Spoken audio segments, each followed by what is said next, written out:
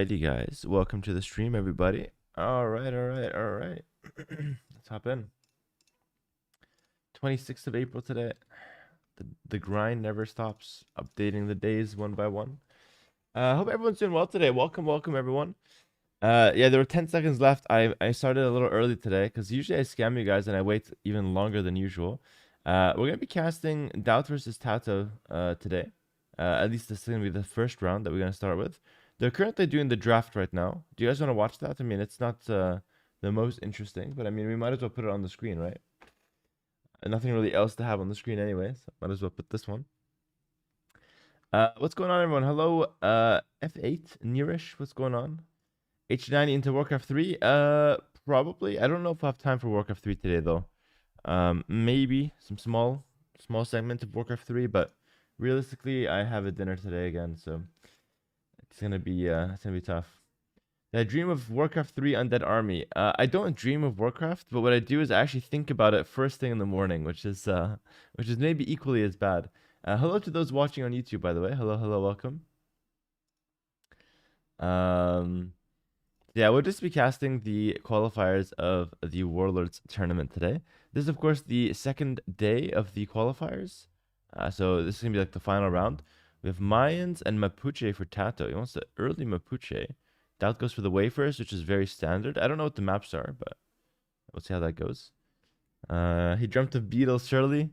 I played one game of Warcraft 3 this morning, and I beat a Beatles player, so I'm pretty happy with that. He's a nice guy, though. I always play that guy. No stress, just play to learn and have fun in Warcraft if you can. You're a filthy tryhard. I am a filthy tryhard, yeah. I'm a meta slave. Hello, Pulp Tanks. What's up? Remember how we won by going Beatles yesterday? Yeah, it was amazing. It was very good. Have I played Age of Mythology? I did when I was younger, yeah. Question from YouTube. Hey, Hera, who do you think will win, Doubt or Tato?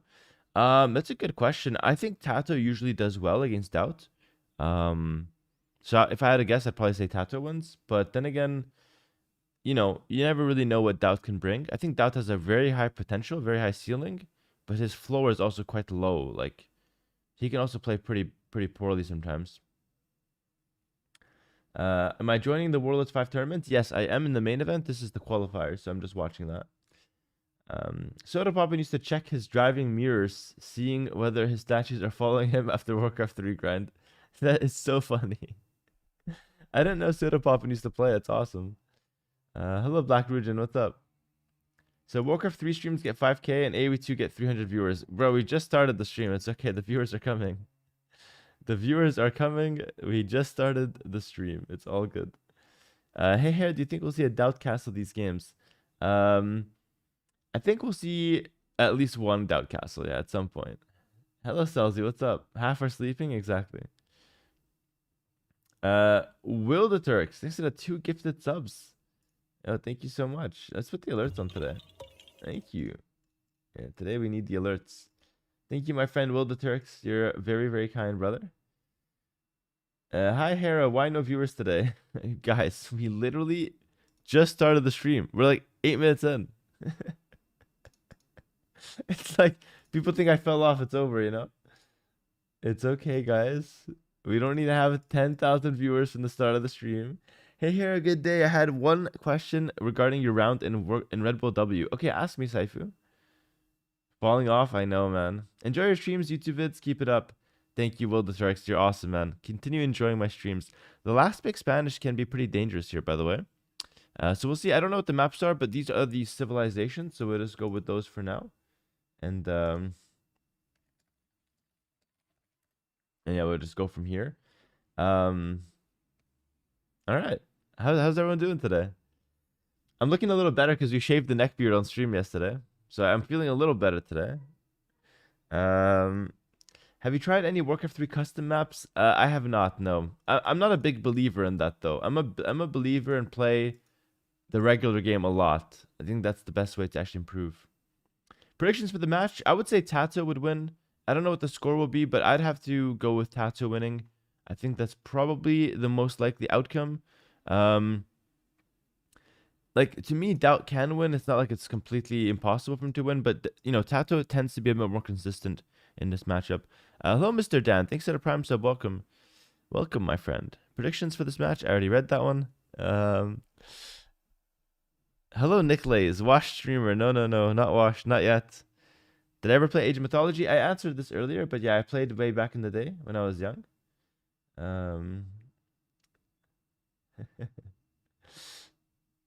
Hi, Hera. Just started watching the tournament. I guess you already qualified. Yeah, I'm already qualified, my friend. We're going to be casting. Apparently, there was some drama yesterday with Nikov, but I don't even know what happened. I don't really care, to be honest. It seems like low-tier drama, but I did hear about that. We might go over that later. See what happened. But, yeah, today it's Tato Doubt. We have a lot of sets today, though. And they're only best of fives, by the way, not best of sevens. So, yeah, pretty interesting there. I think I prefer best of fives for qualifying round anyway. Hello, Skullbomb. Good day, my friend. What's my favorite AV2 campaign? Ooh, that's a good question. I get the most nostalgia from Montezuma #1. That one is like super nostalgic for me. Did I do a patch review yet? No, but I have to do it tonight. Tonight, for sure, we got to do a patch review. Do you feel your room lighting plays effects on you? Because in finals of Red Bull, light was projected on you and you seemed stressing a lot. You had mentioned the ambience effect before as well. Yeah, light definitely plays a role, but I don't remember it playing a role in the Red Bull tournament. I think it was fine there. It was pretty BM. Nikov refused to resign and wasted everyone's time. And did the other guy do something? Because I felt like the other guy was doing some stuff that I don't know, caused some reaction. I'm not really sure. I've been watching you play AV2 campaigns on YouTube. After the Warcraft 3 tourney, would you play the Warcraft 3 campaign? In my opinion, it's the best RTS campaign ever made. Wow, okay. High praise for the Warcraft campaign.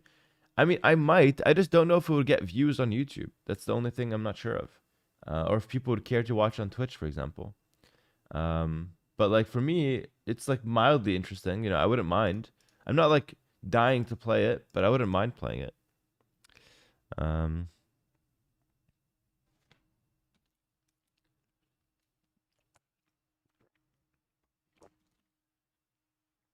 right.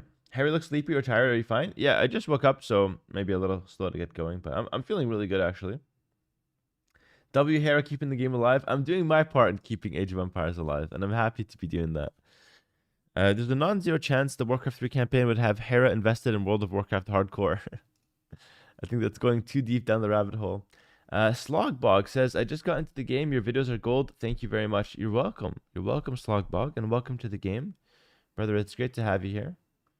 Another new person playing Age of Empires 2. I mean, what a day. Already a good start to the day, you know? But very much excited for what's to come today. It's going to be a nice day of qualifiers today. I didn't, by the way, I didn't used to cast on the weekends. I used to leave it to other people. But recently I've started, you know, coming in and giving my commentary for these events, and people really seem to enjoy it. So I'm happy. I'm happy to be able to provide that coverage for you guys. I think that's really cool. I got it after watching you and your coach Atrioc played it last 20 years ago. That's awesome. TG 1994. I guess that's when you were born, eh? You're an OG. Why is there suddenly AoE on my favorite Warcraft channel? Hello, Lava Dragon. Yo, stick around. Watch Age of Empires. We're casting a tournament today. It's super easy. I know nothing about this game, so here we go. I'm going to explain everything. Kime, welcome. Lava Dragon, welcome. Everybody who's new here, welcome. We're going to explain the game slowly, nice and easy. It's going to be fun. Been loving the Warcraft 3 arc. Thanks for joining the tournament. You got it, brother. Thank you for being here. Hey there, I grew up playing original AoE Rise of Rome and just recently came across your stuff on on YouTube, and it was so nostalgic to watch, and it made me want to play again, so I just started AoE 2 a week ago. Bro, that's awesome. We got to tweet that shit. We got to tweet that shit. Okay, hold on. I'm saving this comment. After the first game, we're tweeting it, and you guys are going to like the tweet. All right? That is a good tweet comment. I gotta let people know that AoE2 is alive and well, and I'm really happy to see that, bro. Okay, we're gonna copy paste this. We're gonna save that screenshot. It's gonna be another tweet in the books. All right, yeah, we gotta get some motion going, but we gotta wait till we have more viewers because you're telling me the viewer count is low right now, so we gotta wait. All right, game one starting. By the way, we're gonna hop in right now. And dude, no, but seriously, welcome, welcome Dan, and welcome to everyone who's coming in that's new. First game is gonna be an absolute classic, by the way. All right, we're just gonna wait. I'm gonna open up Capture. I hope I don't crash. So I'm gonna switch the scene here. I'm gonna open up Capture Age. Hopefully I don't crash. Sometimes it crashes when I open it. Gambit, thanks for the 49 months. We're going to let it take its time slowly here. Going in slowly. Beautiful. Switch the scene slowly. Excellent. Guys, welcome in everybody to game one between Doubt and Tato. It's going to be a best of 5. These are two of the best players in the world, and we're going to get started right off the bat. So get some motion in the chat, guys. Whoever's excited. Welcome everyone watching on Twitch and YouTube. The first game is Black Forest, a very nostalgic map. We all played this when we were young, and we're going to watch the Vil fight at the start. So I can't explain too much of what's going on right now. But basically, the middle wall, what they're doing right now, is very important to both players. So they're going to have a little Vil fight over it. I'll explain why it's important later. But they're going to have a bit of a scrap for it right now.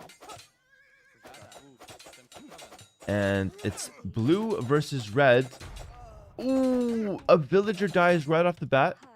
Doubt gets the advantage there. Tato a bit sloppy, actually. So Doubt's in red. Tato a bit sloppy, loses a villager. Losing a villager is very, very bad here. Okay? Very bad. So losing a vill there for Tato is not an ideal situation. We're going to talk about the civilizations. We're going to talk about why this is important. But first, we're going to just go ahead and see what's going to happen with the Vil fighting. Both players will invest more and more villagers. Now the meta here, and look at this, a lot of villagers coming in for the red player. The meta here is that you want to pull back the low HP villagers, like these guys, send them right back to the sheep. And if you guys are Warcraft viewers, this is very similar to pulling back ghouls with undead. Very similar. Alright, so this villager getting a little too deep, but Tato's using that as a distraction. And actually, Doubt should not be chasing this one. This is a very big mistake from Doubt. Tato's going to get some parts of the wall. And Doubt's okay with that. He's just going to finish the wall behind it. And actually, this could be another dead villager for Tato here. He's going to try to wall it in the corner and just kind of waste a lot of time.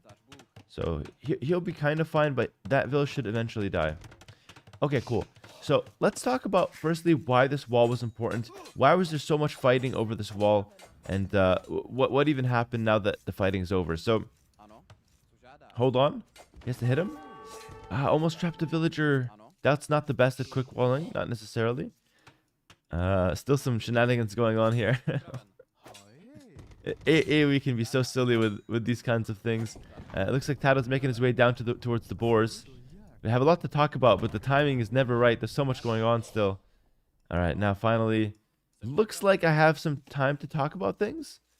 We'll keep an eye on this villager, but I do want to talk about this wall. So this wall is really important because the person who gets the high wall, right here, this is Doubt, usually dictates the pace of the game. Because if Doubt breaks in, Tato has to re-wall a lot more to keep himself safe. Whereas if Tato breaks in, Doubt can re-wall this, then re-wall this, then re-wall this. He's got more access to the choke point, okay?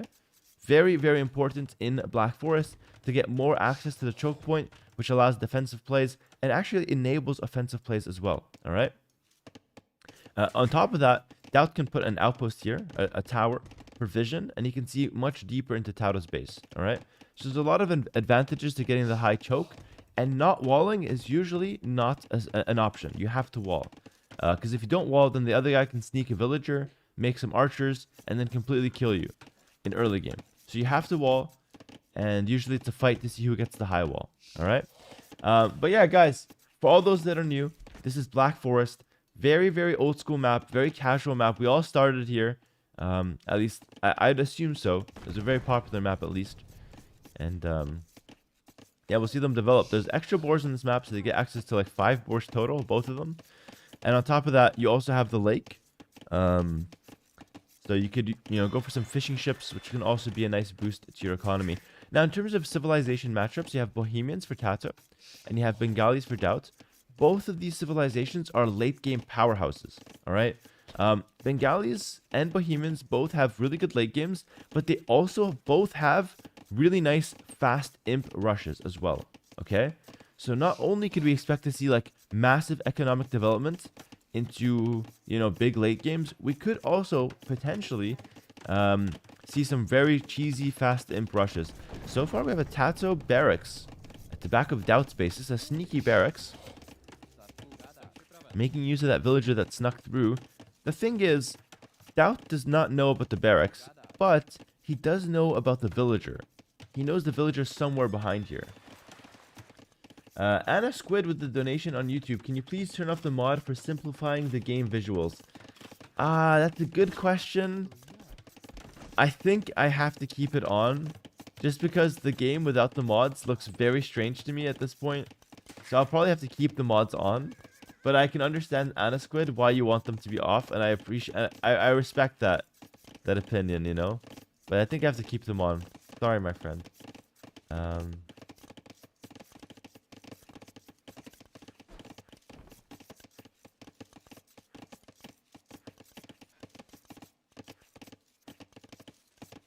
Hera, which of the team bonuses do you consider strongest on the current patch? Team bonuses? I mean, there's a lot of good ones. Well, one of the strongest, in my opinion, from a practicality perspective, is the Mongols' extra vision on scouts. Robert donates $10 and asks, please make the game visuals even more simplified. I have to also say no to you, Robert. The only way I can make this more simplified is to go with the Minecraft Cube mod, which is absolutely horrendous to watch. So yeah, this is the perfect middle ground, I think, between you and Anna's request. That's funny though. That's funny. Hey Hera, congrats for last performance in London. Thank you, Nordwin. Thank you so much. Okay, so now the spearman comes out, so now the cat's out of the bag, as they say. There is a Minecraft mod. Yeah, it makes everything a cube. So like the buildings, I think the buildings are cubes as well. Oh no, the buildings are not cubes, but like the berries are cubes. The fish are cubes. The trees are cubes. It's very strange. So Tato's going for some small harassment here with the spearman. And he's also going to bring in some archers, or at least one archer. And meanwhile, he's going to tower rush the center. So he's not going to play a passive game. So again, he's refusing. He's refusing to play a passive game. He wants to break the wall and get his own high wall in here, most likely. And Doubt's going to go for a fast castle himself. So very interesting situation here. In my opinion, I think Doubt's position is slightly better, because I don't think he's going to take too much damage here. But it all depends on whether he actually knows this is coming. He should know about it. He's the villagers now. He's got tons of villagers on the gold mine here, but a lot of them are low HP. He's got to watch out. But Doubt is pretty good on Black Forest, I'm not going to lie. Loses the villager though. Loses the villager. Could lose a second. Gonna lose 2 villagers. This is pretty bad actually. Now, the Bengalis do get every age up, they get 2 free villagers. So, not the worst situation for Doubt, but he lost his civ bonus advantage of the extra 2 villagers right now. So you gotta watch out here if you're Doubt. You're trying to go for a fast castle to get access to strong castle age options like monks, siege, etc. But you have to watch out not to die in feudal age. Someone on YouTube said, did I miss today's men's health segment? No, not yet. Men's health will come later, guys. Potentially. Alright, Monastery comes down. Monastery is a really good castle age technology building. It lets you make monks. Ooh, but a villager's gonna get trapped. It's gonna trade 1 for 1 though. Yeah, 1 for 1. So an even trade there. Although, for reasons I can't explain right now, an even trade is actually better for Tato. We're going to see 2 monastery monks here. And the tower defense from Doubt. Now, monks cost 100 gold, which sounds like it's a lot. And it kind of is. But at the moment, Doubt will put all of his villagers on gold. And only a few villagers on food, along with his fishing ships, to make more villagers, and that's it. That's going to be his main game plan. That tower is going to be pretty annoying, though. He's going to have to take that one out. Yep. He's going to go for it. Oh, he's going to go for it here. But he's going to lose another village. So Doubt's losing a ton of villagers here so far. I feel like this is way better than it should have been for Tato. Another village goes down for Doubt. And Tato's running around with some archers and spearmen, looking for some more damage. I mean, we'll see what he can find. So far, though, it's just the monks for Doubt. He's got the score lead as well, probably because of that tech advantage going up fast to the castle age. Good morning, Zaku. What's up, bro? My friend? Good to see you, bro. Hello, Jonas. Excited for the Warcraft 3 later? We'll see if we have time today. But for now, Jonas, I invite you to watch some Age of Empires 2. I'm trying to make it very beginner-friendly commentary. So even if you guys are Warcraft 3 viewers, you can enjoy what's going on here. And truthfully, it's very enjoyable. We have a last round qualifier. Should be very, very intense. Pretty big mistake from Doubt, though. Oof. He wanted to get the wall down, but he loses 2 monks for it. And that's not worth it. This wall is not that strong. So that's a pretty big mistake from Doubt there. Not sure why he went for it. What he should do is actually just take the relics that he has. He's got 2 relics here. You can just take them nice and easy. And maybe a 3rd up front as well. That's a much better play than to try to push through the wall. And I feel like now Tato's in a much better position. Doubt has kind of lost his early castlage advantage. He needed a siege workshop. And he was very slow to that. Monk trying to get away from the archers. Goes down though. For 1 archer, it's okay. It ends up being a trade for 2 archers actually. Oh, and Doubt can potentially take 4 relics. Yeah, that's true. So I guess there's 3 relics to either side and 1 relic in the center. Interesting. So one guy always has 1 extra relic. That's pretty cool. Hera, why is he still on H2? So Tato stayed in the feudal age because he wanted to break the wall, cause a lot of chaos, and make it messy for Doubt. And honestly, he's done a lot of damage so far by staying in H2. Any conversion, he gets 1. The scout cavalry are supposed to be a counter to the monks, by the way. But sometimes the monks can convert them as well. And converting the unit basically makes it switch sides. So now Doubt has access to 1 of Tato's scouts here. He can use it to defend or maybe even counterattack if he wants to. And meanwhile, the benefit of doing this for Tato is that he's got a very clean economy behind it. So nothing is being disturbed back here. Everything's working perfectly. Meanwhile, Doubt, I mean, look at this. He's getting disturbed heavily. So it's a very messy situation, you know? But he does convert a 2nd scout and clears up the aggression from Tato. At least for now, this is good. A lot of villagers on berries, though. He's got to find a place for that herd of villagers, really. He's going to go to a lumber camp. And meanwhile, Tato just clicks up the castle edge. And so now it's just Tato has to buy 2 minutes of time. And he's going to do that by stonewalling. Now, if I can be a little critical, I think Tato should have stonewalled up here. At some point. But maybe he wasn't given the chance, to be fair. Alright, elephant coming out. This armored elephant is basically similar to a battering ram. It's very strong against buildings. Tato's got 1 last scout running around, but truthfully, it shouldn't do too much. Maybe, like maximum, it's going to snipe 1 monk. But even that, probably not. Actually, no, it's going to snipe 1 monk. Ay, Doubt. Not the best play from Doubt there. Losing that monk, it's unnecessary. And he might lose another one here. He reacts in the last second.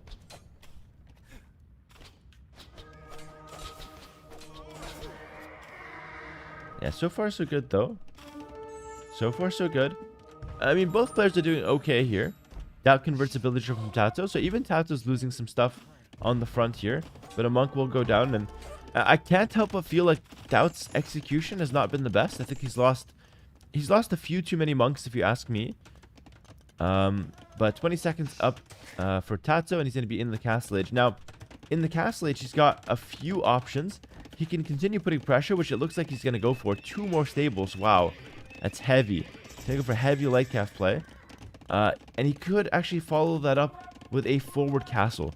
So it looks like we're going to see a lot more aggression from Tato here. It's not going to be a passive game. It's going to be a lot of aggression and a lot of fighting still.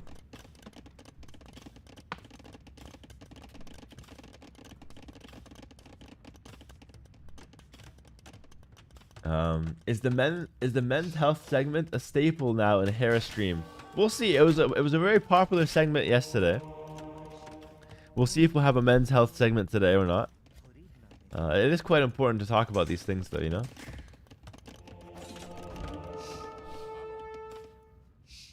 Alright, 1 crossbow stray going off to the side.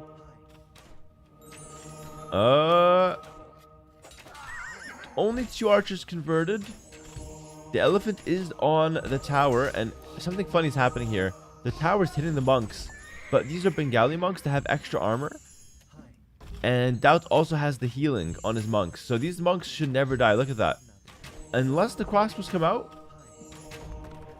1 monk dies. but it's for a conversion, and Tato just deletes the rest of those guys. So Doubt clears that up at the back of his base, which is kind of nice. That's pretty good. A good start there for him. Love to see it. Lightcav now in for Tato, looking for a little bit more of a play here. And Doubt just going to wall up a little bit and just stay safe. Scorpion's now coming out, but again, as we've always seen, Doubt is just wasting units. Like, that was unnecessary. That was super unnecessary. When it comes to Doubt, I just feel like he knows what he has to do, but sometimes he just struggles in doing it. It's very typical. Very typical. But to be fair, Tato's pressure has been forcing out the mistakes, though. So, you know, fair enough. Fair play to Tato.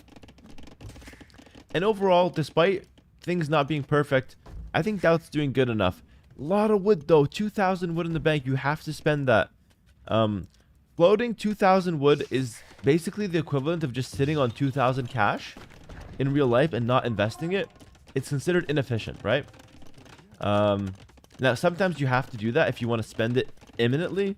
But if you don't need to spend it on anything imminently, you should always invest it, okay? And he's investing it now into town centers, which will help him get more villagers, which will help him get more resources over time, all right? Nordwin, thanks for the prime for 4 months. Really appreciate that. Thank you very much. You guys have $2,000 in cash? Question mark. Ask Diego on YouTube. Diego, I don't know anyone personally who has 2,000 in cash. That seems like a very large amount, and maybe 2,000 peso down here in Argentina, but dollars is tough. I have no money. Thank you for letting us know. Dizzy's fine. Thank you for letting us know. Sorry to hear that, man. But yeah, let's see. I mean, both players will continue to develop. Horsecaller now comes in for Doubt. And some economy upgrades. And he's going to be booming a little bit. And just developing nice and easy. He's on 4 town centers. And looks like Tato is doing the same. So, after all of this aggression, it's going to go into kind of a boom into late game. Guys. Tato can overchop here.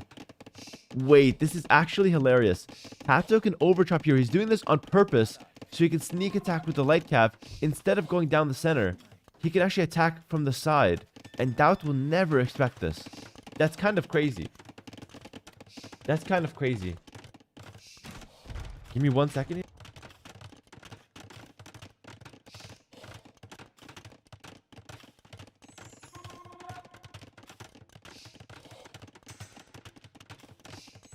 Alright, the monks go in. The monks go in. He's looking for the lake to start things off. Monks can convert fishing ships as well, by the way. A lot of light cav still back here. I worry for Doubts. I worry for Doubt. Oh! Tato's gonna go for the forward castle. What? Doubt's out of position. What a play from Tato. He overchops on purpose. Goes for a crazy play. Sends the villagers in first. Doubt has nothing to defend back here. The light cav are in as well. The villagers are here. Doubt sees it, but can he react? He can't react. That's a crazy castle on the hill in Doubt's base. What?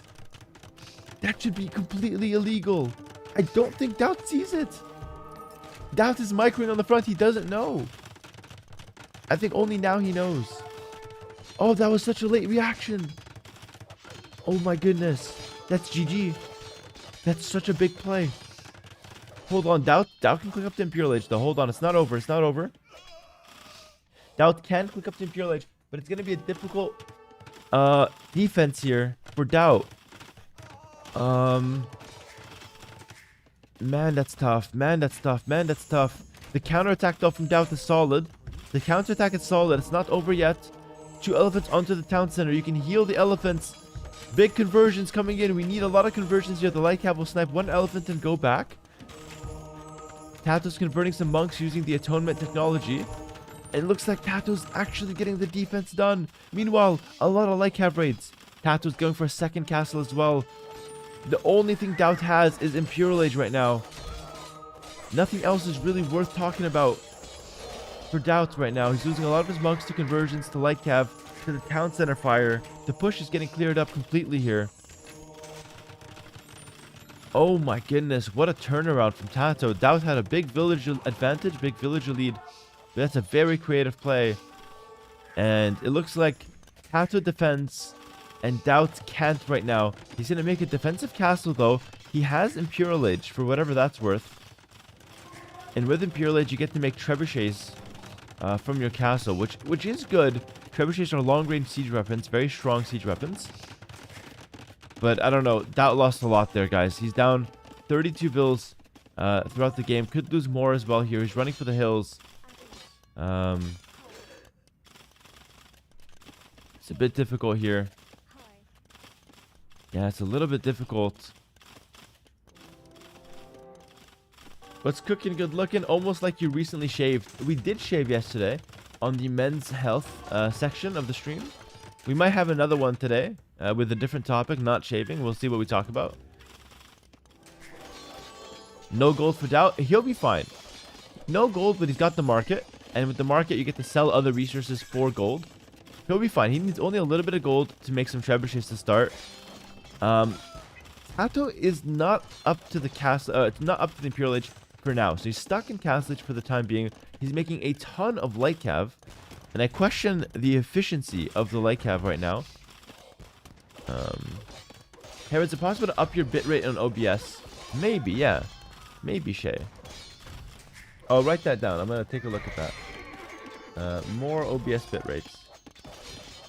I'm not sure what that does, but I can take a look into it. Tato kills an entire town center and all the villagers in it. And Tato now takes the villager lead. Up here, we have the villagers. So both are at 96. And here we have the military. So Tato's got 24 military and Doubt has 10 military. For those wondering. It makes the image more detailed. Okay, so I'll up the bit rates. Alright. Thanks for the advice, Shay. I'll look into that. You're at 6,000. If your internet is fast enough, Twitch supports 8,000, no issues. Okay, so I might bump it to 8,000 then. Sounds good. See if that makes the stream better. Doubt is still losing villagers and monks underneath his town center. Tato's now up to Imperial Age. Guys, I think major advantage Tato right now, if you ask me. But the game's not over. Doubt can still win.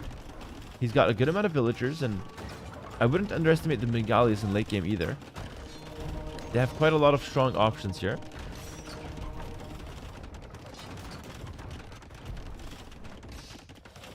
How does Doubt have 3,000 more rest collected? Well, if you take a look at the economy upgrades, right? Handcart, heavy plow, bow saw, Tato, only on wheelbarrow, no horse collar, no bow saw, right? That's a big deal. That's a big untold story right now. That Doubt's economy management, despite losing a ton of villagers, has been much better. Has been much, much better. So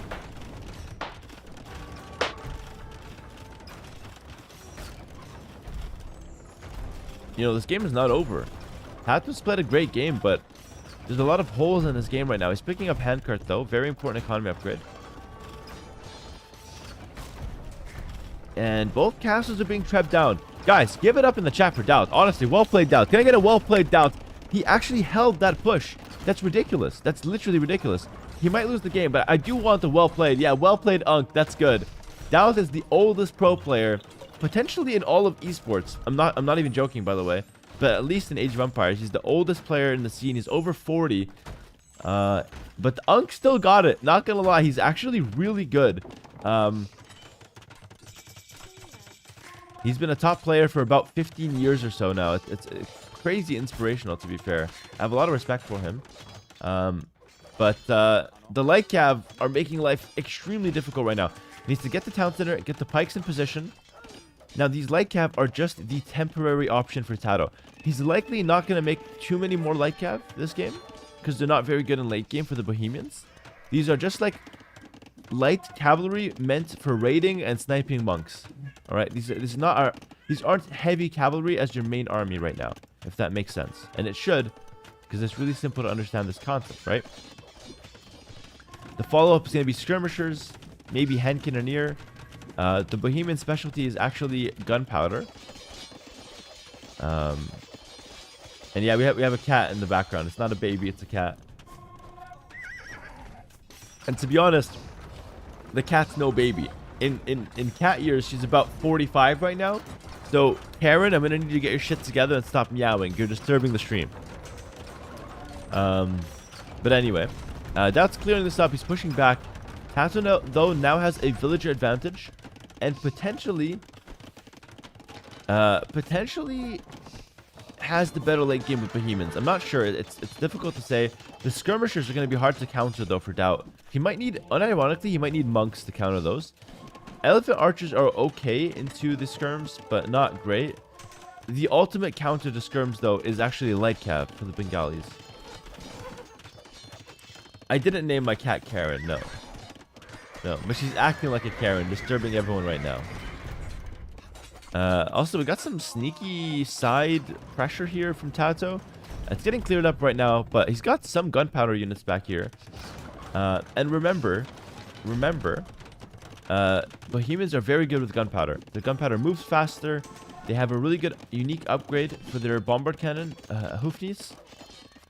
Makes them very, very strong. We're not seeing any of this yet, but I'm just letting you guys know that that's what's to be expected. Skirmishers coming out for Doubt. He doesn't mind playing the skirm war here. And you know, it makes sense to just go skirms, I guess. He can't really afford light cav right now, so just some skirms to counter the skirms of Tato. And we get into the famous skirmisher versus skirmisher action that everybody so desperately loves and wants to see more of. Alright. And Doubt still has a ton of resources right now. And by the way, in this stage of the game, it's okay to float some thousands of resources.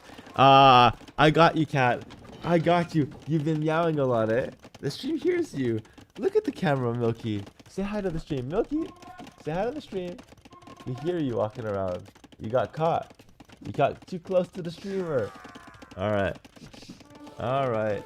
Run along now. Unless you want to stay. If you want to stay, I'll pet you, eh? No problem. If you want to stay, it's chill. I'll give her the choice. Let's see if she stays. Skirmisher versus skirmisher action right now. Doubt gets Mahayana, unique tech for the Bengalis. Now, this is a very cool unique tech. It basically makes it so his population is a little bit increased. And how is it increased? It makes every villager count for 10% less. So take 111 villas. That counts for 10% less population. So Doubt will be able to make 10 extra units with that unique tech over his opponent. Maybe 11 actually right now. So look at that. His pop dropped by 10. So he's got 170-ish units, but he has only 160 population. Which is really good. He has to make more units. The cat's staying, by the way. The cat is staying. Alright, cannons coming out. We talked about this, guys. Kibble bits for the cats. Thank you, Tim. Appreciate the 100 bits.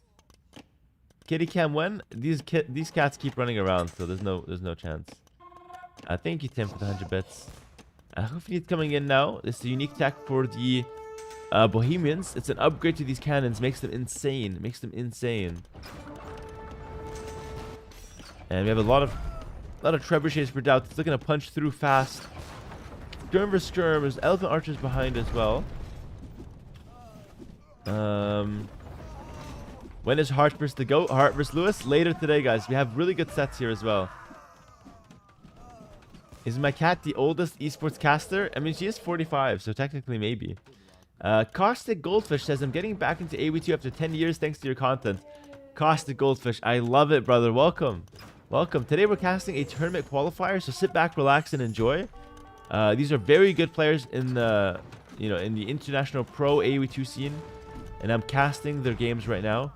They're fighting to qualify for a major tournament here. And the cool thing is only one of them will win, and the other one will be eternally embarrassed for his loss today in the qualifier. So there's a lot at stake here. Anonymous, woo, Anonymous with the 10 gifted. Thank you, Anonymous. Appreciate the 10 gifted. Thank you very much. Why did he rebuild that gate? He's trying to kind of wall Doubt out here. Doom King Leo, thanks to the Prime, and Dum Dum, thanks to the 74 months. Welcome. Hello, Haha Box. What's up, bro? And hello, Peter. Guys, thanks to the subs. The cat has left now, so I can go back into full casting mode. Elite Elephant Archers in the field for Doubt. These guys are very good, but he's missing one last piece of the puzzle. He wants to get light cavalry. Light cavalry to counter the skirms. But guys, look how good both of these players are. So, Doubt is getting light cavalry. He's not showing it to Tato. Meanwhile, Tato at the same time is preparing halberdier, which counters light cav. And neither player has seen the other guy go for this tech transition. Bomber cannons go in. 2 die from the trebuchets. But meanwhile, the cannons snipe all 5 trebs. Oh my goodness. All 5 trebs go down. And Tato only loses 2 cannons for that. It was so cinema, actually. He killed 5 trebs in 2 volleys, which was insane. In come the light cav. In come the light cav. Halberdiers are on the field, though. And remember, every trebuchet, every cannon, these things are expensive. They cost 200 plus gold and 200 plus wood a piece. They're very expensive. Alright, cannon goes down. Elephant archers are looking to take the fight. They're very tanky. They also deal quite a good amount of damage. And meanwhile, we have the light cav running in. I love the late game comp from Bengalis. It's very solid. I think it's overall better than Bohemians, but it's hard to say, man. It's really hard to say. I think Bohemians, Halb Skirm, also very effective, especially with the cannons behind them. And the good thing for Tato is that none of his units cost gold except the bomber cannons. So, pretty cool advantage there for him. But, yo, Doubt is pushing. The elephant archers are pushing. He's doing so freaking well. I can't believe he's pushing this back so easily. The light cav are just too good in the front, man. Too good in the front. And we're now seeing plate mail armor coming in. Tato, I think he's in a lot of trouble here. Doubt continues to push in. He's got tons of farms. Elephant archers dive deep. Oh, very intense game. Yeah, that's a good point. If Doubt had 5 trebuchets, he would win this game. But the 5 trebuchets are in the grave. Dead and buried. Unfortunately for him. Yeah, the elephants also take less bonus damage, so halbs and skirms are less effective than they normally would be against these elephants, and that's thanks to the Bengalis. So, in Age of Empires 2, I can talk a little bit as they both fight back and forth their units. In Age of Empires 2, every civilization has unique bonuses associated to it. Now, as pro players, we memorize these bonuses, but here you have them on the screen. Obviously, it's a lot of text. I'm not expecting you to read them, but they have a bunch of bonuses that they can benefit from. The Bengalis have their own bonuses, Bohemians have their own bonuses, and all other 51 civs have their own bonuses. So these bonuses, alongside the options that you have in the tech tree, are basically what determine a civ's strengths and what options are actually viable for you. Okay? WTF, I thought all the civs are exactly the same. No. It's an interesting thought. I think you're trolling. But no, they're not exactly the same. That would be a very boring game to have all the civs be exactly the same. Castle gets denied here for Doubts. I think he might have deleted it. He's going to make it a little further back. I'm not even sure why he wants this castle. I don't think it does much. Hera, you could become a commentator for a career change. Well, I actually love casting. I love commentating. I think it's very fun. And I think I do a pretty good job explaining the game to new players as well. But really, I actually started casting for fun, and then people actually really liked my casting, so I'm doing it more often due to the positive feedback that I got from my community, which is awesome. So, a shout out to you guys, encouraging me to do more of this, and now we've kind of become a regular. I'm casting more and more, which is kind of cool. I get to cover some of these events. Doubt dives in, he's gonna snipe the cannons. Now, in late game, guys, sniping the siege is basically the game plan. So there, Doubt just lost 15 cavalry to snipe 3 cannons. Now, elementary school math, that's a bad trade because 15 is more than 3, alright? So that's a bad trade. But you go into high school math and you realize that gold is much more important. Look, there's not much more gold on the map, but there's a lot of wood and there's a lot of farming because there's a lot of wood. So food, not very valuable, okay? But gold, extremely valuable. So sniping a siege unit that costs a lot of gold is worth a lot of food units, okay? So you're going to see a lot of that. So look at this. A treb. Look at this. Yeah, a treb on the field, and Doubt is already considering diving that, right? It's very important.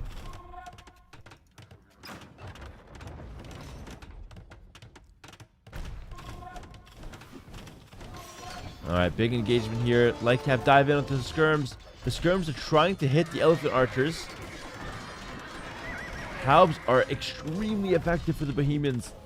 Here's another bonus. Halbs actually deal more bonus damage for the Bohemians, so very, very strong unit. Light cap dive in. They're gonna snipe a trebuchet. Cannon also gets sniped by the elephant archers. It's gonna be a long fought game here. It's gonna be a long and hard fought game. no one's going to be able to break the other guy easily. But I will say I'm a bit concerned. Doubt's on low population. He needs more villagers. He could get snowballed here if he's not careful. Capybara, thanks for the 66 months. Oh, he said almost. Capybara is 1 month away from the famous 6 and a funny number behind it for some reason. So you got to watch out. Capybara's going to come in hot next month. Thank you, bro. All right. Doubt is losing villagers. He's not losing vills. He's just not making more than 117. I consider that a little bit of a mistake. I think he should be on 130 villagers minimum here because his army is expensive and he's not even 200 pop. So you might as well make more villagers that gather you more resources.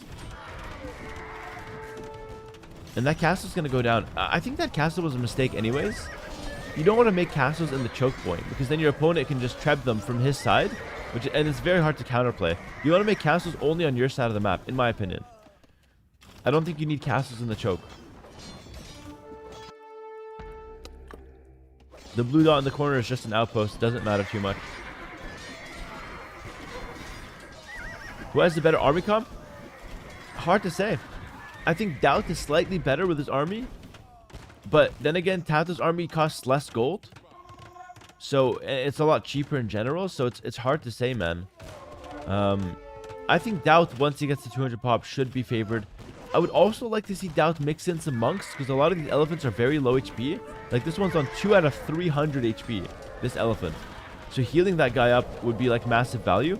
Oh my goodness, a lot of elephants dying here. A lot of elephants dying. Lycav coming in. Lycav raids are going in for Doubt. For the first time this game, he's got some aggressive raiding motion in Tato's base. But he's going to lose his trebs. He's going to lose his trebs again. He tried to go for a big play into the castle. Tato reacted, snipes the trebs. Only one alive, but I don't know if it's going to be enough. Some raids are going in, though. That's quite nice. It's some nice value there, I guess. Cannons go down as well. Doubt's trying to push through here. If only he pushes through and then brings the treb. You know what I mean? I don't like that he brings the treb and then he's like, okay, time to push through, you know? I feel like that's bad. Yeah, I think he should push first, and then once he gets the space, then he can actually go for the trebs. Hard to think about all of this when you're playing, though. But overall, I think that was a good trade for Tato. Doubt didn't get much value there. It was a good trade for Tato. Tato is just going to be, you know, trying to expand and keep himself safe away from these raids. And a lot of elephant archers died for Doubt. And remember, these guys cost a lot of food and a lot of gold. He's actually switching to skirmishers now, which is worse. Skirmishers are definitely worse here. Doubt kind of relies on the elephant archers, if you ask me, because they don't die to the cannons, whereas the skirms die so hard to the cannons. Guys, major advantage Tato. If you ask me, major advantage Tato right now. He's got a lot of momentum. Damn. Who is the weakest AV2 Pro? Hard to say. Weakest AV2 Pro? Hard to say. Taylor, thanks for the 27 months. Appreciate that. Mr. Yo, very, very good name to throw in there. Grubby? Heart? Oh, hard to say. Oh, no. H-Yock. H-Yock's a good shout as well. I don't know, guys. It's hard to say. A lot of good names in there, though. Lightcap trying to dive in deep. Okay, the scrims are doing okay for Doubt so far. Lightcap going to be able to snipe some of these cannons. And he's going to snipe 2. No. He's going to snipe only 1. Because he misplayed there at the end. He moved that way too early. Oh my goodness.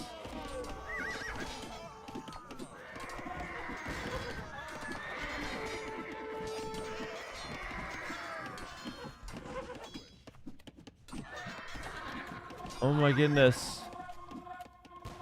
I think Doubt might be dead. He put so much emphasis onto that push. It didn't work. Now he's on low pop and Tato's steamrolling. Tato's got a lot of resources. He's full 200 pop and he has almost enough for a castle. I think Tato's gonna really go for this now. Can Doubt defend is the question. I'm not sure if he can. He's going for monks. I think that's a smart choice. Monks. You know, Skirm Lightcap could be interesting. This Doubt guy is cooked. I think it's looking rough for him. He's not completely dead though. He's got this massive hill to defend from.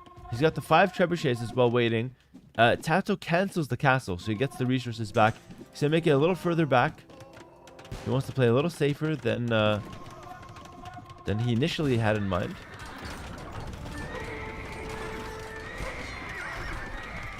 Big engagement. Lightcap trying to dive in deep. It's the same recipe as always. But Doubt's got less fuel in the tank. Where are the monks, bro? We need the monks. Cannon's going to try to snipe the trebs. Oh, Tato's so good at sniping trebs with cannons. He snipes 3 there. He snipes 3 trebuchets and finishes off the 4th. Don't let him get away, Doubt. Don't let him get away. Kill those cannons. He's gonna kill 3. Or 2 so far. Maybe 1 more. No, the repairs were crazy. Oh, the repairs were crazy. I don't know. It's looking bad for Doubt, guys. He's almost out of resources completely. He's down to 170 pop, which is actually decent. Better than you'd think he'd be at right now.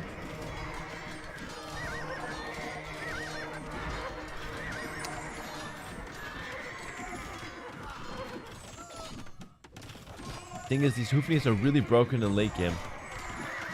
It's very hard to counterplay them. Very, very hard. Is there a time limit like in Red Bull? I believe there's no time limit in this game. So this can in theory be a 4-hour game. Lock in, guys. Refill the snacks. Refill the popcorn. Just in case. But no, it's looking like Tato's going to win now. If I had to call it. Yeah, Bohemians are very strong in late game. And actually, the funny thing is Tato's still missing crucial upgrades on his Halberdier.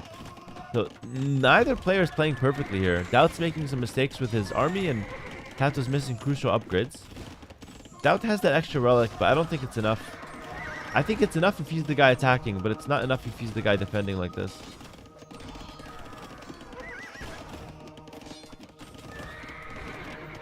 Doubt's got some monks in the field, but can't really get access to the cannons, though. Cannons are very, very strong. It's probably the best unit in late game overall, the bomber cannon, and especially the Bohemian one. It just destroys skirms. Like one shot, boom, 10 skirms down, you know? It's just so powerful. Look, another shot. Boom, another 10 skirms down. Like, it's too pop efficient. These 6 cannons have 74 kills. Imagine that. 75 kills now. On 6 units, that's ridiculous value. In comparison, the entirety of the rest of Tato's army has 7 kills. All of this army has 7 kills. The cannons, 88 now. It's literally all cannons and meat shield. It's so funny. It's so funny. It's so funny. The cannons are... It's such an overpowered unit in late game. You just defend the cannons and that's it. And Doubt can't really get access to them. They now have 83 kills because one of them died. 86 now in the 5. So funny, man. Crazy. What is the value above Ido villagers for each player? What strength metric does it represent? Ido villagers is here 0. This one is military value. So Tato has 7,000 resources in his military. It's very interesting. Alright. Good question, bro. And yeah, guys. Doubt's dead. Doubt's dead. He played a great game. He did a great job holding on. It looked like he had the comeback win. But in the end, Tato just too clever, too quick, and a bit too solid in these late game fights. It looks like Doubt is on his way out. And honestly, this game could decide the series because the first game gives a lot of momentum. GG in the chat, guys. Tato takes game 1. But well played, Doubt. Honestly, Unk still got it. He proved he can still hang with the best of the best. Tato, of course. Tato, for those who are following the scene a bit more actively, he used to be a top 4 player. Nowadays, most people would have him at top 10, maybe even less. He's been very inconsistent. Personally, I easily have him in the top 10, personally. I think he's still very talented, very strong, very clever. But he's been having a bit of a bad year so far. But let's see. Maybe this is the time where he bounces back. He's up against Doubt, which is a good friend of his. But so far, looks like it's going to be 1-0 Tato here. All right. Doubt is 45 years old. Well, not 45. He's 40. Yeah, he's 40. I think maybe 41 right now. All right, that's game one for Tato, guys. You're going to look at me in full screen now while we wait for the next game. Hopefully it's not a bad sight to look at. It's not a good sight either, I know, but hope it's not too bad. I'm a little higher. Okay. Oh my goodness, I'm staring at you guys' soul like that. All right.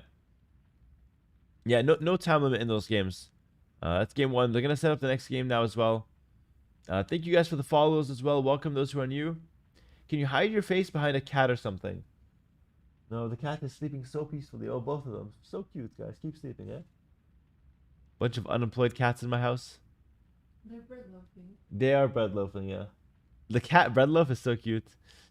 But yeah, good to see everyone here. Good morning, everyone. Thanks for hanging out. Get well soon, Hera. Thank you, man. I've been a lot better. My throat is still hurting a little, but nothing too crazy. When's the next Warcraft 3 stream? Kobe, tomorrow we're going to do a big Warcraft 3 stream tomorrow on Monday. Grubby coaching, the whole package. We might do a bit of Warcraft 3 tonight. I would like some tea. Yes, thank you. Bit of Warcraft 3 tonight. Maybe. But tomorrow, big Warcraft 3 stream for sure.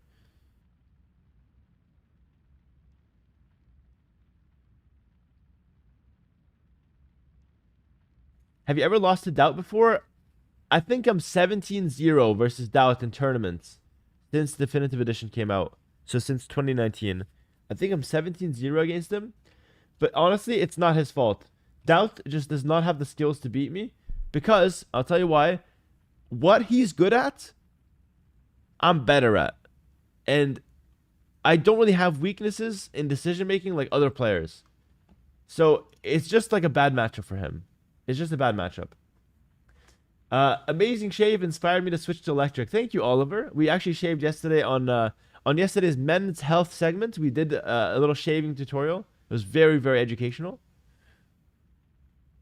Humble brag. It was not so humble, but I mean, it's just the truth. It's just a bad matchup. Can you beat Doubt in Warcraft 3? Probably not. I don't know who knows this and who doesn't, but Doubt used to play a lot of Warcraft 3. A lot.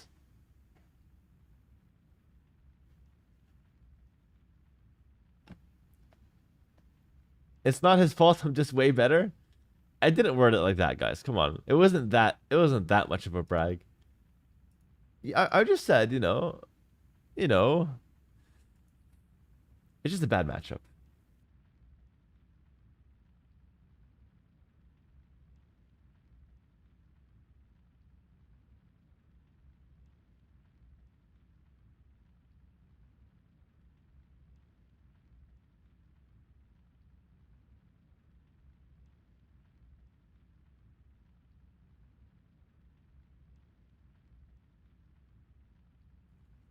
All right. All right. I'm glad you are becoming an advocate for men's health. Thank you, Playful Runner. Yeah, it's a very important topic. You know, we gotta tackle this. We gotta look out for one another. You know. How many hours do you sleep in a day? I sleep around 7 to 8 hours. Nowadays, more like 7 hours actually. In the past, I used to sleep at like 8 hours, but now it's 7. And I'm perfectly fine after 7. It's kind of interesting, so I'm pretty happy with that. It's not really yeah. I don't really need more. All right, guys, we're waiting for game 2. The game 2's map is gonna be pretty interesting as well, so we'll see. We're gonna hop into this one very soon. When is the investment advice stream? Well, my investment advice is basically just to donate to streamers that you watch a lot to invest into their content and their product so you can get more entertainment out of it. It's a bit of a conflict of interest, though. I will admit. But that is my opinion. Investing here. Leary's investing. He's at 50 months. He's been compounding 50 months of sub to his favorite streamer. Thank you, Leary. Appreciate that. Now, for the people that are new here, you might be thinking, oh, wow, Leary's actually paying his hard-earned money to Hera? No, that's not what's happening. Leary gets gifted these subs. It's not Leary's money. Leary never spent a dime on me. In fact, he probably owes me like $300 on mice and keyboard that I've lent him, and he didn't give me back, okay? So that's what's happening for the people that are new around here. But thank you, Leary, for the 50 months on someone else's money. I really appreciate that, man. Very kind of you.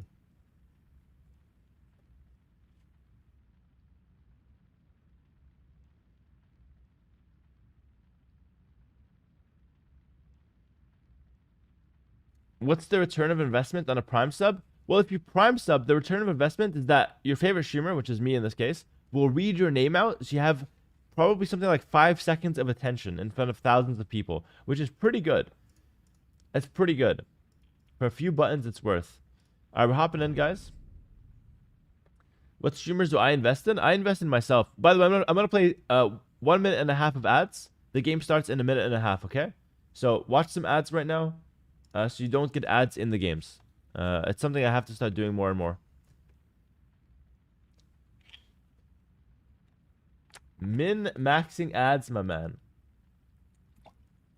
It's actually good.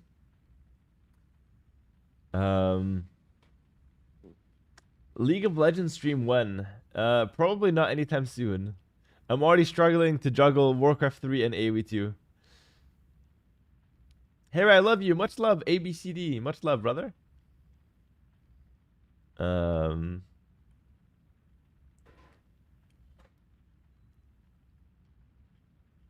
Alright. I'm about to start soon. What even is an ad? An ad is basically AIDS without the I. Alright? That's what it is. It's the same thing.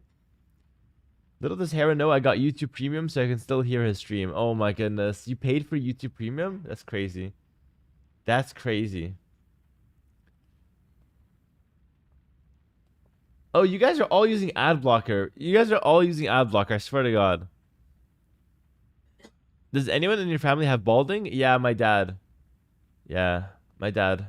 My brothers are good. I'm doing fine. But we're likely all to be balding at some point. But I'm doing actually more than fine right now.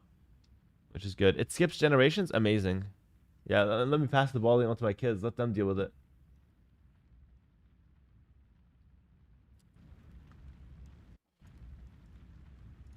Alrighty, guys. Game 2. We're hopping right in. Between Doubt and Tato. This map is super interesting. It's called Shukuza. Take a look at the absolute safari in the center, guys. Ostriches, zebras. Okay, that's pretty much it. Just a lot of them, though. A lot of those guys. And it's going to be Muiska from Doubt. And Tato's rocking the Vietnamese. We can't see anything? Sorry. Were you guys just watching me? My bad. My bad. But, okay, once again. Take a look at this absolute safari in the center. You have zebras, you have ostriches, and that's about it. I said the same thing again. And then on the other side, on the outside of the map, you have some berries, and you have some wood, some stone, and some gold to play for on the outside. So pretty cool map. Muiska for Doubt is going to go for an early barracks and start making some champion warriors, no doubt. And looks like Tato's playing the Vietnamese here, which I think is a very weak pick, actually, the Vietnamese, if you ask me. I think it's quite a weak pick.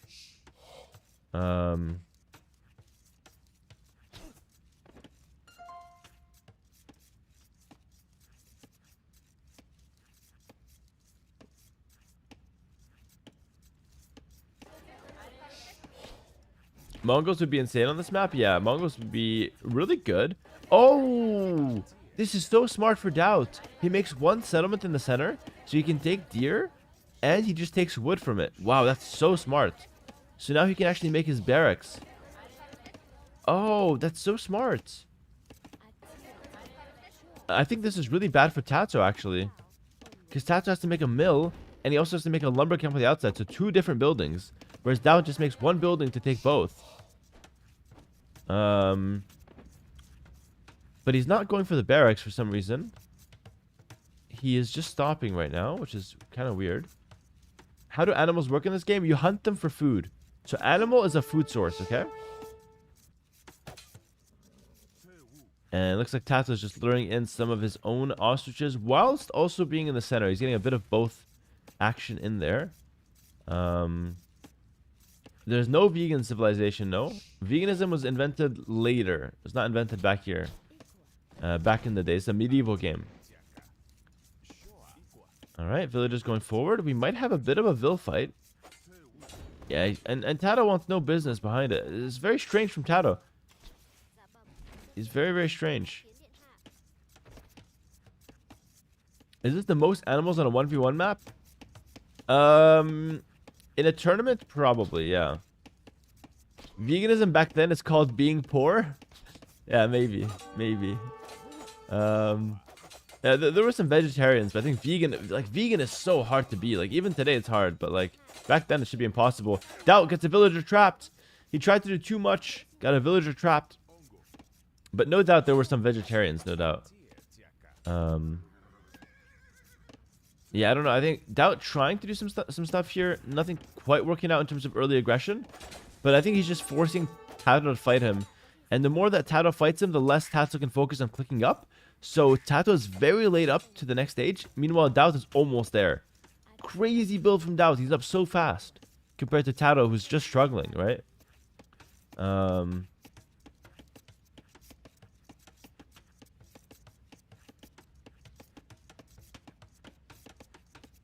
Why do villagers only have bows for animals? That's a great question. I don't think there's a good answer to this, other than it would be imbalanced if a villager had a bow for humans. It would be very imbalanced, but that's a good question. Yeah.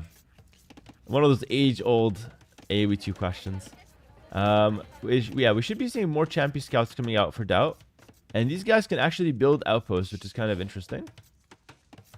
What is this map? The players are so close together. How will this play out? Wait and see how it's going to play out. It's a very interesting map. It's called Shakuza. It's a tournament map. Both players fought for the center so far. Doubt has won the center. He's got all this free hunt. Look how satisfying this is. All this free hunt. He's got 8,000 plus food in the center for himself. And Tato instead just goes back and takes the berries. But the berries gather slower than the hunt in the center. So I would say advantage Doubt for sure. He's living off straggler trees right now as well. Now he's trying to bring out some of these champion warriors, make some outposts across the map, which is okay. Not a bad situation. 3 militia in the barracks for Tato. He's no doubt waiting for feudal age. He can go for men at arms. Doubt should see this though. Doubt has pure vision of the map. He should see this. He should go back to clear it if he wants to. Otherwise, he can counterattack. Looks like he's going to counterattack and target the berries. We're going to try to watch both of these at the same time, guys. Men-at-arm upgrade is coming in. Doubt is fully aware that there's militia in the center. Now, Doubt can tower. I think he should tower, in my opinion. Tato walls up back here. 4 militias. I think he's really have to... You have to answer this Doubt. He's not going back. He's gonna tower, but it's late. How could it be late? It was such an obvious decision. How could it be late, Doubt? He loses a villager for free.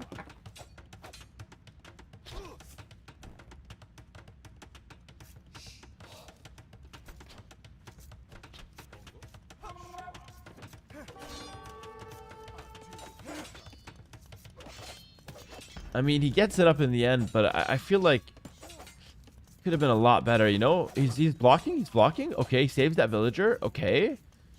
Finally, a good play from Doubt in terms of early game engagements. He's not really known for this. He's more known for this, actually. Losing army for no reason, unfortunately. He tends to get better as the game goes on, though. He's more of a strategist and not really a fighter, you know? We have different archetypes of players. Fukati, thanks for the raid. Welcome to Fukati's viewers.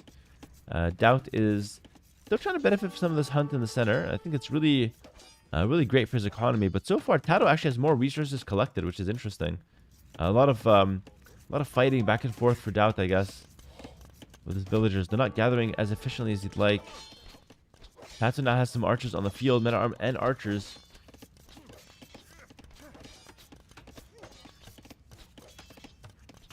Yeah, and res collected is in favor of Tato at the moment. Men-at-arms looking to take a nice little trade here. And they're going to find a villager kill at least. So at least one there. Might find more as well. Yep. Ooh, 2 more vills going down. Doubt is in just such a big amount of trouble right now. He's down 4 villagers total.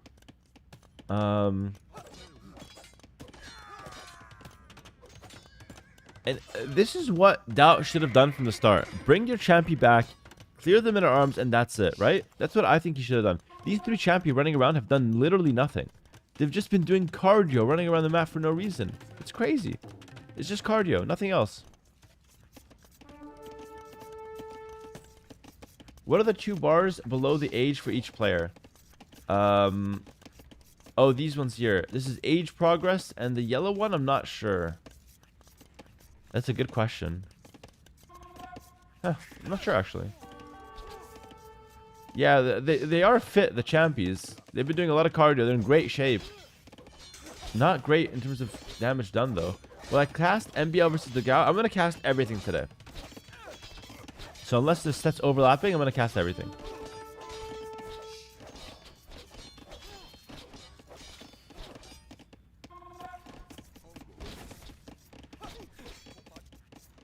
Alright, a lot of champions on the field. They have extra armor thanks to the Muisca bonus. Extra melee armor at least. Doubt is trying to go for a fast castle. Leave it to Doubt to go for the craziest fast castle ever. The game is so messy and he's trying to force Castle Age. Oh my goodness. Now this could be really good if he gets away with it. Because if he gets the Castle Age, he gets access to the Castle Age version of this unit, which is insanely strong. But if it doesn't work, it's going to be very awkward. He's going to die. So, I don't know. I think this is so risky for Doubts. I don't know if I'm a big fan of it. You need a tower here on the gold. Because you can't hold this, right? Tatsu's getting armor on the infantry. You have to fight, Doubt. You just have to fight, bro. But yeah, pull the bills and fight.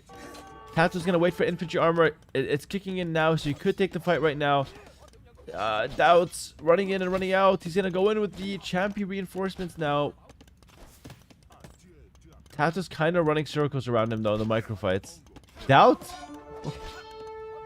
Oh my goodness. Oh my goodness.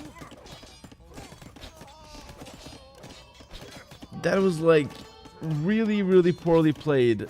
Unfortunately for Doubt. He's trying to go Castle Age, but he's stuck. He can't get there. He just needed a tower, man. He just needed a tower.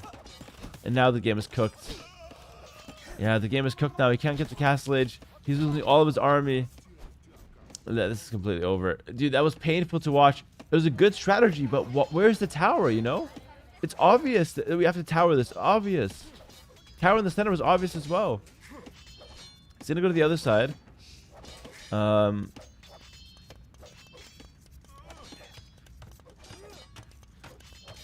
And now he's going to go for the tower. Yeah. Again, he's waiting. He's waiting. He's so greedy. To be fair, he deserves to lose this game. He's waiting because he doesn't want to make the tower. And now he has to make it and it's late. Oh my goodness. It's just... This has been hard to watch, guys. I'm not going to lie. I'm not going to lie. Dude. Dude, that was 3 obvious tower decisions. And he messed up every single one of them. And it's just like the strategy was really good. But those decisions that you're not making will just ruin your game. And Tato's going to win with a civilization that, in my opinion, shouldn't really do anything crazy on this map. And now, despite Doubt trying to go for the fast castle, the irony of the situation is Tato's actually up faster. Because of all the pressure he put. So yeah, unfortunately, Doubt's in a very bad position now. I like the idea, which is hilarious. I think I'm going to try to take his strategy and just do it better myself. Because I absolutely loved it. I think it was really good. But I think he just didn't showcase it to full potential. He showcased it to about 10% potential, probably. There's a lot left on the table here. Another bill goes down. She had 20 meat on her as well. So that's pretty bad. It's like if I die midstream, it's like, who's going to finish the stream? That's like exactly this with the villager. Like, you lose the villager, she's down 20 food. Who's going to carry it? Nobody. You lost it forever. That's a big problem. It's a big, big problem. Castage coming in for Tato. I think that's going to be GG. And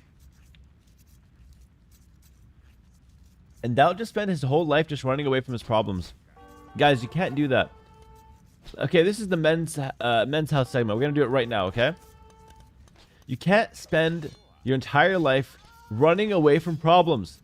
He's running away from militia. He's running away from men-at-arms. He's running away from archers. You can't run away from your problems. You got to meet your problems head on. That's number one.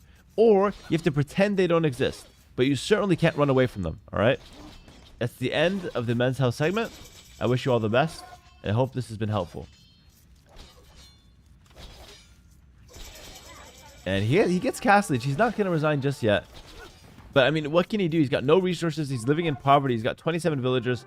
Calls the GG. Tato takes game 2. GG in the chat. Very, very underwhelming from Doubt. I have to be critical. Listen, I'm not saying bad games can't happen.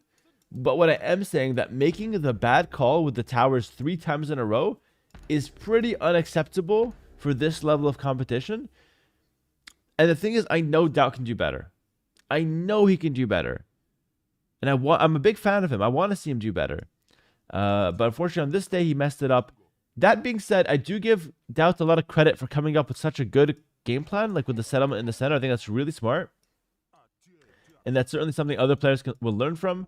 But yeah, you know, Doubt's got to be feeling disappointed that he couldn't get this win. He couldn't show more of how good the strategy can be. But well played to him. It was a good showing. It was a good showing. All right, cool. That's 2-0 Doubt. Sorry, 2-0 Tato. Excuse me.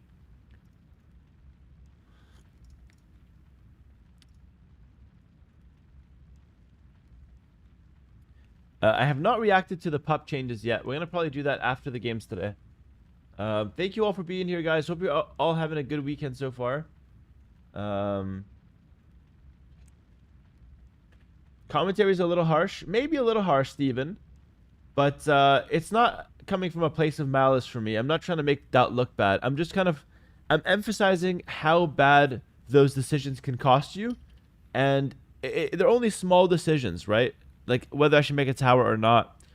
But I kind of have to be harsh in some way here. And it really is meant to be more critical, exactly, rather than harsh. But it's just like those mistakes really cost him the game. And I know Doubt can do better, right? So he came with a really good strategy and just missed on a few key moments that completely snowballed the game against him. But it's okay. It's not to say that he can't win the set so far. Like, you know, he can still win. We've seen a reverse sweep yesterday. You never know what can happen. And the next game starting in 30 seconds. We're going to play a 30-second ad right now. And we'll see you guys when we get back.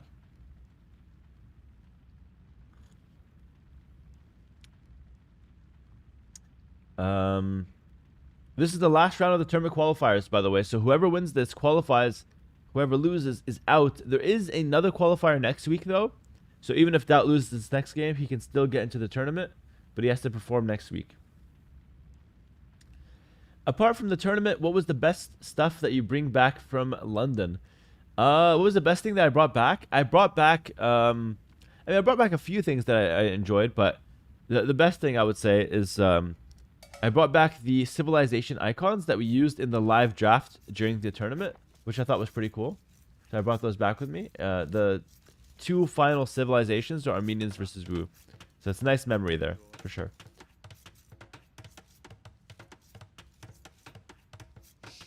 Alright guys, welcome to game 3.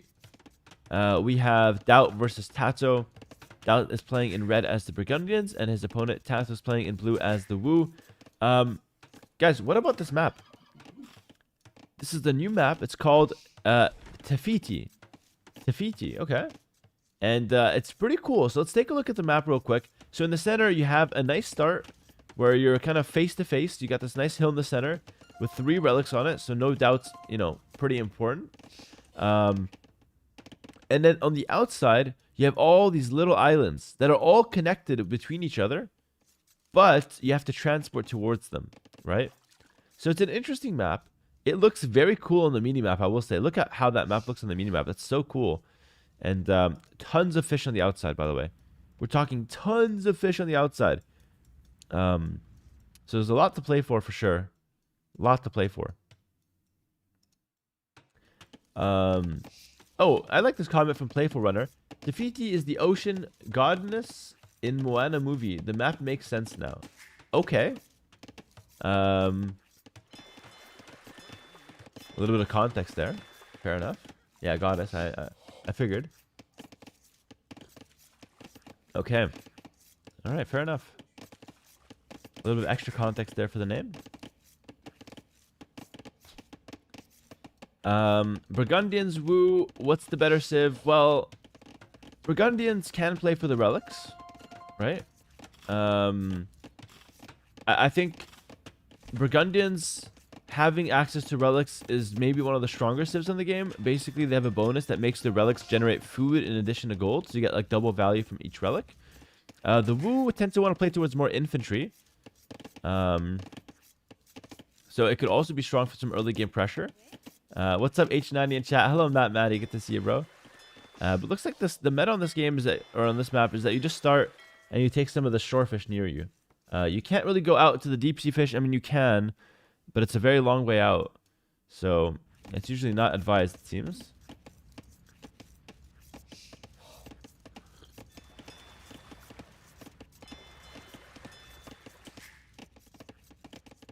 By the way, Wu has almost won no games in the tournament yet. Wow, okay, so it's just losing every game. I think it's still a pretty good civ though, the Wu. But yeah, it's a pretty crazy stat. Where can we see the standings? I'll show them after the set. I'll show you guys what's to come. This is the final round of the qualifiers, so these are the last rounds. But you could check it out on Liquipedia if you're interested. Enjoy your See the bracket. Hello, Analixis. Thanks for the 4 months. Yeah, I'm enjoying my weekend quite a lot. I mean, I'm casting Age of Empires to you on a Sunday, so I hope you guys are doing well, and that's kind of my enjoyment, is giving you guys something to watch. Doubt's up a little faster here. Doubt's up a little faster. And he's been doing quite well so far in terms of getting the initiative in these games. Like, I know he's down 2-0, but he's had a lot of good moments despite the scoreline. Tauto's going to transport to the outside and make a dock on the outside to try to get more access to this deep sea fish. He's making a lot of fishing ships. Looks like he might be going for something of a fast castle, by the way. So Doubt's going fast feudal age, and looks like Tauto's going to go for a fast castle. Interesting. Hello, Nat. He said, I saw this live stream on YouTube just now and realized that I barely ever use Twitch, so here I am. Welcome, Nat, to the Twitch side of things. Good to have you here. All right, barracks in the center for Doubt. He's going to go for a tower rush down the middle. Oh, I like this play from Doubt. He's using a couple villages to take stone, but using the same mining camp as the one on gold. I used to do this all the time when I was young. I don't know if that's relatable for you guys. I used to make a mining camp in between the stone and the gold because I thought that was efficient, right? But in this case, it actually helps out. He gets to make a second tower just by taking a little bit of stone.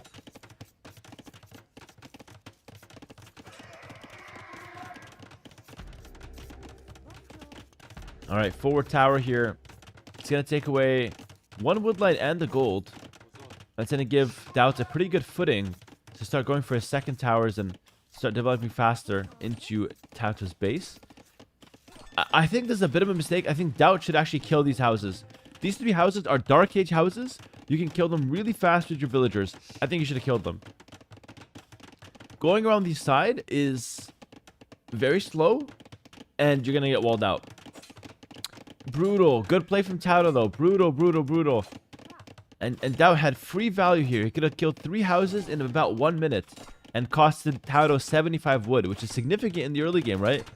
Coming around here, definitely a little bit more of a risk. Let's try and go for a second tower. It's not a bad call, but definitely feels like he could have gotten more value and safer value on the other side. But fair enough. He's going to get the tower up nice and easy here. And the harassment onto the woodland could be nice.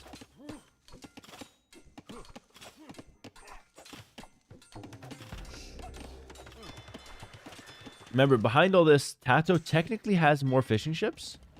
Not by much, though, actually. He's only up 1 fishing ship. Doubt's now going for zone transport. We'll go for a dock on the outside. And I like what Tato's doing here. He's also just going for mining camps in the center. I don't like that he made 2 mining camps. You could have easily just taken the stone. That mining camp sucks. Okay. Very questionable second mining camp for Tato. Not a fan. And looks like Doubt's going to kill the houses here on the front, causing a little bit of hurt to Tato. But still, killing the house in Feudal Age is longer. It takes longer than killing it in Dark Age, so that's the difference there. This villager's trapped. He's got to free him. Yep. Yeah, inner young Hera is mad. Oof. This would not fly in my mom's basement, that's for sure. This would definitely not fly. Another tower from Tato, trying to play it a little safe. Doubt could go for a tower himself, but I mean, not here, because the tower's already coming up. Oh, a huge mistake from Tato, but he fixes it. That could have been completely game over if those Flemish militia got in and denied the tower. Trying to go for a little bit of a wall trap here. Oh my goodness. Tato gets the wall trap. Tato gets the wall trap. These 4 Flemish militia are trapped. And that could be the end of Doubt's aggression. Not the end of the world, but still, it didn't have to be like this. It did not have to end like this. Doubt's entire aggression is going to get cleared up here. Great gate trap from Tato. That was really nice. Now we have a market on the front for Tato. Bit of a weird area, though, because the tower can easily snipe your villagers. You got to watch out, but...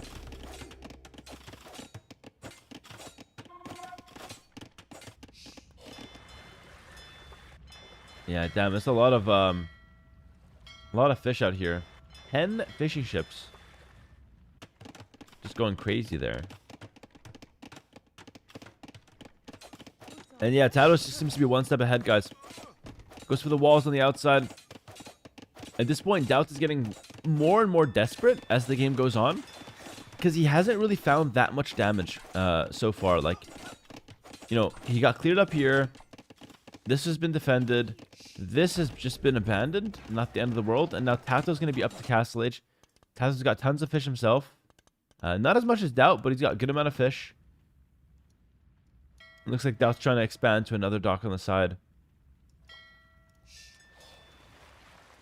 I mean, game continues. I would say advantage Tato here. He's going to have a faster Castle Age. But the game continues overall. It's not the end of the world. This tower is really sad for now. It does nothing. But I don't hate it because it's good later. Like, once this wood runs out, this tower could become annoying. It's going to control this like corner of the map. It also gives you really good vision of the shoreline, which matters for seeing the ships pass by. So, I actually don't hate this tower. You can see market on the front for Doubt. He's going to try to get up to the next age, and no doubt he's going to go for some monks in the center for the relics and to counter the Jan Swordsman that Tato's going to go for. Tato will be going for Jan Swordsman here.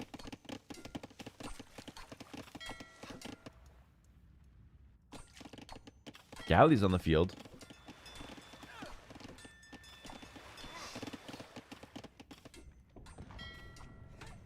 Galleys on the field for Tato.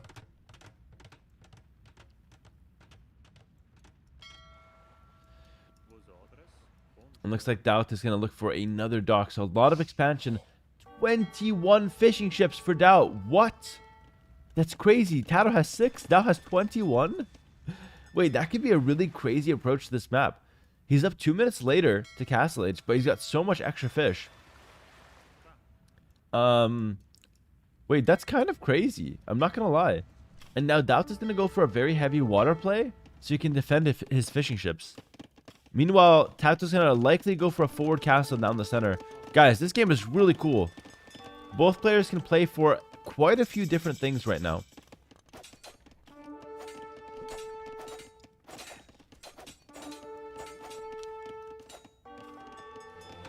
Monastery in the center. I don't know why Tato's forcing this so hard.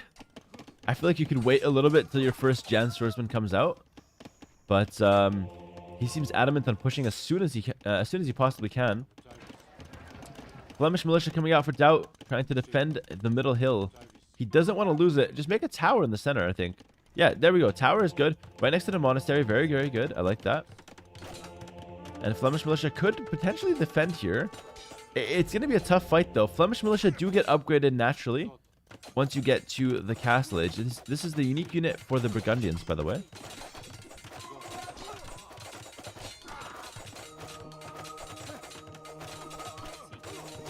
Monk coming out. No conversion. Good play for Doubt. We could see a reverse sweep here. Good play for Doubt. So far, he's keeping his water control, you know, pretty checked. He's taking some damage here, but it's not the end of the world. He can garrison and just pull back some of those fishing boats. Doubt should have a good advantage on water. He's got 20 fishing ships to 8. He also has won the center now as well. Oh, look at this comment from the chat. Spencer says, I watch your streaming for practicing English. I come from Bilibili. That's awesome. Spencer, welcome. Welcome to the stream. Bilibili is actually a Chinese platform. It's like a Chinese YouTube, let's say.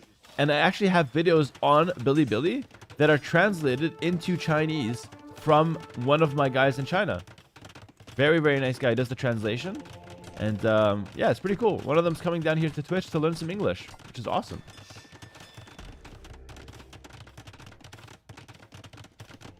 All right, monks in the center. And it looks like Doubt is trying to go for a castle. But we have a defensive castle from Tato just to kind of survive. It's not where he wanted to be, though. Tato wanted that castle to be in the center. And it looks like Doubt's actually going to be just taking the 3 relics nice and easy. Crazy forward castle from Doubt. He could have just made it in the center. Regular humans make the castle in the center, not Doubt. His castle has to be forward. I don't know if that's even a good play, by the way. Oh my goodness, I don't know if it's a good play. I would not do this personally, but Doubt is not me, and Doubt is not any other player. He goes for the forward castles always, but the problem is, the fire archers can actually kill that castle. I think you wanted it to be in the center, to be honest with you. But he's going to kill the tower, and he's going to force Tato off the woodlines. So he is causing some damage. Meanwhile, they're always fighting on water, okay? Actually, Tato's winning the fights, which is really bad for Doubt. Doubt cannot afford to lose the water. If Doubt loses the water, he could risk losing the game instantly. So he's got to be super careful, because all of his food income is coming from the 20 fishing ships. He does have the 2 relics, about to be the 3rd, though. Listen, Doubt has a great position. He just has to find a way to win the game now. All right? No throws. Find a clean way to win this game. Tato can still have some things going for him. Like, he's got the fire archers, which are quite nice. They're an archer that can kill buildings. It's kind of interesting. You'll see them very soon against the castle. It looks very gimmicky, but it's kind of cool. And Doubt goes for a second town center on the mainland. So no sign of giving up the mainland just yet for him. And it looks like Doubt is working his way towards Imperial Age, which is... That's one way to win a game. That is one way to win a game. Fast imp. Get the trebuchets out. I don't hate it. Honestly, I don't hate it. Tato comes in on the water. And Doubt just has to keep spamming fire ships here. Fire ships are the meta here. I haven't played this game since 2006. Nice to be back. Hello. Incontinental Butts Ox Dos. Welcome, man. Welcome, Buttocks. Great to have you here, bro. All right, a little bit of control in the center here for Tato.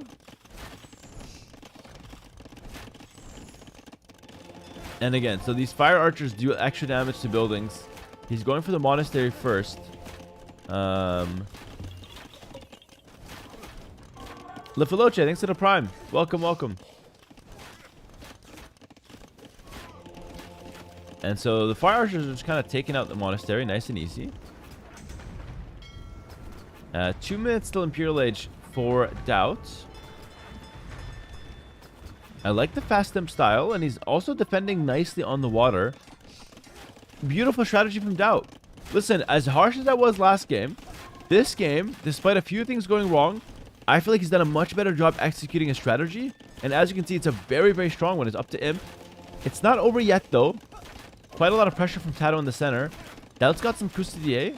He lost control of the relics, which is a pretty big blow to the Burgundians. And again, you have to question the castle on the right side. You just have to question it.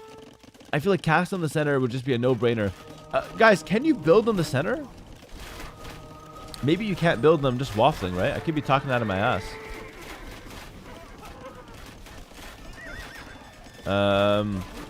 Custodia dive in. They're going to snipe the monks. He kills 3 monks, but loses 5 Custodia.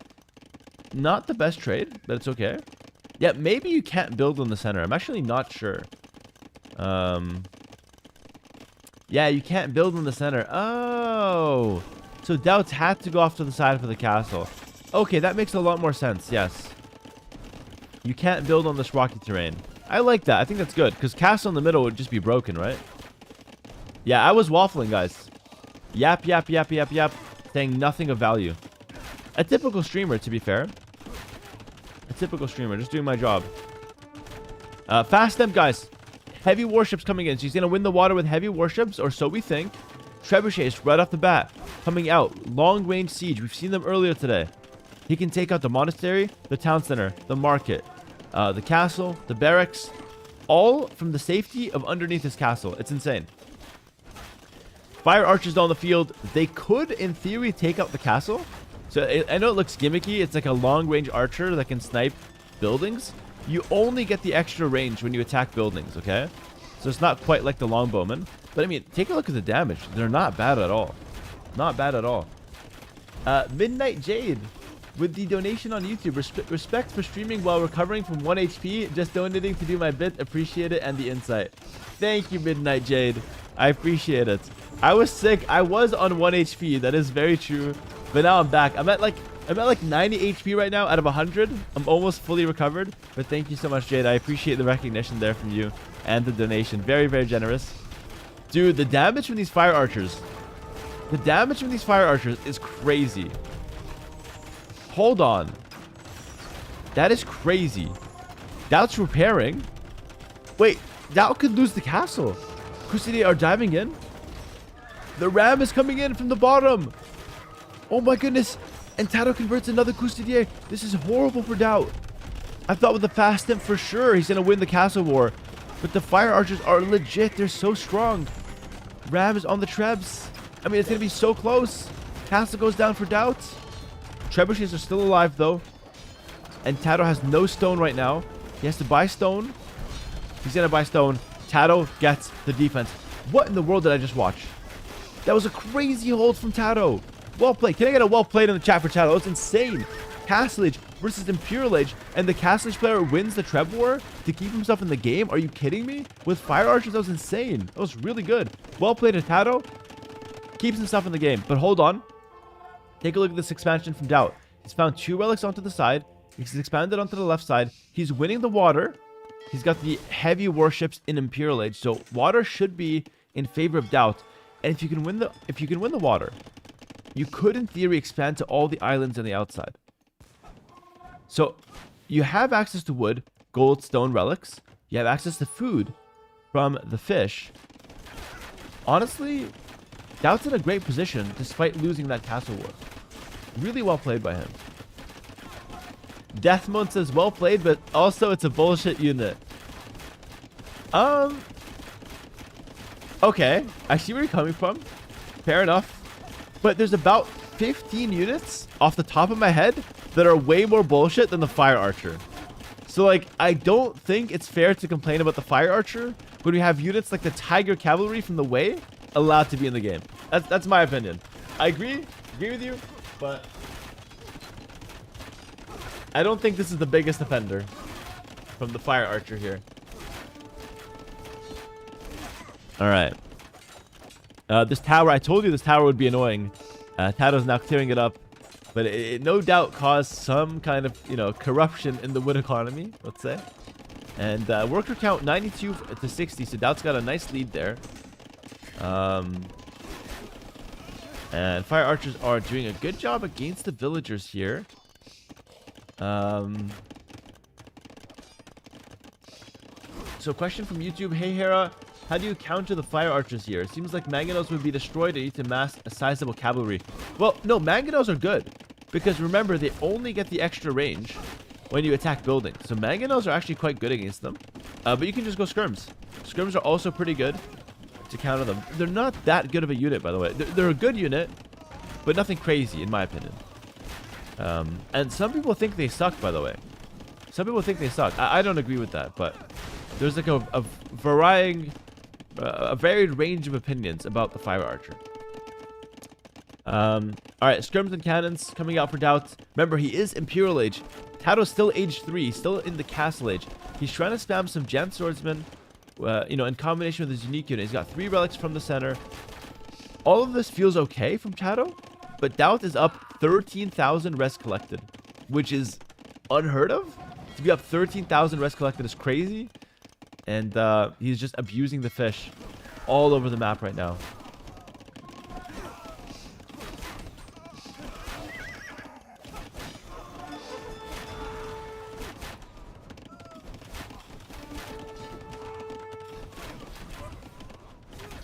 All right, Cannon's doing big damage from the backlines.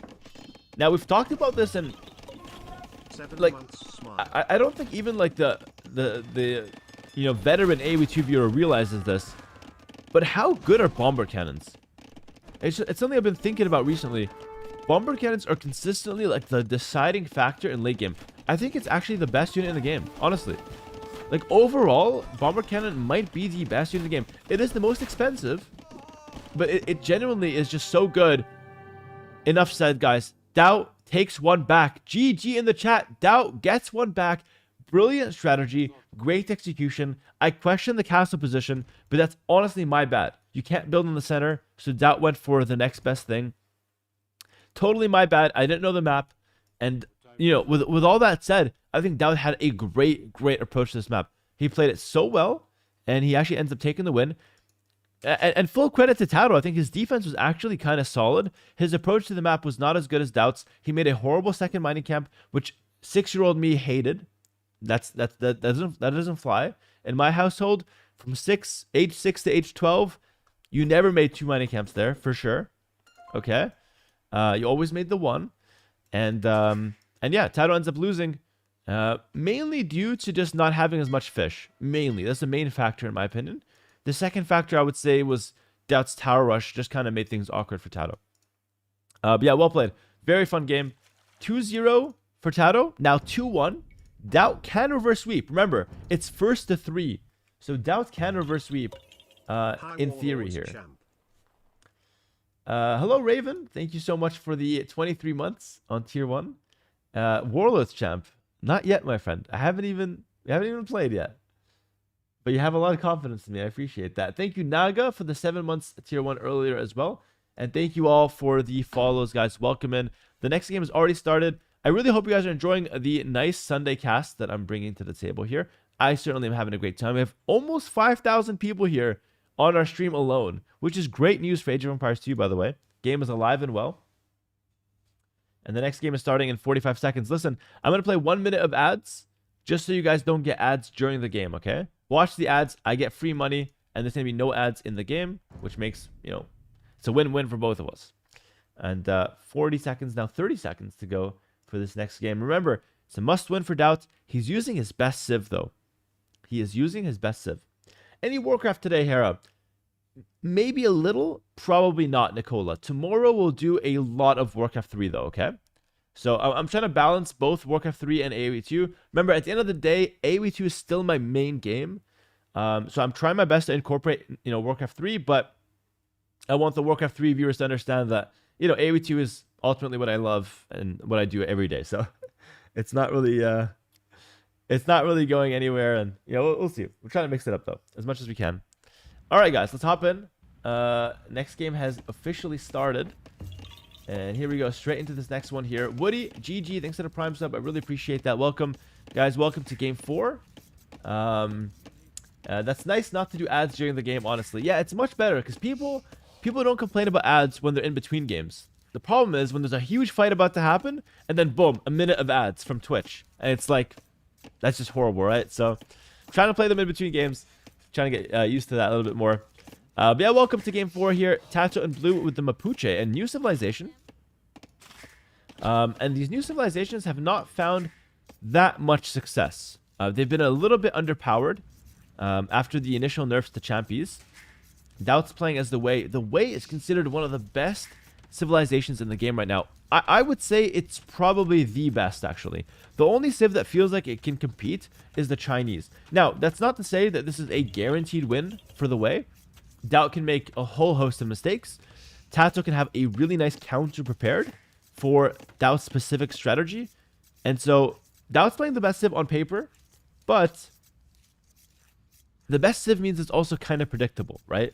And Tato had a week to prepare And he could have easily prepared something specifically to counter the wave from Doubt.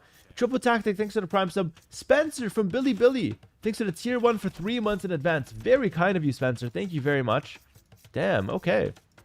Spencer from Billy Billy has subbed for 3 months. Thank you, Spencer. Thank you, Triple Tactic. Welcome. Okay, let's talk a little bit about this map, first of all, and then we'll talk about the Civ matchup. So, the map is Crownwood. Guys, where do you recognize this map from? Let me just ask this. A little bit of trivia. Come on, it's pretty recent. Where do you recognize this map from? This is an easy trivia question. This is like level 1 trivia. Red Bull. Yes. Yeah, it's not from Warcraft 3, no. This is from Red Bull. This map was introduced into the Red Bull tournament. Okay. It's not Missouri, no. This is introduced in the Red Bull tournament. But the Red Bull tournament was played on Empire Wars, where you start in Feudal Age. So this is the first time we're seeing this map in a competitive setting, where you start from Dark Age. Now, Tato with the Mapuche is an interesting pick. He's getting harassed by a wolf, actually. Hold on. Quick wall is beautiful. Quick wall to avoid that wolf. That's so annoying for him. The neutral wolf almost killed a villager off of Tato. Luckily, he saved it, though. That was kind of insane. So, yeah, the map's pretty cool. You have these woodlines on hills. So, wood control is actually very important. You have some small woodlines, I think, besides that. No, you only have wood on the hills. Interesting. The rest of the map is super open, which is kind of insane, actually. Hera, do you have any discounts for the new DLCs? Do I have discounts? No, unfortunately, I don't. I'm sorry. I used to get codes from Microsoft, so I can give away codes to the viewers. But unfortunately, they stopped giving me codes, which is very unfortunate. Very sad. I will try to hustle for more codes, though. Because I like doing giveaways. I think it's so fun, you know? Irusagi, thanks for the Prime sub. Welcome. Welcome. Alright, that's going to take the backwood line. Sorry, let's take a little bit more time to talk about the civilization. So the Mapuche, they have a specific unit called the Bolus Riders, which quite literally translates to Balls Rider. So, you know, make of that as you will. They ride with their balls out, guys. These are Bolus Riders, alright? And they're a good anti-cavalry unit. And I think that's the main unit for the Mapuche in this matchup. But the Mapuche also have really good Champion Scouts or Champion Warriors. They have extra HP. And their Spears and Skirms get extra HP. So expect Spear, Skirm, Champions, and Bolus Riders. Those are like the main units for the Mapuche for most of the game. And the Wei can play pretty much anything. But they're mainly known for 2 units that are unique units, which is the Ziambe Raider, which is like a Cav Archer that shoots multiple arrows, and their Tiger Cavalry, which is basically Exodia. It's a cavalry unit that has infinite stats. It's so freaking broken from the castle, okay? So if Doubt gets the Tiger Cavalry, I'll talk more about them, but just know it's probably the best unit in the game. Probably. What's your favorite thing to do when going out? When going out, my favorite thing to do is to eat food, and then go back home. Usually. But I also like walks in the park, actually. Walks in the park is good. I like to take my scooter around. I have an electric scooter. That's really fun. But usually just going out for dinner is really chill for me. Donation from Eduardo on YouTube. Dear Hera, please play with the Spartans sometimes. Maybe. Maybe. Thank you, Eduardo. I will consider that, my friend. Little Spartans video. Alright, guys. Scouts from Doubt. He's looking to play aggressive. Champion Warriors from Tato. He's also looking to play aggressive.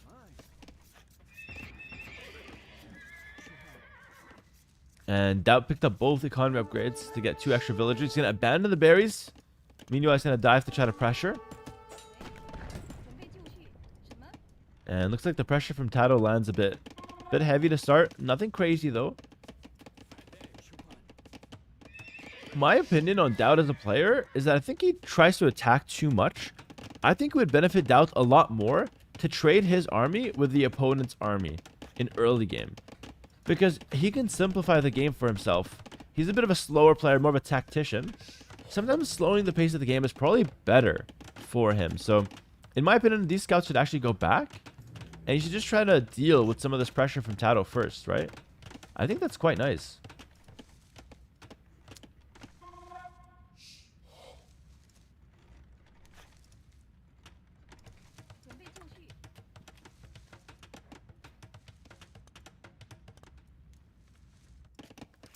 All right, blacksmith at home. Only the one barrack so far. Tato's trying to go for some big walls. Oof. Oof. I don't know if I like these big walls that Tato's committing to. We'll talk about it in a second. Why I feel like it's a bit of an ambitious project. But so far, looks like it's more aggression from Tato. Doubt should just bring the scouts back, man. Just bring the scouts back and clear this up. It's so much easier to breathe when you don't have 4 units running behind your base all the time. I think that's what Dowd has to do. He's going to go wheelbarrow. He's going to go for an archer. And a couple skirms as a nice transition here to follow up the pressure with the scouts. But every time he moves out, look, every time he moves out, Tato slithers back in. Like a slimy snake right behind Dowd's base. Very annoying. Very good play from Tato, right? Being annoying is good. I mean, not in real life, but in the game, right? All right, Dowd's going to go in. This could be huge. All right, Tato gets the quick wall with a second barracks, which is very telling as to what Tato's strategy is going to be. He's playing towards the Champion Warriors. And Doubt sees that, so that's pretty interesting. But let's talk a little bit about this ambitious wall project. So, this wall project is quite good if you get it up. There was some risk of him not getting it up. But the problem with these very large walls is that while it keeps you kind of safe, in Castle Age, it's going to be kind of a liability to defend these very large walls. And in Castle Age, they go down pretty fast. So I think they're good for Feudal Age, but in Castle Age, it could be a little bit suspect. But then again, he doesn't really have other options. So fair play there for Tato. It's the only way he's walling up his map. Meanwhile, he's going to counterattack. And Doubt should read this and go back. And I'll explain why he should be able to read this. Ooh, this could be rough, though. Tato's going to go in really deep. Couple archers on the field. No doubt to target some of those spearmen. 4 spearmen on the field alongside the champions. The entire army from Doubt goes back. He's going to get bloodlines here. He lost 2 villagers so far total. And the fight will be in Tato's position, or in Tato's favor, if they just take it straight up. Doubt needs to snipe the spearman. He's going to go for it now. You have to snipe all the spears. All the spears have to die here. Okay. Ooh, but the champions still win. Big fight for Tato on the center of the map. The champions still win. Doubt's going to snipe the last spear, which is really good for him. But we need more scouts. Again, Doubt could make a tower here. Or he can just add in more scouts. Good start for Tato so far in this game. He's killed 2 villagers. He's taking good trades. He's keeping Doubt away from his base. He secured his long walls. Life is pretty good for him. Doubt's going to go for a market now. He could think about selling a stone. Remember, Doubt was up 2 villagers because of the way. They get 1 extra villager every time they get an economy upgrade. So actually, he's up 3 villagers total. But he lost 2. Quiet Proof, thanks for the Prime sub. Welcome, welcome. Good to have you here, brother.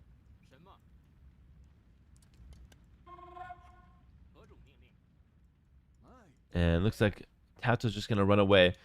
Honestly, both players up to Castle Age, similar timing. After all said and done, I actually think Doubt has the lead, despite everything. Because Tato has 1 minute and 18 seconds of idle TC time, which means he's down 2 villagers worth of idle TC time. So in terms of economy, Doubt has a much better economy right now.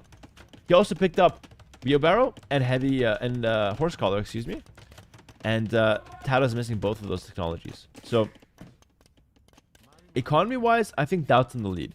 Why were these walls bad? They're not bad. It was just a risky decision. It didn't get punished, so these walls are actually good. It was just a risky decision. And they're not as good for Castle Age, but overall, it ends up being pretty good. Alright, second range. Doubt is no doubt playing towards the Ziambe Raiders, which is basically the Cav Archer equivalent for the way, but it shoots multiple arrows. It's very strong. He's going to go for 3 ranges. So this is going to be an all-in Cav Archers for Doubt. And I love what he's done here. He's walled in all of his buildings, or all of his resources. I think there's a hole there, though. Not sure, though. Not sure. It's hard to see it.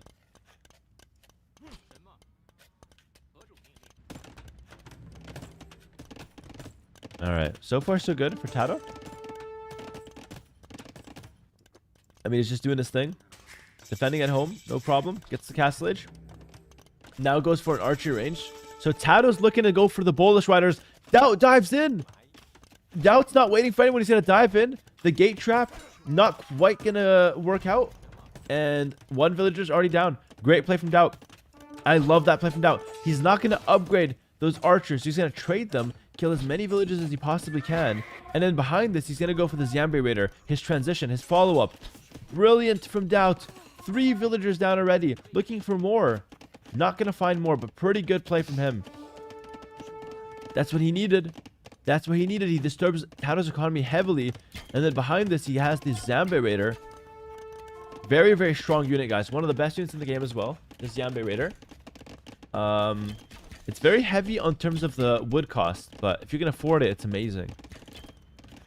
Alright, this is the Hei Guan Cavalry, which is basically a knight equivalent. So, for the people that are new here, think of this unit as a knight, and think of this unit as a cavalry archer. Alright, it's that simple.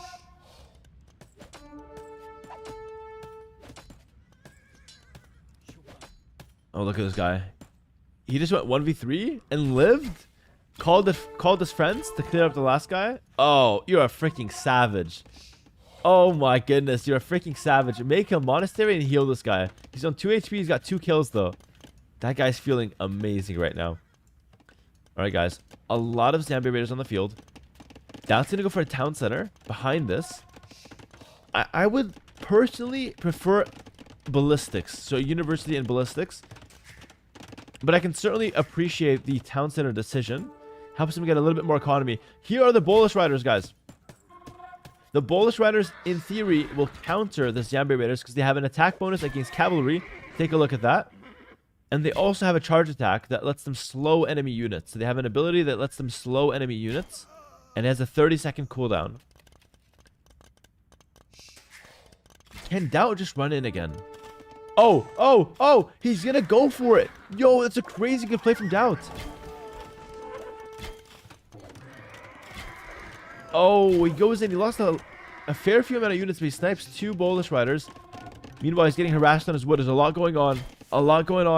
He's gonna snipe another villager, though. And all of this is exposed. Oh my goodness. Tato has some counterplay, though. Meanwhile, Tato's doing really well to attack Doubt at the same time.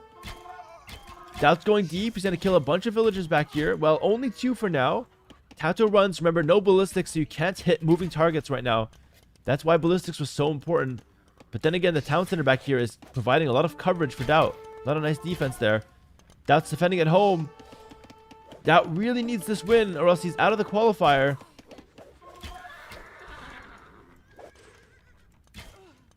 Oh, you guys got ads? Oh no, I'm so sorry. How did you guys get ads?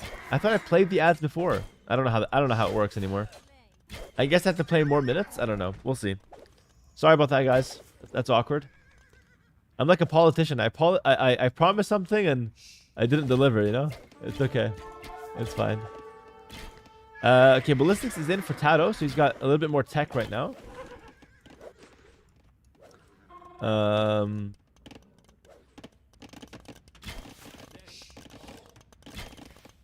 Oh, Champion Warriors running in. But the defense is there. You shouldn't be able to do too much with those guys. Doubt's up 15 villagers. Doubt is up 15 villagers. He's killed 14 and he's lost 11. But he's made a lot more. Tato's only on 1 town center. A lot of idle time. So Doubt's economy is much better. He's now picking up ballistics. Doubt has more army. He's got way more workers right now. This is Doubt's game to lose. Which means he is winning unless he makes a huge mistake. The problem is, Doubt is kind of prone to making huge mistakes. Like, that's the reality here. He is the kind of guy that makes these mistakes. But so far, so good. Goes forward, snipes another villager. Bolus Rider snipes the Bolus right off him. And meanwhile, a nice counterattack from Tato. But I mean, Doubt's just been running in all day. Doubt's been running away. Running in all day. And now he's got ballistics. And this is really good. No, this is all Doubt, guys. It's all Doubt. He's going to kill a bunch of villagers. The Bolus Riders comes back. And Doubt just takes the fight. He doesn't care. Well, maybe he should care because he's losing the fight. But, I mean, he can't really run anyway because the Bolas will slow him down anyway with their ability. Dad's trying to run. He's looking for, like, one more villager kill or just looking to buy time, I think. By running deep, this is a really interesting concept. We're going to go back to this moment, actually. Remember this moment? We're gonna review this at the end of the game. It's very important. He's running around here. He's not going to find a whole lot, but he might find one more vill. But he's buying a lot of time still. Kills another villager. Yeah, this is huge. Kills 2 vills. Kills 2 vills. And will kill one more Bolus Rider. Yeah, that was crazy value. Meanwhile, another fight in the front. Doubt's microing. He's feeling himself. Doubt never micros. Tato's down to 30 workers. Guys, if you're down... He's got half the workers of Doubt. That means Doubt has more than double Tato's income per minute. You understand what that means? That's every minute, Doubt has 2 times more than Tato. That snowballs so fast. That snowballs incredibly fast. Tato has to back up. There's a lot of army on the field. And our red player is looking really good here. Trying to close the gap. 1 for 1s. We take that all day for Doubt. All day. We can even take 1 for 2s. Because we're up so many villagers. But 1 for 1s are free.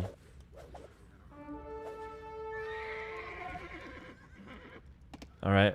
Tato's in a good position in terms of these fights. He's doing fine in the fights. But he's in a horrible position in terms of everything else. And even the fights are kind of an uphill battle. Just because Doubt has so much more army. Nice play from Doubt, man. He's going to equal out the series. I can't believe it. I thought it was going to be a quick 3-0. More Bolus Riders going down. And behind this, the 3rd town center for Doubt, guys. The 3rd town center. He's making a lot of production now. And the GG's called 2-2. We have an all tied up series. We're going into match point. GG in the chat. Really, really freaking good game from Doubt there. That was insane. He ends the game with double vill count, double military count. All things perfect. Look at that. 14-7, 70-35. Cinema. Cinema. Double everything. He is twice the man Tato will ever be this game. Crazy. And guys, it must be said, these guys are called the Balls Riders, all right? But I saw more balls on the Zambe Raiders from Doubt, running past the town center at every given moment. So Doubt has quite literally outballed Tato's army. It's insane. Like, he played so freaking well. But I want to go back to one moment here. Right here, where these, or was it earlier? No, I think it was later, actually. Yeah, right here. Take a look at this. So Doubt goes in with some army, all right? Now, he could just turn around and fight here, and he would take an okay trade. Instead, he runs deeper into the base. And this is so interesting, because if Doubt fights here, all right? If Doubt fights here and just trades, this army would just go straight across the map from here and get a nice counterattack and a pretty good timing on it. But by going deeper into the base, Doubt is drawing that army further and further away from him, making the counterattack slower and less effective. And that is really good macro strategy with your army. So well played. Doubt looked amazing in that game. And we're going into a game 5. I can't believe it. First out of the day as well. I'm not gonna lie, I expected a 3-0 after the 2-0. But I'm pleasantly surprised. Okay, let's do a 3-minute ad. Okay, 3-minute ad, and you're not gonna get any ads during the game, I promise. All right, so 3-minute ad, but there's gonna be no ads during the game. And the game is starting in 1 minute, so the first 2 minutes will be covered by ads. Sorry, guys. Another politician Hera mistake.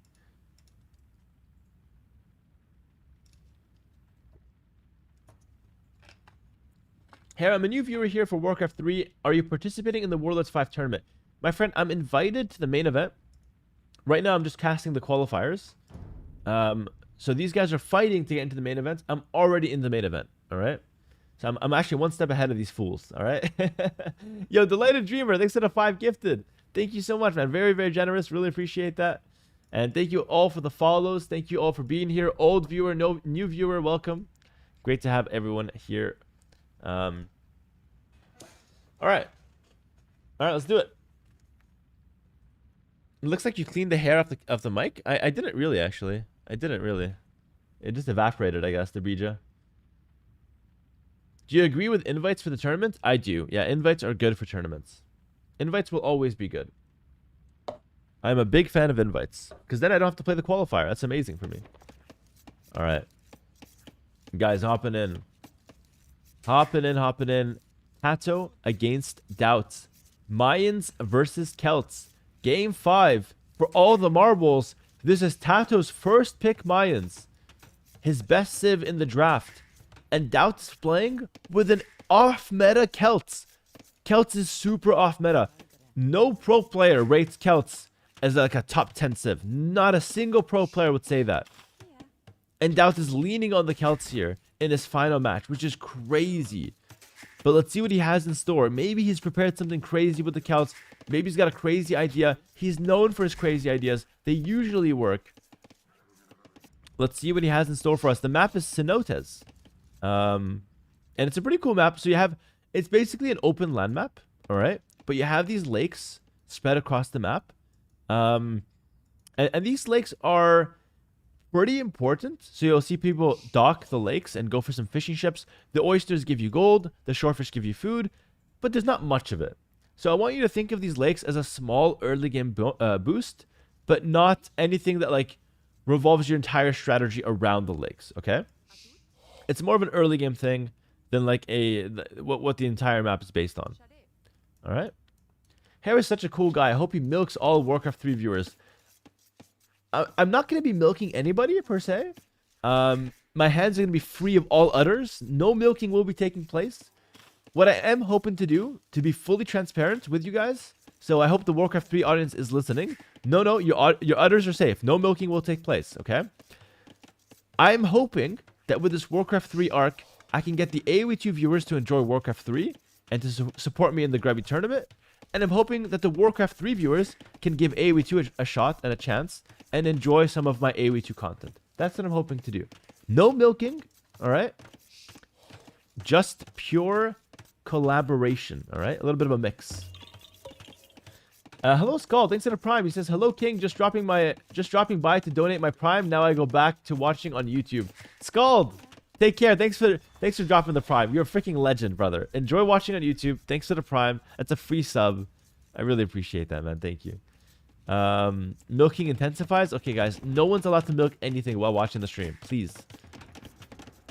All right, please. It's a family-friendly stream, okay? All right, 2 militia coming out here. Doubt is looking for some early pressure with these infantry units. Now, they're quite weak in the early game, the infantry. It's not a strong unit, but it's the only unit you can make. So it ends up being pretty good if you want to apply a little bit of early pressure. La Cucaracha, thanks for the Prime sub. I appreciate that. Thank you, man.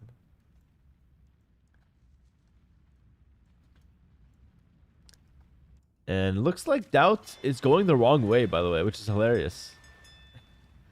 Oh no, Doubt, you're going the wrong... It's not funny, actually. He's going the wrong way for real. He's checking this pond.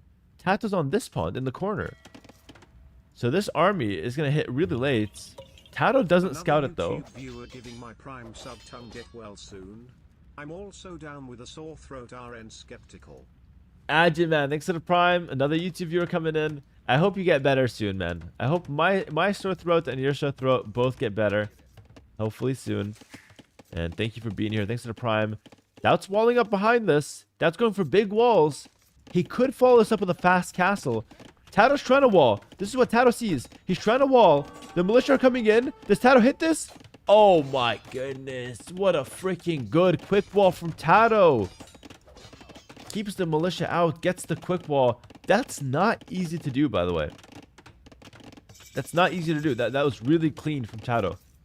And Doubt's pressure, guys, not doing a whole lot. Unfortunately. Behind this, Tato's going to go for a range. And Doubt's just going to wall up his map. They're going to fully wall here. And go for a fast castle. Yeah, Doubt's going to follow this up with a fast castle. Now, let's talk about the pros and cons of the strategy. So the pros, you get to punch early with the militia. Obviously, didn't do much, but still. Then you get to wall up and go for the castle age, which gives you access to siege, gives you access to strong units like the knight as well. as well as superior technologies. All right, so pretty good pros there.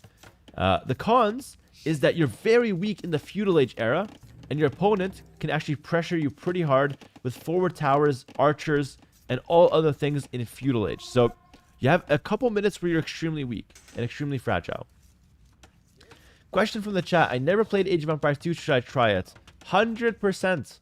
This game is super alive. We have 20,000 plus players daily, only online. So you should definitely play it, bro. There's a lot of players. It's worth a shot. We have a very active community. We have tournaments every single, week, every single month at least. Perfect game to get into.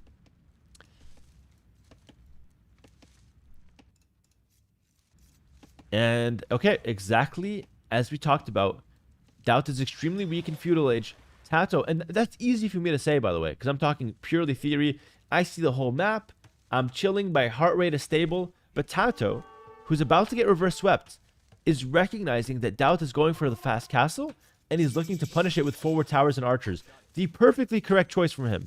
The perfect correct choice. Let's see how Doubt responds. He's going to go for a defensive range and a market. Range, market, okay. Slimy Uterus, thanks to the Prime sub, and Nahum AoE, thanks to the Prime. Welcome to both of you. Looks like the militia have gotten some value. Oh, doesn't quite kill the villager, but he did kill an archer. So some late damage here from Doubt with those militia. Pretty good, though. And looks like another scout. Or not another scout, but the main scout from Doubt coming into the action. Not quite enough to poke at that archer. Beanie you, thanks to the Prime sub. Welcome, Beanie. Thank you very much. Doubt's desperately trying to keep this walled up. He needs to stay safe.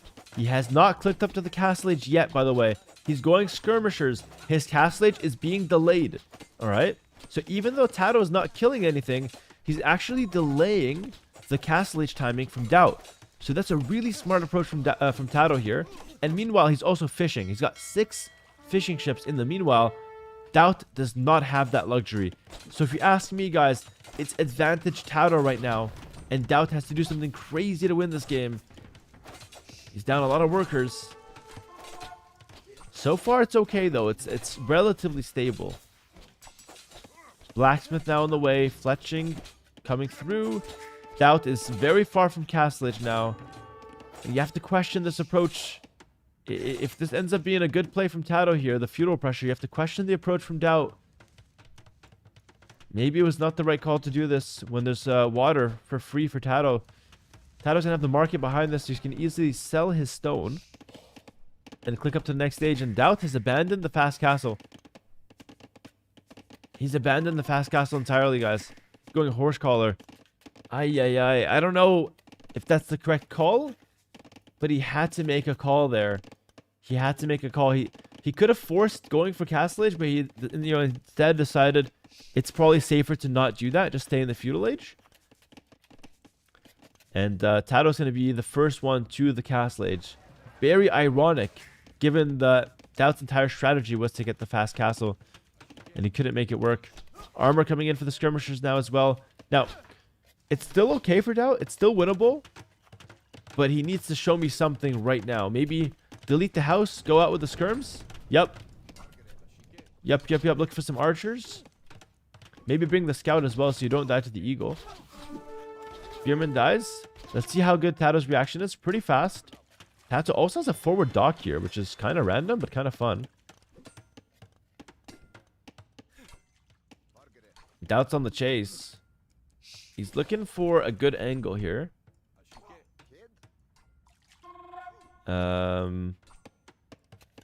Looking for a good angle. He's not going to find the... Oh, wait. Tato should not have shot there. Tato could have ran away, but he just shot for no reason. And he's going to lose all of his army. He could have ran away and lost like 1 or 2 units, but he's going to lose all of them now. Okay, Tato got burned pretty hard there. Lost all the archers. But the transition from Tato is going to be into eagles, most likely. Making that second barracks. The eagle warrior, very similar to the champions. They're like an infantry unit. It's like a light infantry unit, basically, that moves pretty fast. Oh, someone just bought the game. Okay, I got the game. Let's see. Okay, enjoy the game, brother. Enjoy the game. Good luck. Have fun. That's awesome. AW2 just got another player. That's awesome, bro. Very cool. All right, Castle Age coming in. Did Doubt see the dock? Excellent question. He did see the dock. Can't do much about it right now, though. Forward siege from Tato. How is Doubt under this amount of pressure? Oh, but we haven't talked about one unit that Celts have that's really good here. Guys, which one is it? Trivia question. One unit from Celts that is really good versus Eagles and Siege. You guessed it. It's an easy one. It's the Woad Raiders, the unique unit from the Celts. It's a fast infantry, much stronger than the Eagle in hand-to-hand combat. And on top of that, it scales much better than the Eagle Warrior throughout the game. All right. The elite upgrade of the Woad Raider is insane against Eagles, for example. All right. So Doubt's going straight for that. And that could be the way to get himself back into the game. The thing is, though, going for a castle is very expensive. Okay. It takes a long time to get the stone. And then you have to drop the castle, then start making the unit. It's a slow process. Okay. It's a slow process. And in the meanwhile, Tato already has a second town center. All right. And he's got the fish. And he's got the fish up here. So, listen. Doubt's going to have a really good unit. But Tato's setup is much, much better. Right?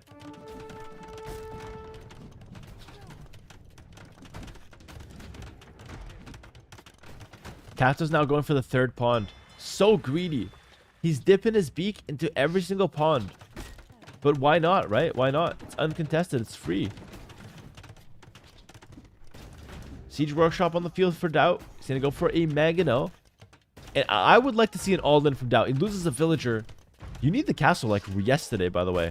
Doubt's playing like he's got all the time in the world. Brother, there's a ram knocking on your door. Just make the castle, Doubt. Why is he going back for the gate? Just make the castle. Oh, wait. Magno comes out, misses the shot against the Scorpions. Tato dodges, kills a villager. Oh, the villagers are all so low. Archers go down, though. Big defense from Doubt. Lost a couple villagers, but defends pretty nicely. Loses another Scorpion. Remember, Celt Siege attacks faster. So technically, Doubt has better siege. And could push out here. Another town center for Doubt. Tato goes for his third town center. Doubt choosing to boom here is questionable. We'll talk about that a little bit more later. First, let's watch this defense. It's very important for Doubt. He can't really make mistakes from here. He's already in a kind of fragile situation. Castle at the back. Let's talk a little bit here if I can. Maybe not yet. Magno comes through. He needs to look for a shot. Misses. Gate's gonna go down soon. I don't think Doubt cares though. He's got the castle now.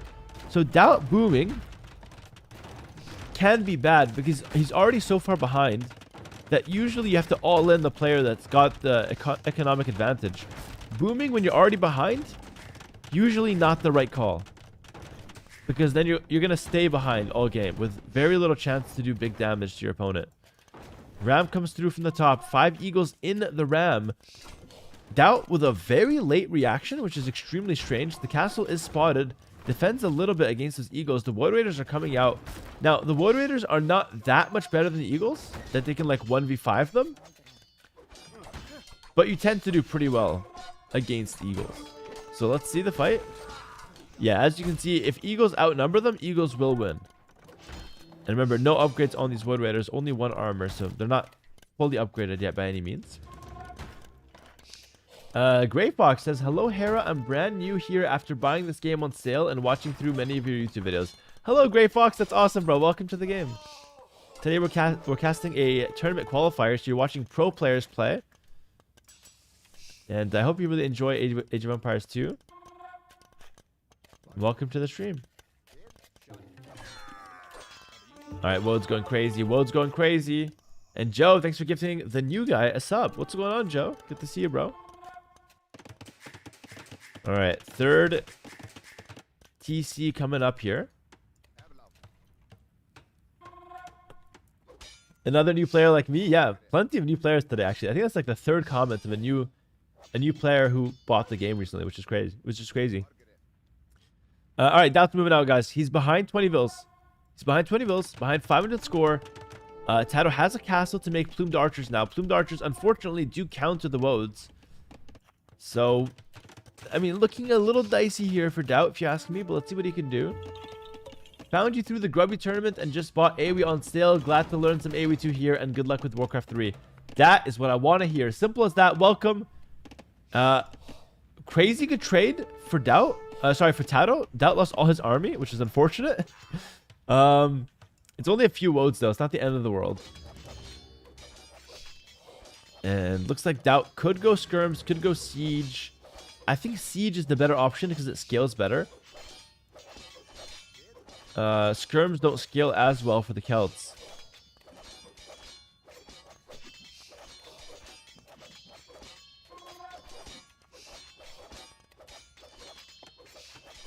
John A says, thanks anonymous gifter for the gifted sub. I lurk but been following Aatrox's AoE adventures and just came here. Hello John A, welcome.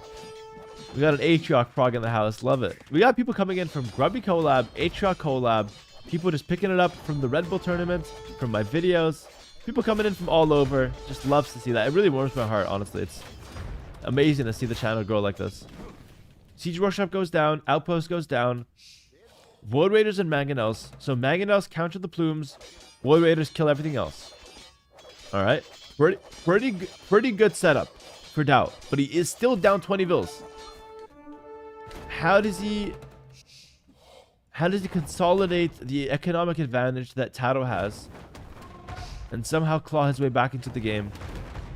The reverse sweep storyline would be so epic. But it's just not looking that likely at the moment. It's still a 3TC boom. It's still nice for Doubt. In comes an eagle to snipe the monk. That's so random that we have a random eagle here. But it is going to snipe the monk and get away. Oh no, don't let him get the mangonels. No! Doubt, don't kill your own units! Oh my goodness, that's like the most Doubt thing ever. That's hilarious. That, absolutely hilarious, but in the end he deals with it. Protects the mangonels. That's so classic. That's so classic. He's got 3 mangonels now. It's a powerful army. Tato has a forward workshop. Tato's micro is really good, though. Tato's micro is really good. Oh my goodness. Doubt, you have to protect your mangonels. Oh, we're going to see another attack round classic. Oh, this time nails them, though. Hit the plumes.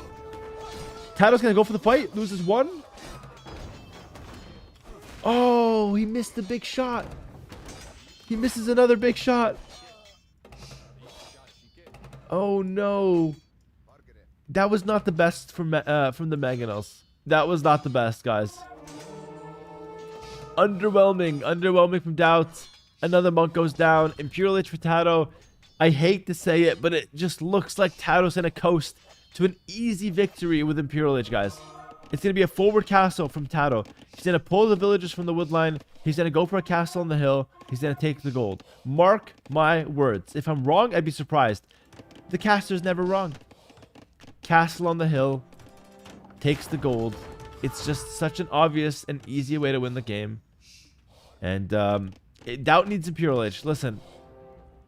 5% chance for Doubt to win this. 5%.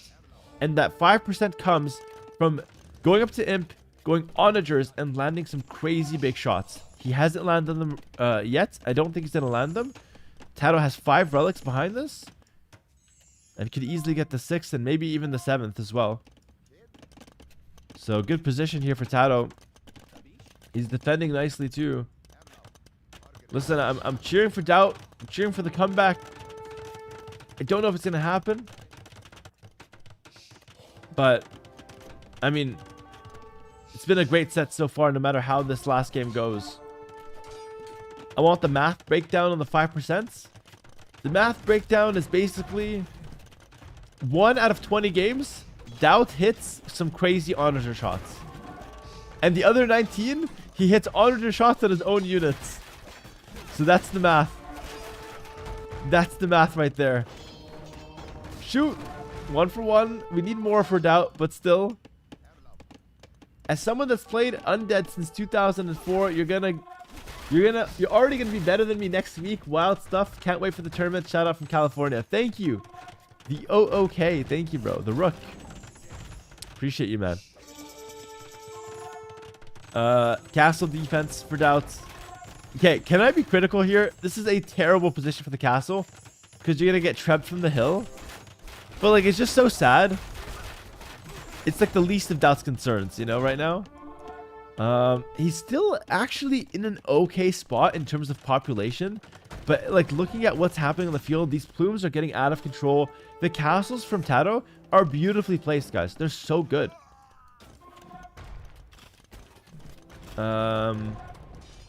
Plumes coming in. We need onagers. It's a one-trick wonder right now from Doubt. It has to be onagers, and it has to be like crazy shots like you've never seen before. It's the only chance. Yeah, he's getting trapped from the hill. It's brutal, man. Brutal. That was a very poorly placed castle. Onager tech. Elite woads. He goes elite woads. Okay. He does not trust his onagers. He's going to upgrade his unique unit to elite. I don't know if that's good enough, though. No! Onagers on his own units. It's always the same story. It's always the same story for Doubt. Oh my goodness.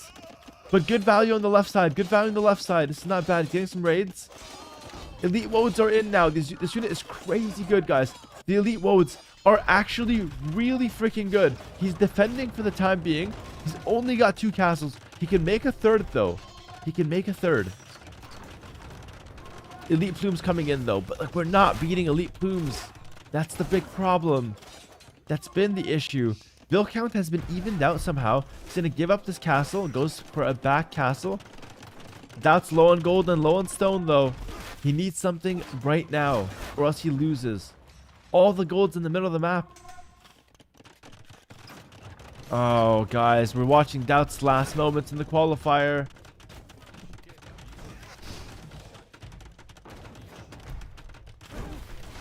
Oh no. Oh no. Nah, it's GG. It's cooked. It's cooked. It's cooked. We have no chance. The onager was the 1%. And the woads was unfortunately the 0%. They look really cool. But it's not enough. Doubt needs 80 woad raiders and he's fine. Excellent comment from the chat. Doubt just needs 80 woad raiders, 10 burgers from the local In-N-Out, 5 Ferraris, and 25 siege onagers. If he can do that, he can definitely beat Tato. All right. Let's see if he can. He's already driving to In-N-Out. Let's see if he gets it. He's got 5 woads. He's got 5 woads. He's gonna kill a ram. That's huge. Yo, big play from Doubt. Huge, huge, huge, huge. Kill the ram in the middle of the map. That matters a lot because it matters. Trust me, it matters. That's huge. All right. Very hard to be positive for Doubt. Runs in. Will lose his entire army to a Magano. Oh no. Oh no. Not to the 1 Magano, Doubt. No, he runs away. He runs away. He runs away. I mean, he's trying, guys. He's going for the crazy counters. Onager tech coming in, though. Honestly, Onager tech coming in. He still has the 1%. You never know. Good raids with the woads. You literally never know when it comes to onagers, guys. 1 trebuchet. We needed them earlier, though. He needed to start with the onagers for sure. 1 onager on the field. Plumes are taking out the woad raiders so swiftly. 44 plumes on the field right now.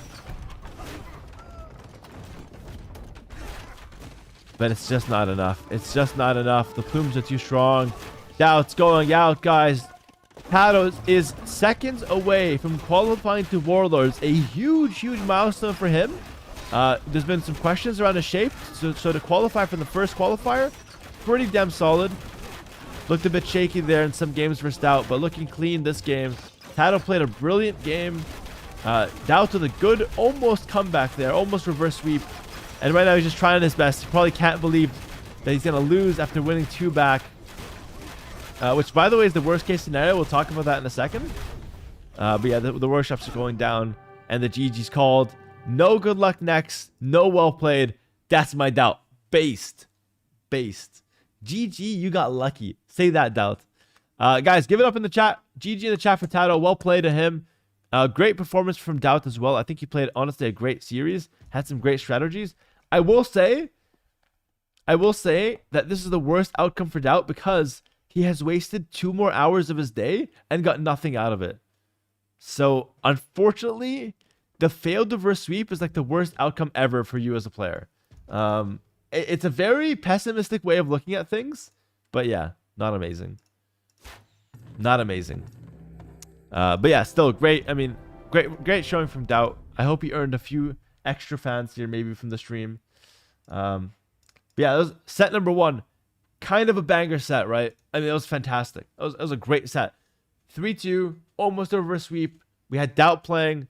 What more can you ask for from the first set of the day? We're going to go over to the next set right now. First, we're going to take a quick look at the Liquipedia bracket here.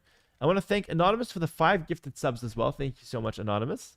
Let me show you a quick display here of what's to come. So that was Tato Doubt. Next up, we have ACCM versus Neos. I'm going to show you guys the brackets right now. So the first of 6 qualifiers will be Tato. Let me see who's coming down. So Tato Doubts, Tato 1. Then we have Sito Vivi. I don't know when this is going to be played. I'm here because of Grubby. What part of the world is Hera from? Hello, my friend. Good to see you. Welcome. Sito Vivi will be played at some point. I just don't know when. ACM Neos seems to be up next. Oh, is this tomorrow? Is Sito Vivi tomorrow? Oh, shit. Okay, so we'll be casting tomorrow as well. Sick. So today, ACCM Neos, and then Hart Lewis. And then tomorrow, we have Sito Vivi, MBL Dugao, and Sebastian Andy. So 3 sets today, 3 sets tomorrow. Oh, we might have time for Warcraft tonight. Warcraft 3 viewers, be happy. All right? Because we might have some time for some Warcraft tonight. But yeah, 3 good sets. First one was a banger. Second one, ACCM Neos. I'm not going to lie, ACCM is the heavy favorite here, but we'll see what Neos can do. We'll see what Neos can do. It's going to be a fun one. So that's the breakdown of what's to come. And ACCM Neos are already in the lobby. So we're going to go right into the next one. Be happy? Yeah, I have to be happy in Warcraft 3. Guys, thank you for all the follows, all the new viewers. It's been great. We have so many new viewers in the stream right now. Almost 5,000 viewers as well for a qualifier. It's really good for my channel and my standards, so I'm very happy with that. And we're just waiting. There were some talks about me being a washed-up streamer this morning, actually, because the viewership was a little slow in the first 8 minutes of the stream. We didn't have 10,000 people in the first 8 minutes, so people were panicking. Is Hera washed up? Is he a dead streamer? You know, who knows? But no, luckily the people showed up. Question in the chat, why no Scorpions from Doubt? Scorpions would not solve the issue. They're too expensive, and they're not going to get you big shots. So you go Scorpions, you can hold, probably, but then your opponent just switches into Eagles or Onagers, and then your Scorpion, or even Siege Ram, and then your Scorpions are dead. And the game is still over, so it doesn't really help. But yeah, it's a good question. You know, you'd think that Scorpions are really good there. And they're not bad, but yeah, it's tough. Okay. H-Rock Frog here. You're a beast, bro. Great casting. Hello, Redacted RL. Welcome, brother. Shout out H-Rock. Good to have you here. Just to gas up H-Rock a little bit, H-Rock is currently 1-0 against me in Warcraft 3. So your streamer is actually kind of a gamer. And I'll never say that to his face, of course. I only trash talk him to his face. But like behind his back, I'll say he's actually pretty good at gaming. Surprisingly, you know. Will ACCM use your mouse pad? Wait, let me ask him. He's in the lobby right now? Oh, hold on, I'm going to ask him. I'm going to say, yo, beast. Oh, no, he's in the game. Ah, he's in the game. Shit. I'll ask him after the first game, maybe. Damn it. All right, maybe I'll ask him after the set. But, guys, ACCM Neos, it's starting right now. 2 minutes for the first game. We're going to play 90 seconds of ads. So if you have ads now, just enjoy them. I get money, and it's out of the game. It's perfect. Then we're going to hop in to the first match. All right. All right, all right. Is ACCM the best strategist in the game right now? I would say he's one of them. I would say his strategies are actually very good. And what I like about ACCM is that he plays towards his style a lot more than other players. He's not the best player, and he recognizes that. He's 37. He's got 3 kids. All right.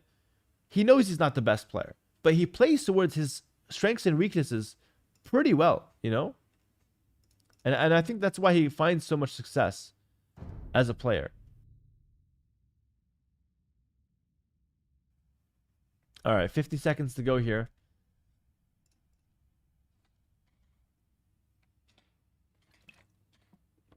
Do you learn by casting or you study the games off stream as well? No, I learn a lot from casting. Like, for example, I learned that sometimes it's good to kill your own units with mangonels. I learned that from Doubt last game. I didn't think it was good, but he did it all the time, and he's a great player, so it must be good.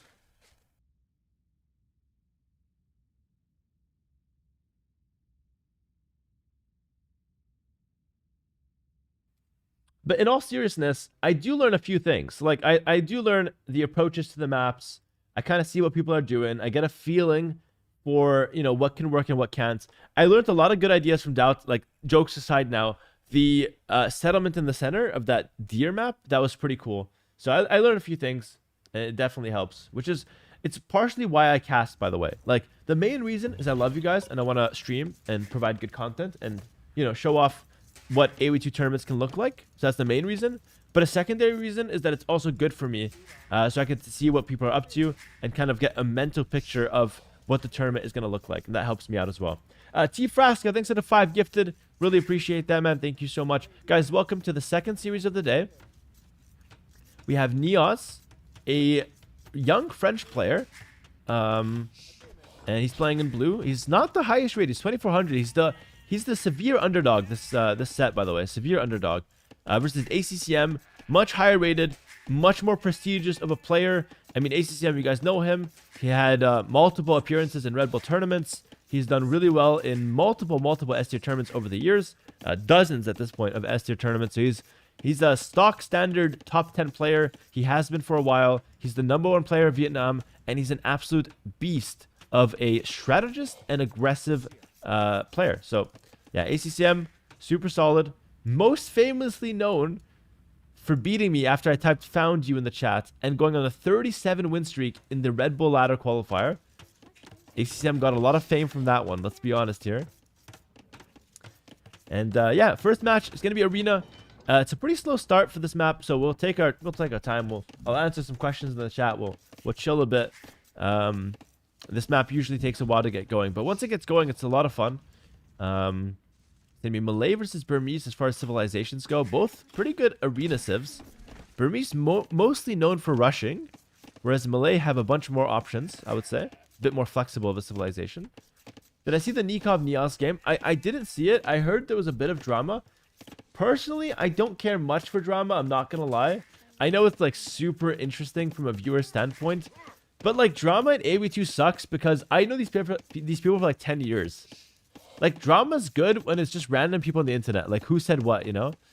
But I know these people for like 10 plus years, so I don't really like to like air their dirty laundry or like, oh, no way this guy said this or this guy did that, you know? I don't know. But I heard there's a bit of drama. It's whatever. Let them deal with it. At what pop limit do you think you would still beat Aatrox in a 1v1?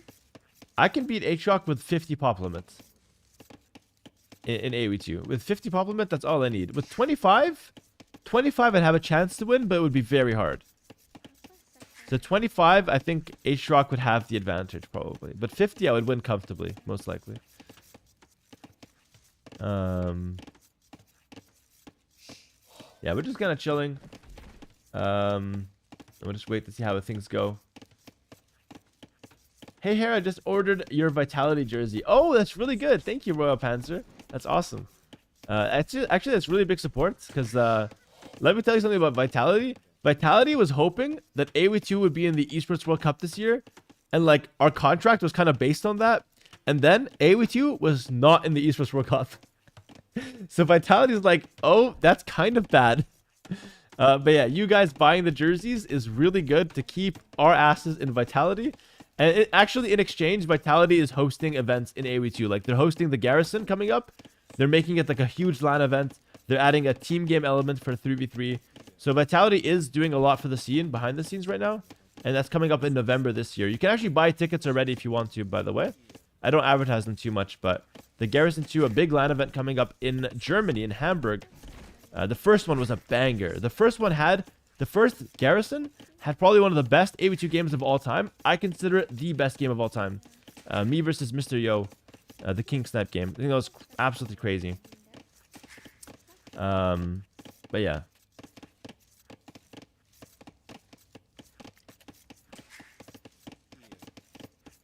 Link to the store? Do I have a mod to link the Vitality store? I don't know. I don't think I have a command for it, Rudven, but I think you can just search like Vitality store in Google and you'll find it. Germany again, Resident Sleeper? Listen, I know people have some Germany fatigue, but here's the thing. The German audience is one of the biggest, if not the biggest, for AoE2. Germany is very centralized in Europe, and Hamburg is a beautiful city. So I know we're always going back to Germany, but at the end of the day, it works. So, like, if you want to change the German atmosphere for the LAN events, make some noise elsewhere, right? Get your, like, the German community is so so tight knit. They play a lot together. They work a lot together.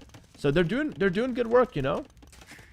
They're doing good work for the scene, and in exchange, we have a lot of LAN events in Germany because of that.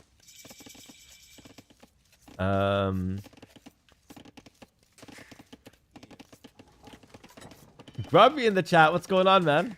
Good to see you, Grubby. Grubby, today is Sunday, by the way, just to clarify that for you, if you haven't realized already. Grubby woke up today and he thought it was Monday. It happens. Thank you, Debija, for linking that. Debija, if you can make a command for that, like, I don't know. It can't be store because that's mine. But maybe something, Debija. I'll leave it up to you. It's a big project, Debija. I trust you to handle it, though. Today's Sunday. Got it. Good, Grubby. Good. All right. Back to our game here. We have ACCM just going up slowly to Castle Age. It's going to be a little slower, but Malay actually click up faster. So by the time it clicks up, it's going to be kind of even. And both players doing something similar, but Neo's doing something actually not similar. I take that back. He's got a market. He sold his stone. He's got 2 mining camps on the gold. He's going to go for a monk rush. Monk rush, maybe monk and siege. Whereas ACCM is just going for a stable. And looking to go stable plus probably like some economy or something else. But like, it's going to be a passive opening. For ACCM probably. Whereas it's going to be a push opening from Neos.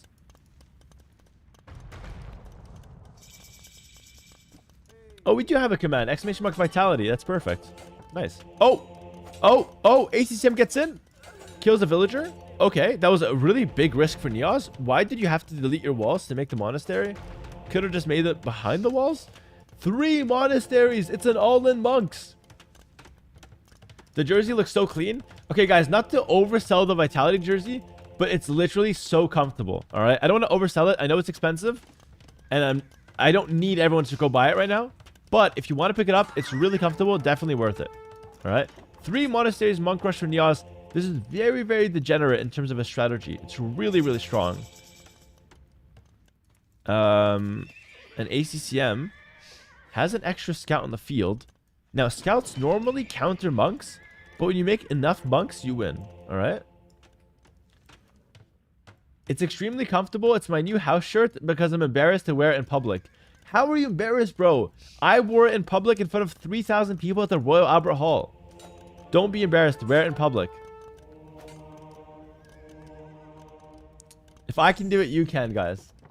All right, so Lycav on the field for ACCM. He sees the 3 monastery. He knows it's pure terrorism coming his way.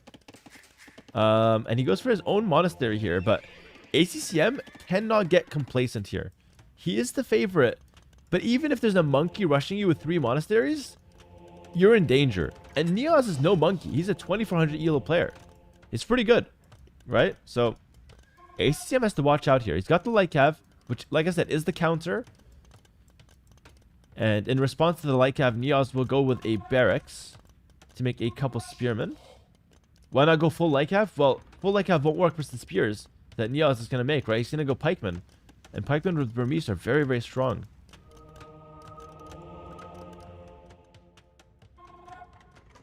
I come from YouTube. Twitch have more HD view.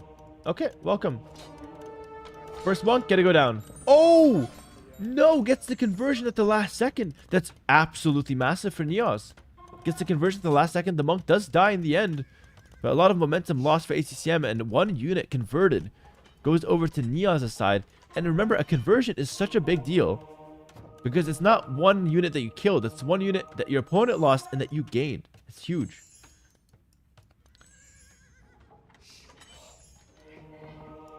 Let me tell you what, Grubby. I watched your stream yesterday. Super high IQ strategist saying things that are completely invisible to most gamers. What? We're just glazing Grubby for free in my chat right now? Are you guys serious? After Grubby hate watched me with 5,000 viewers yesterday? Alright. I see how it is, chat. Keep that same energy when I start making good Warcraft 3 plays, alright? I want the same kind of glaze. Right back in Grubby's chat, eh? I'm waiting for it. I'm waiting for it. Fair is fair. It's got to go both ways. Atonement coming in. This is an upgrade that lets the monks convert enemy monks. 1 for 1 light cavalry monk. 1 for 0.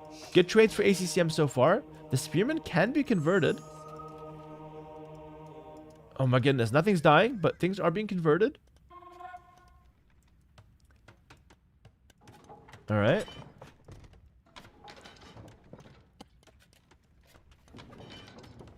Same here. It looks better on Twitch than on YouTube. That's really weird. But hello, Johan Sensual. What's up? Welcome. Light Cav going in. Light Cav going in. This is a big dive from ACCM. He's kind of getting stuck on the villagers. Oh no, oh no, oh no. Oh my goodness. All the Light Cav converted. ACCM is in such a bad position. He dove in before devotion, which gives him resistance to conversions. That was a horrible play. 6 Light Cav now for Neos. Guys, the underdog Neos is about to win game 1. And not to make this about me, but he is using my Monk Rush build that I have available on Patreon via color-coded PDF and 1-hour intensive guide. Again, this is about Neos, but I'm just making things aware that, you know, this guy does exist on Patreon, all right? And it could have been part of Neos' preparation. 1 monk converted. Devotion is now in for Neos as well. That gives him anti-monk resistance, so anti-conversion resistance. Seems to not be putting in any work though. 1 for 1 in terms of conversions. Oh no, another monk gets converted. Monks versus monks. ACCM, we need more. He's gonna go for... Oh, he's gonna go for a castle drop. He's gonna go for a castle drop. He wants to go karambits to counter the monks, maybe. Hera selling his secrets and still #1 in the world. Crazy. You already know. Maybe I'm just selling only a few secrets, you know? Actually, that's not true. I sell everything. Like, all my secrets are out there, but people are sleeping on them still. Yeah, ACCM has Loom. Got some Light Cav, but not as much as Neos has via conversions. And I think Neos is going to go for a forward castle. Oh my goodness, what a play from Neos. Really strong strategy here. He doesn't have the relics, though. Oh, no, he does. No, he does. He does. Oh, he has 6 relics? They put 7 relics on Arena? Why did they put 7 relics on Arena? It makes rushing even more broken. Okay, well, I guess Neos has 6 relics. Which is insane. It's going to give him a lot of passive gold income. Light Cav dives in. Snipes 2 monks. Meanwhile, ACM does get 2 monks, but he will lose a Light Cav on the back. Light Cav diving in through the front. It's only 3. He'll snipe some monks, but he needs to delete them before they get converted. Neos gets 2 conversions. And this is all Neos. The forward castle is coming in. Defensive castle from ACCM. The stronghold has been laid. ACCM has to make this work. The Light Cav are diving in. Oh no, he fails the quick wall. He's Unk. He's got 3 kids. He's an Unk. Oh no, the castle's going down.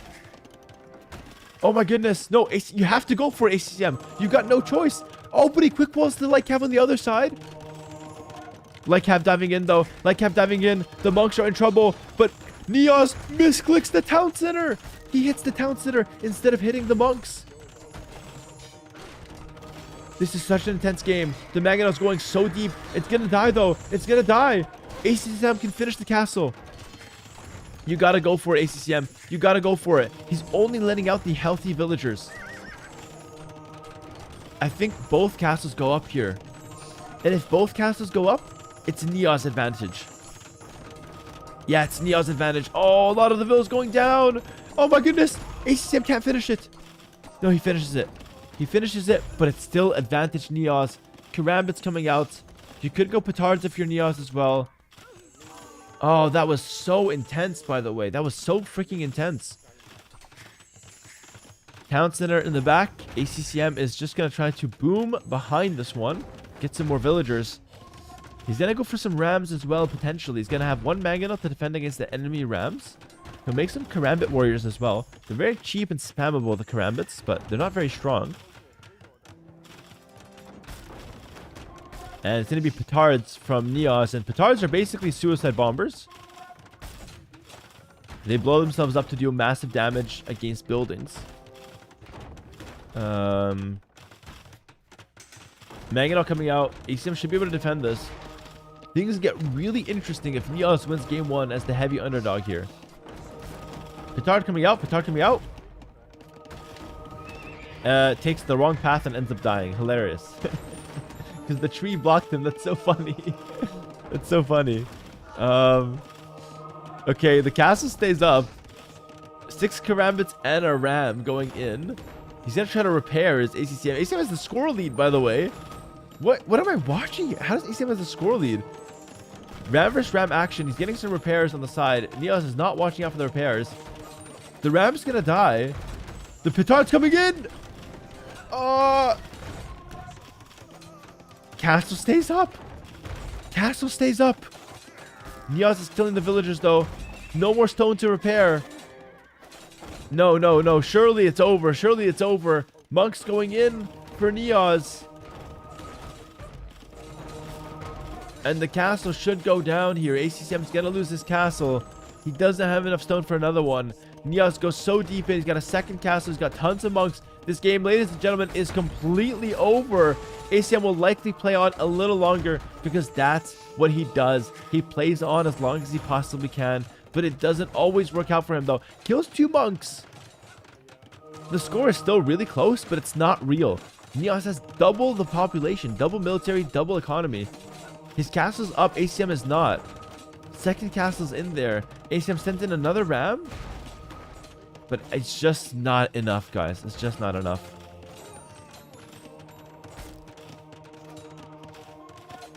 Yeah, Neos. That's a good opening for him, man. That's a good opening. Monks coming in.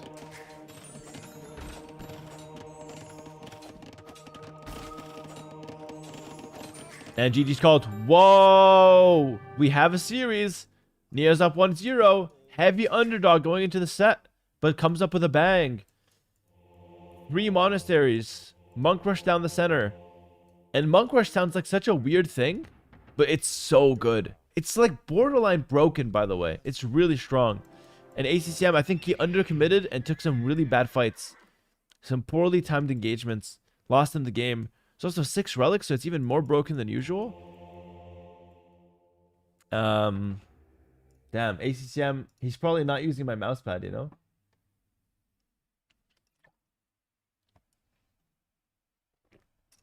Alright. Alright. That's 1-0, guys. That is 1 freaking 0. I mean, great start for Neos, but I wouldn't give up hope on ACCM. You know what I mean? Like, ACM lost the game. He doesn't stop being ACCM. He's still the favorite. He just has to compose himself a little bit, come back strong for the next game, and he'll be more than fine. Am I still sick? I'm leaving the sickness. The sickness is leaving me. So it's the last day probably that I'm being sick. Hopefully. Didn't you shave yesterday? Yeah, my neck beard. So my neck is clean, but I still got the beard. I don't like to shave everything, because if I shave everything, I look like I'm 12 and a half, going to high school for the first time.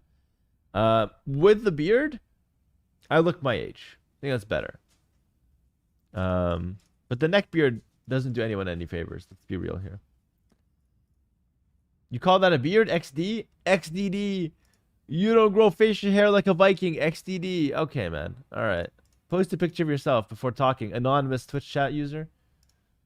I'm the brave one with the full cam. All right, next game starting. How many subs for a clean shave? 1 million. Any takers? Hera, you funny. Thank you, man. What headset's that? I'm not sponsored by it, so I'm not telling you. No, I'm kidding. I'm kidding. It's the Logitech. I forget which one it is actually. It's a Logitech one. I think the G522 or some shit like that. I don't know. I think it's that one. It's some Logitech one. It's pretty good though. I actually really recommend it.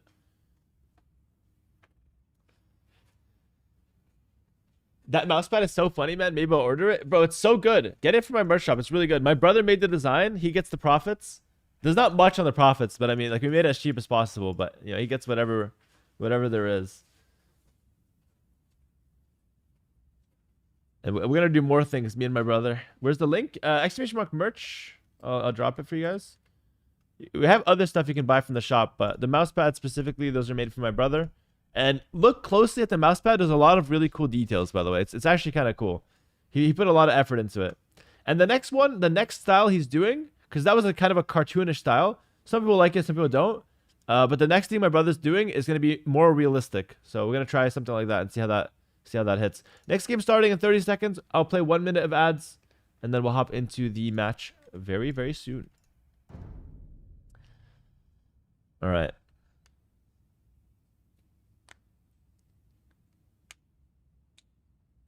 Bro, you want 50k in London when you're upgrading the background? Bro, this is the upgrade. Everybody keeps ripping on my background. This cost me $150 in the background. It's a nice high quality bed sheet. I flung it. It's amazing. I love the background. It's really good. It's not even that this background's decent. I consider it to be really good, by the way. Cheapskate. What do you mean cheap? It's $150. I bought the most expensive bed sheet. Literally. I'm not being cheap. If I was being cheap, I have a tarp, which I had for the last 3 years. I had some random tarp. It looks like some random rag. Well, your mom looks like an old hag, okay? Don't call this a rag. This is a proper, high-quality, multi-threaded bed sheet. And I don't want to hear none of it. I take this very seriously, by the way. I'm not even trolling. I'm being dead serious, by the way. I'm not even trolling. I actually love the background. All right, guys. Next game, ACCM bounces back with his home map and the way. One of the best civs in the game. We've seen them win earlier. And we have the map Cenotes once again. We just saw this map, right? So we don't have to... Yeah, we don't have to really pay too much attention to it. But I mean, for those that missed it, there's some small lakes that are really good for the early game. You can make some docks in those and get some nice bonuses. Those oysters let you take gold with the fishing ships, and the shorefish is for food. Okay? Like the overpriced tea. Okay, listen, I paid $100 for tea in China. The lady was talking fast. She was selling me stuff in yuan. I didn't have time to make the conversion. I overpaid for tea. Guess what? It was really delicious. Ginseng authentic Chinese tea. Guess what? I still have it. Guess what? I drink it every day. It's delicious. So I'm down $100, $140, not gonna lie. It was $140. But it was really good. So yeah, it's kind of worth it. I mean, it's not worth it, but it's kind of worth it. I ordered the mousepad now. Thank you. Can't wait. Thank you very much, bro. Thank you, Ollie. I get to buy more tea. I'm just kidding. Profits go to my brother. My brother can make smarter choices with his money instead of me wasting it on tea. And Hearth says there were worse buys that trip. Hearth, don't tell them about the other ones. The tea was a haggle, if anything. It's a bit of an inside joke, but just know that what Heart's saying right now is absolutely hilarious. And I'm embarrassed to tell you what else I bought in that China trip. Trust me. It was not good for my wallet. Let's just say it like that. But guys, the Chinese are extremely good at making money. They're extremely good. I thought the Arabs were good at haggling. The Chinese have us beat twice over. It's not even close. And let's be honest, I'm actually a fake Arab when it comes to haggling. I grew up in Canada. No haggling in Canada. I'm rusty. The Chinese, in the heart of Beijing, they were cooking my ass on the streets. They were cooking my ass. I'm telling you. Or maybe you're bad with money. It's irrelevant. It doesn't matter. It's like... But to be fair, I actually learned how to haggle. And by the way, in China, you go into a mall. Like in Canada, in the US, there's no haggling at a mall. You come in, the price tag, you pay it or you leave. In China, I went into this is like at the end of the trip. I got better at haggling. This is after the tea, after everything. I go into the shop. I want to buy a duffel bag, all right, for my wife. I see the price. No ways I'm paying that. I go in. I start doing my thing. I start haggling. I bring it down. I start haggling some more. She calls the manager. The manager says, this is the final price. I haggle it even lower. And then he says, listen, man, this is the last price. Then I buy it. I walked out like a freaking champ. I haggled the Chinese. That's a big achievement, by the way. That's a huge achievement. They're really good at that shit. Still, yeah, I still overpaid. They still made money on me, but still, I haggled and it worked. What do you mean haggling is the most Arab thing famously? And the Chinese are still better than the Arabs. I'm telling you. I mean, I haven't been to like Jordan in a while. Maybe I have to go haggle the Arabs a bit. Maybe they'll cook my ass, but I don't know. We'll see. But yeah. Honestly, the China trip was super fun though, despite everything.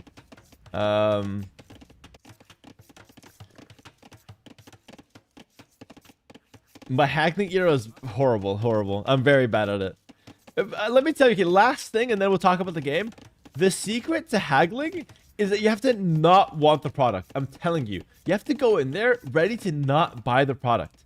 If you go in and you want the product, they sniff that shit out. That's the first thing they sniff out. They sniff that you really want it, you're cooked. You're cooked. They're not going to change shit.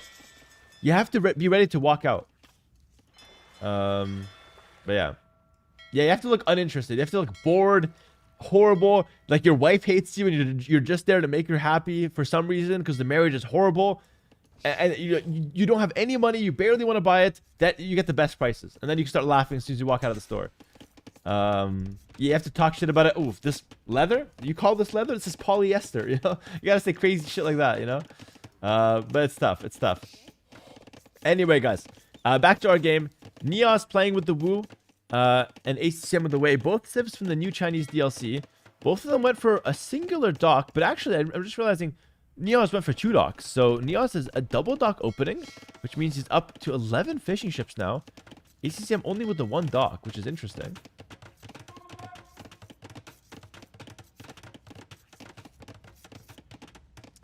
How much did you save on the bag? I dropped the bag about $50 worth, I think, if I remember correctly, something like that. It was pretty expensive, but it was like a good duffel bag.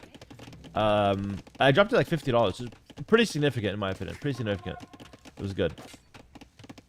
I got it on the best price. Okay, it looks like Niaz is just walking around here. He's looking around. But everything is haggled in yuan, which is like, it's hard. It's hard. Okay, ACCM is moving out with 2 archers and a spear. He's looking to put some pressure on his opponent. Niaz has 2 docks, which is very greedy, actually. And he's going for a fast castle with the Wu. He's going 2nd barracks. Wait, what? 2nd barracks on the front. Why would you show that? So he shows he's going to go Jan Swordsman. But yeah, Neos is actually playing really well here. It's a very cool strategy. He's going to go Jan Swordsman. I don't like that he showed the 2nd barracks on the front. But nonetheless, it's a pretty cool strategy to just go double fishing ships. Or double dock fish into a fast castle. This feels like something that I would do on these maps. Because I like this kind of approach. This is really cool. Yeah, these fishing boats are fishing gold. These are oysters, which is kind of cool. Galley comes out. Galley defends this clearly. Yep. Galley comes out, and there's no more aggression to be done here for ACCM. He's gonna have to run away. And meanwhile, behind this, ACCM just goes ahead and picks up a market, and we'll just play from here. And now ACCM sees the barracks. He should know this is barracks number 2 because he saw the original one here. And if you know this is barracks number 2, you know that Neos is going to go for Jan Swordsman, the unique unit for the Wu.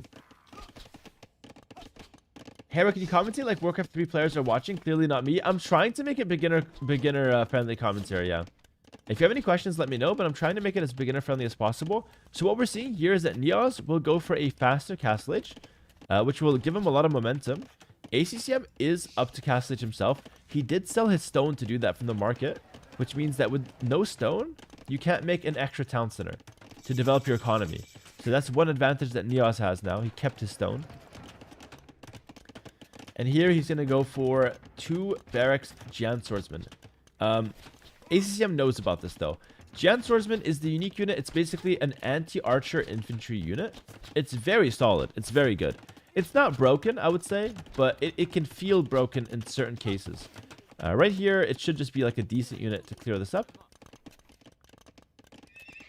And Neos also has a stable, so he could make like a knight if he wants to. Oh, and we have a push. Another push. Wow. Siege Workshop sneaky in the corner here with a 3rd barracks. It's going to be Siege, and Jan Swordsman. It's going to be a Ram with Jan Swordsman. Wow. And ACCM has no clue about this. Neos also sells his stone, so he's going to go for the all-in. And I like this approach a lot. Like, ACCM could be in a lot of trouble here. He's going 2 ranges. He wants to play Xianbei Raiders. But I don't know if that's going to work against the push that Neos is sending his way right now.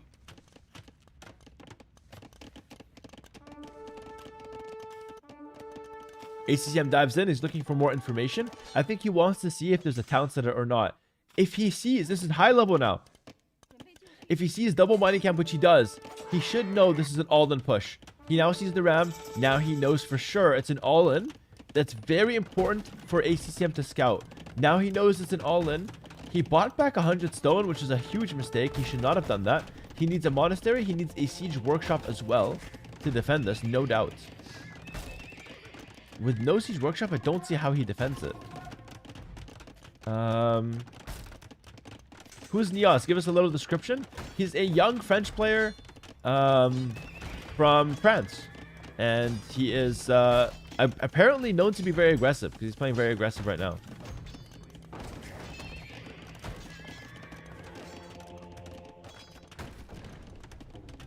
Alright. Looks like it's going to be the blacksmith going down here. Have I played him? I think I've played him before, yeah. Yeah, I think I've played him before. Yeah, blacksmith goes down. ACCM might have to remake that if he wants upgrades on his units. So far, though, he's just looking to get out some units. Like, he just wants numbers on the field. No bloodlines, which is an upgrade that gives you plus 20 HP on mounted units. We don't have that, but it's good enough.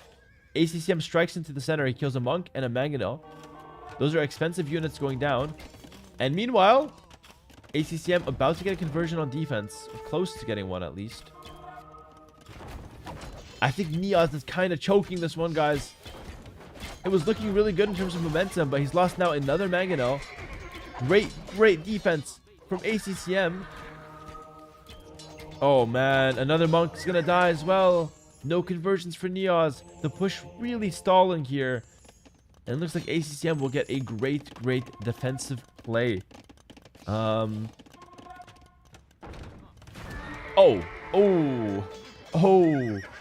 Okay. ACCM can't get too careless.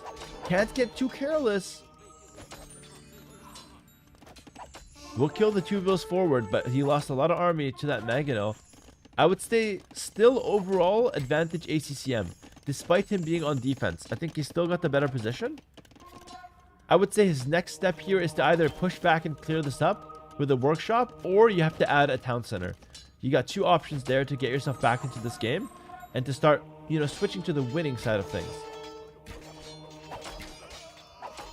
Another monk snipe, no conversions. Big fight in the front. I don't think this is that good for ACCM though. He's taking it anyways. Those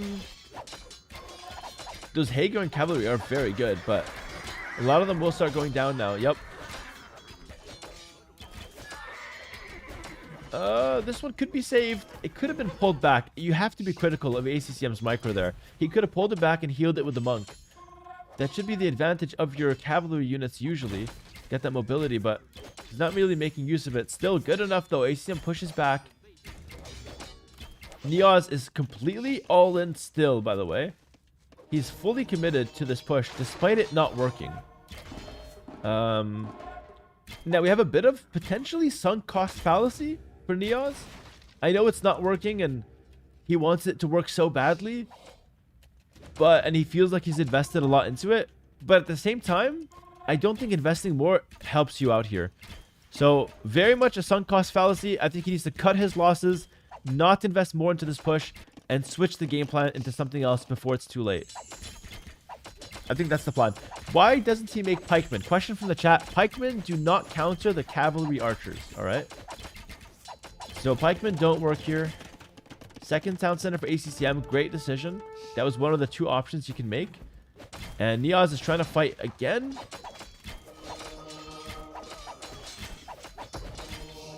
No, it's over. It's cooked. It's cooked. ACCM with a great clear up. Monks coming out. No conversions, though.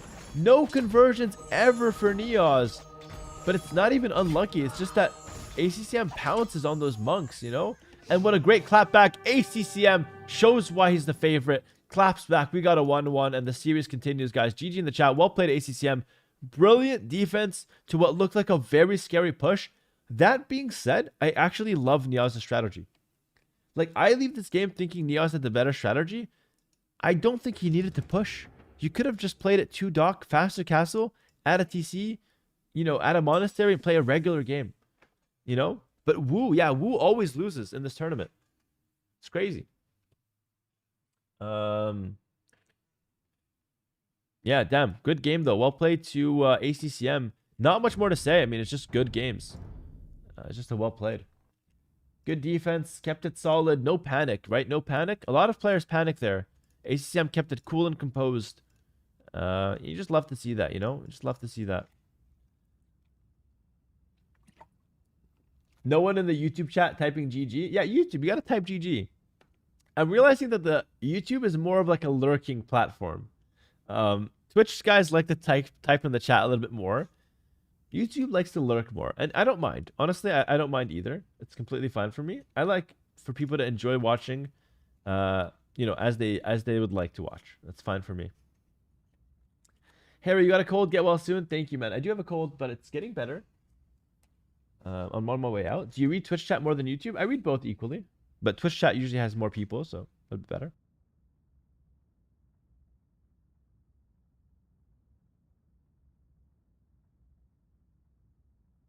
Well, this is a nice comment from YouTube. Saladrex says, great casting, GG, making AoE hype. Thank you, Saladrex. Appreciate that.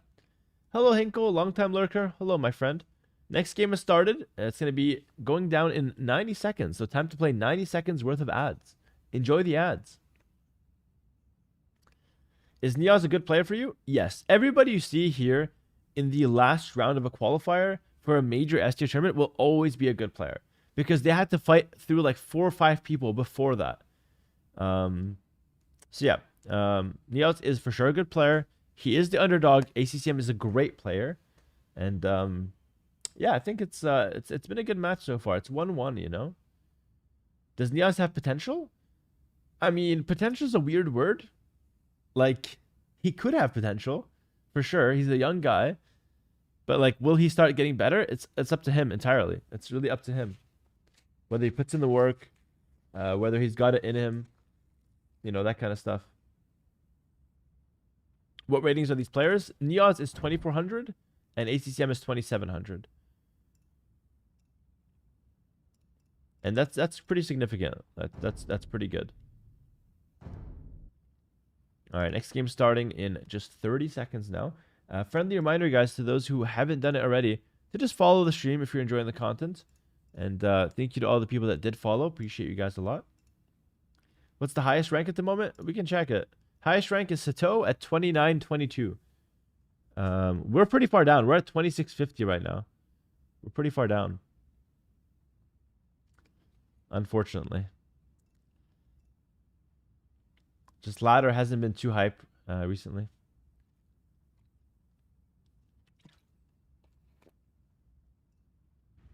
All right, guys, going right in to game number 3. between ACCM and Neos. We'll put ACCM in the red once again. This map is Mirkwood. Welcome in, everybody. Koreans for ACCM. Oh, that's his bread and butter, guys. Koreans is ACCM's bread and freaking butter. Neos playing as the Persians in the blue.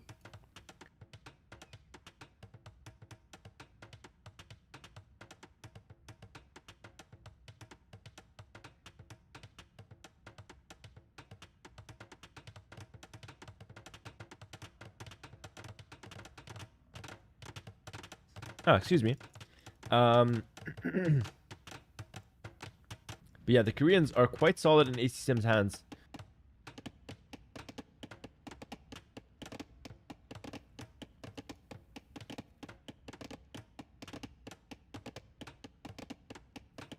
The sickness is all well and good until I get one of these cough attacks. Then it gets really hard to deal with, but hopefully I got this one under control. All right, good. Dock on both sides. And the map is Mirkwood.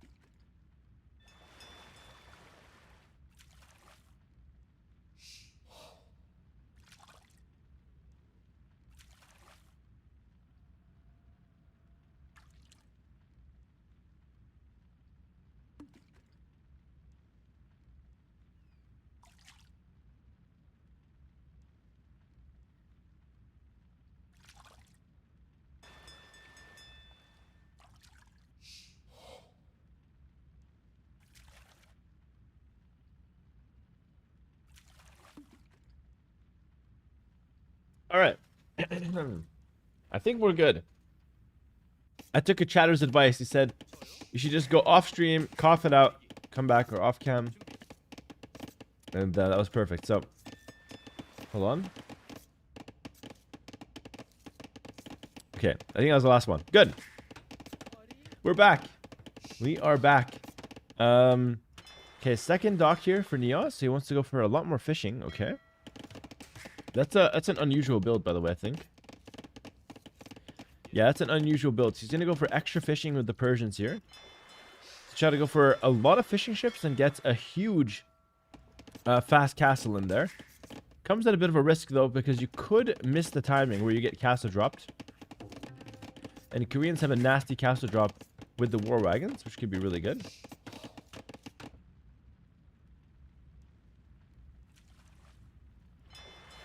And meanwhile, we have a second dock for ACCM as well. So both players want 2 docks. Want to go up to a lot of fishing ships, which is good. On the water, land units can actually walk. So you could go water to fight on the water. But you could also go land units, because it's kind of like a marsh and not just like regular water. But it looks like both players are playing towards... they're playing towards more of like a heavy water approach. As far as what each player sees, this is what Neos sees so far. He doesn't really know any information on ACCM's location. ACCM, on the other hand, also the same. He doesn't really know where Neos is. So both players playing a bit blind right now. How strong is the land unit versus a water unit? I would say usually water units are stronger. Usually. But on this map, land units have the benefit of being able to hit the water and also walk on the land. Whereas water units obviously have to stay on the marsh area.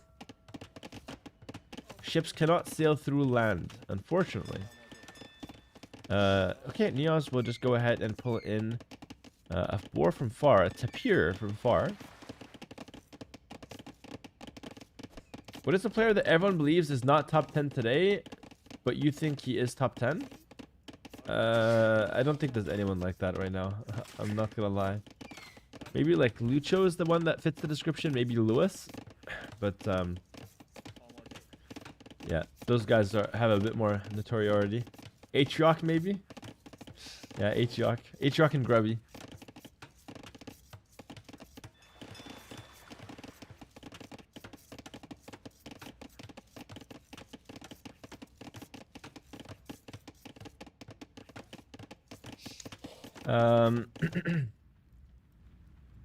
Yeah, not much to say. Both players just developing. Yeah, it looks like it's gonna be full walls from ACCM. What? Why? Why? What? Wait, what? That makes no sense. I feel like there's no threat right now. Why would you need to full wall? Maybe he knows something that I don't. I'm not really sure. I'm not really seeing it. He's gonna go for a fast up. I guess he wants to full wall and play water. That's the only thing that makes sense, but I don't know. Neos has 18 fishing ships out. Only 13 for ACCM. So Neos is going to such a big boom here with those fishing ships. That has to be a good play for him. Another Tapir coming in now for ACCM, who might go for a castle drop. I'm not really sure.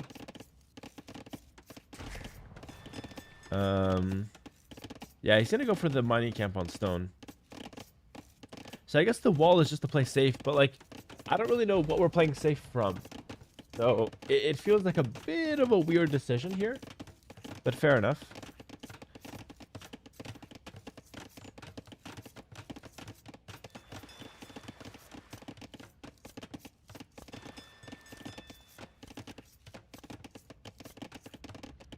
Alright, barracks on the front for Neos. So he's going to play a little bit of land as well, not just water maybe. Crazy amount of fishing boats though, like 21 fishing boats. It's not really normal, I feel. 16 for ACCM, so maybe it is normal. I don't know. I would like another dock for ACCM though on the side to use more of the deep sea fish. The deep sea fish. But looks like he's got the dock on the bottom instead. Okay, fair enough. Fishing lines right away. That's gonna upgrade the fishing ships, make them gather faster. Stable blacksmith on the land. So Neos wants to go for a few knights, maybe camels.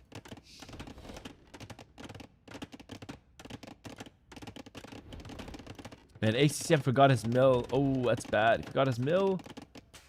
He's gonna be late on the market. You need the market, ACCM. Where's the market? Right here? Where are we making it? Yeah, right here. Nice. I love it when I call things right as a caster. It feels good, man. And meanwhile, they should be fighting on water. We're seeing Hulks come out for both players now. Yeah, Hulk opening makes a lot of sense. Persian docks produce faster, so you can expect Neos to punch first, but Koreans have cheaper units. So over time, Koreans will probably win the water, unless they get snowballed.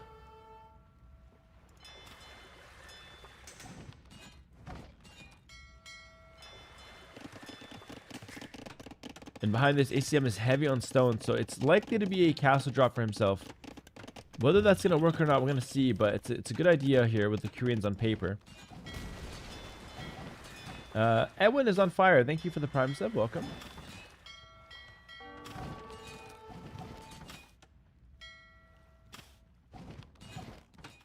Yeah, another dock for ACCM. I wanted to see that earlier, but better late than never. Dock shooting arrows is something that I kind of dislike personally. It feels like it gives too much of a defender's advantage, if you ask me, but yeah, fair enough. ACM's holding back so much navy here. He's gonna buy a lot of time. How do you balance vill production and fishing boats on maps like this? The general rule is that you never stop making vills, and then you always make fishing boats in early game. And then you kind of stop making fishing boats once you need to fight on water. Can you really win against castle drop on Nomad if you don't have a castle yourself? Yeah, you can.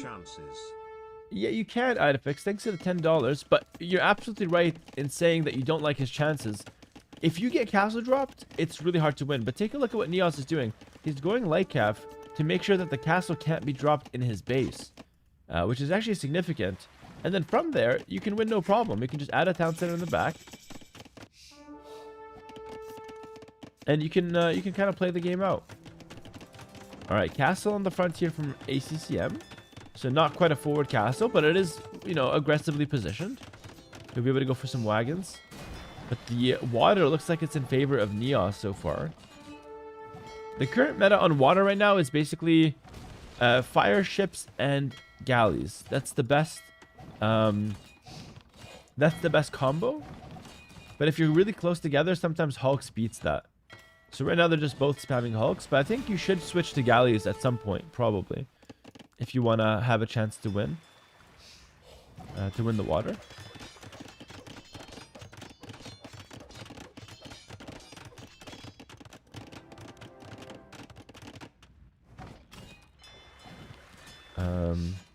Alright, mass Hulks on the frontier. Is Neos new to the scene? I think he's been playing for about 5 years, so I don't think he's new. He's been playing for about 5 years. Maybe a bit less. Maybe 3 years, something like that.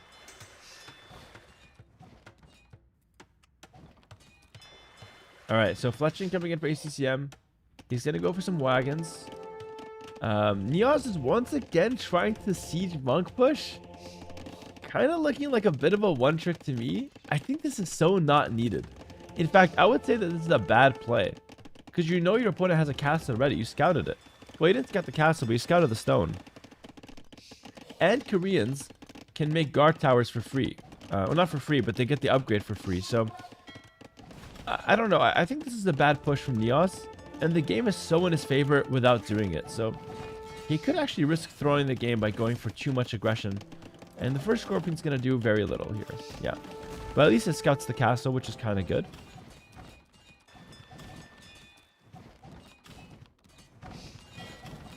Oh, turtle ship's coming out. That's interesting for ACCM.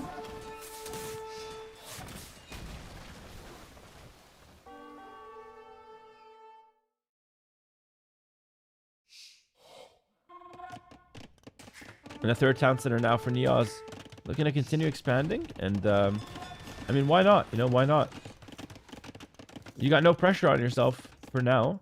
The turtles can be a bit of a problem, though. Those guys are very, very good. A turtle ship is basically worth 3 regular ships. Something like that. That's like the number, the ratio.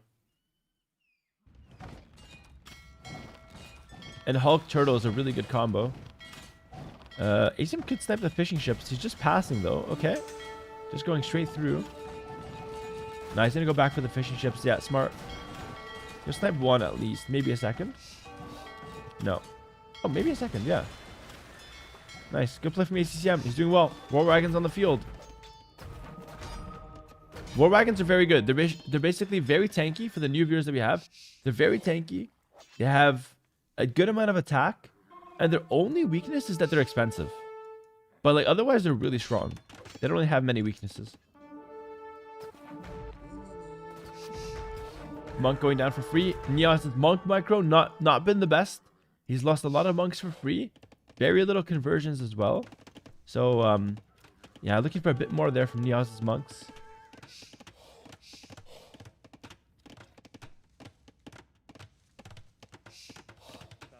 Oh, and he tried to go for the wall. It's not going to work. This monk is also not going to convert. Yeah, that's brutal.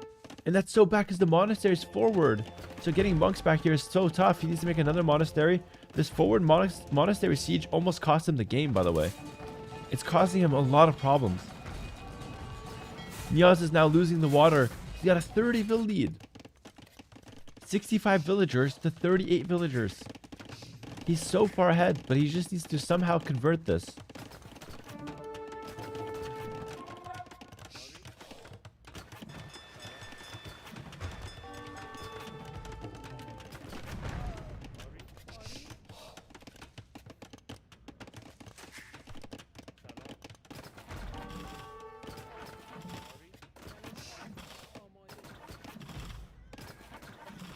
Alright, so far so good for ACCM.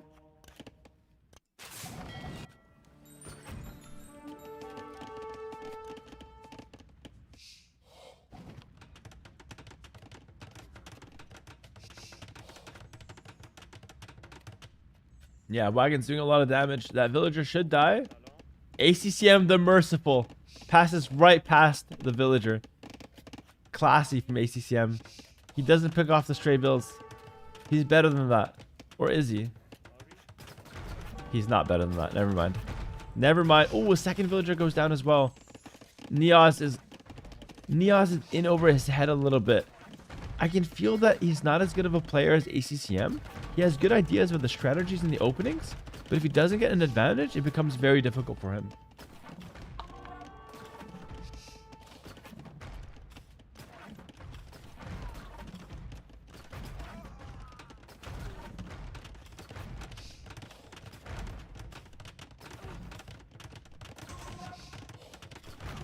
Big damage, big damage. ACCM is killing it.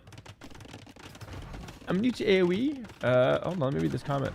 I'm new to AoE, but which civ from the two is better in general? Koreans or Persians? On this map, I would say that probably Koreans are slightly better, but both are top tier picks. Yeah, but both are really good for this map. So this win will not come down to who has the better civilization. It's gonna come down to who can play it better, and so far Neos has been playing it well. He's got a nice build lead, but ACCM slightly better in my opinion. That's advantage ACCM. He's killed a lot of stuff with those wagons. And Neos is going to be kicking himself, like going forward Monk Siege out of nowhere. Not part of the strategy. That's really slowed him down and prevented him from getting a good defense. But if he can somehow stabilize, the game is not over. He can still stabilize and win with superior economy. Problem is now the towers are coming through for ACCM. It's making things very difficult. Towers are a very good defensive and offensive tool for the Koreans. Another castle on the hill behind Neos' base. That's a big move for ACCM.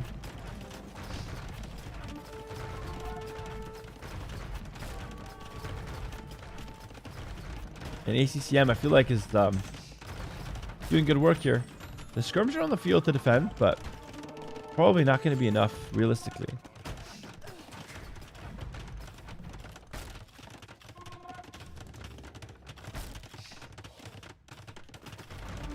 This castle is going to be so huge. But Neos doesn't score lead still. Shows you how valuable those extra villagers really are. He's got almost double the vill count, 95 to 50. And water's pretty much neutralized. Both of them have some fishing ships left alive, but nothing crazy for both players, because most of the good fishing spots have been depleted, right?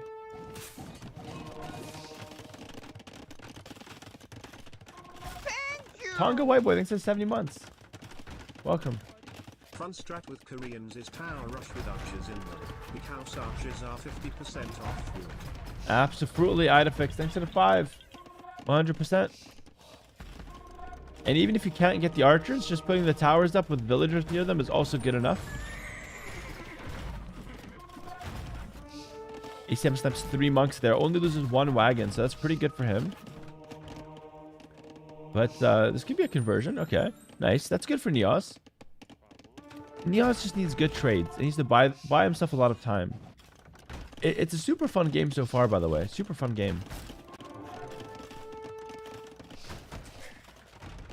All right, more farms now for Neos. Looking to expand wherever he can. These are super exposed, though. Like, that's middle of the map farming. That's very risky.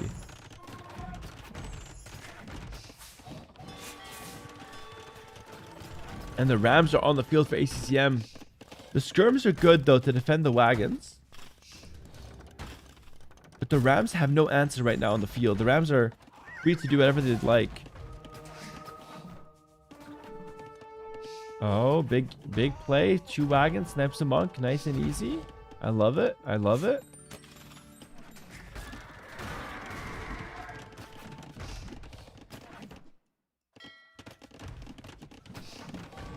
Yeah, good stuff from the skirms. Well played by Neos. Well played. He's defending his lands. Super, super intense game, though. I finally got home from work. I'm here for some Warcraft 3. Don't give up, Hera. We might do some Warcraft 3 after this this cast. This set and the next one. And then if we have time, we'll do Warcraft 3. I have not given up. I will never give up. Big shots in the rocket carts. Huge shots from the rocket carts. The Lewis set is next, guys. Lewis Hart. That's the main event. It's coming up next. I hope my voice can survive for it. I really do. Castle attempt from ACCM on the bottom. Tower into castle. I I think this is very ambitious for ACCM. This will get stopped. Skirms, 4 rams coming. You can't make this castle. You can't make this castle. It's illegal. You have to cancel it. You have to cancel it. Oh no, ACCM, if he doesn't cancel it, he loses the stone. Oh my goodness. Oh my goodness. He cancels it at the last second. That was so close. He cancels it at the last second. Big shot from the rocket cart though. Holy, those things are so strong. Good play from ACCM so far. Neoz picks up guard tower of his own. He had to pay for that tech though. He does not have the Korean privilege, but I mean, it's still good. Gonna help keep himself somewhat safe.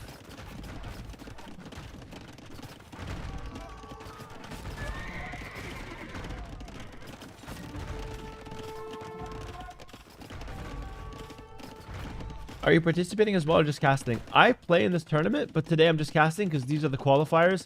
I got invited into the main event. So we're chilling. We're in a good position ourselves.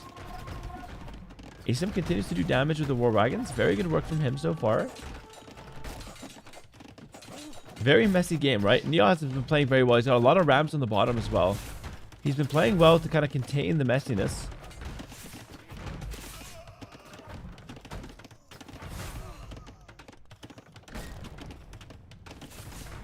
Comment from YouTube. Yo, Hera the GOAT. The last tournament was crazy, man. Really well played. Thank you so much, Scott. Neoz has many more vills. No idea how ACCM is sniping. How many ACCM is sniping. Yeah, exactly. Neoz, with 3 town centers, is keeping his vill production so high. He's at 115. ACCM has killed 58. And despite that, Neoz is still at 115, which is really impressive. Honestly, from both players. Both players playing very well so far. But despite Neoz having a lot of vills, not a lot of them are working because of how much damage he's being dealt this game. ACCM is almost up to Imperial Age as well, but a big ram push is coming in his way. I have to deal with that. 6 rams, a bunch of skirmishers as well. And yeah, ACCM is just going to abandon this town center. Okay. He's going to go elsewhere. Yeah. Good push from Neoz though. Really good push. ACCM's got a lot of food. Does he want Imperial Age or does he want like light cav? Both good options. He's gonna go light cav, I think. Or knights, yep. Night cav or knights. Light cav or knights, excuse me. Should be a good option here.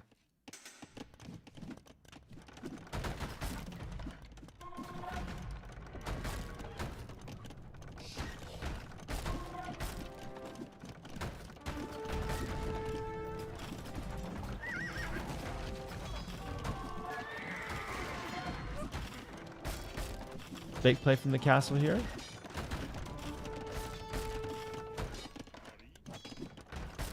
I like the knight choice. I think that was a good decision from ACCM. He'd be very good against the skirmishers. He's pushing back the rams as well now. Score is even though. Score is really even. It's hard to call this game. ACCM with a couple wagons behind the base.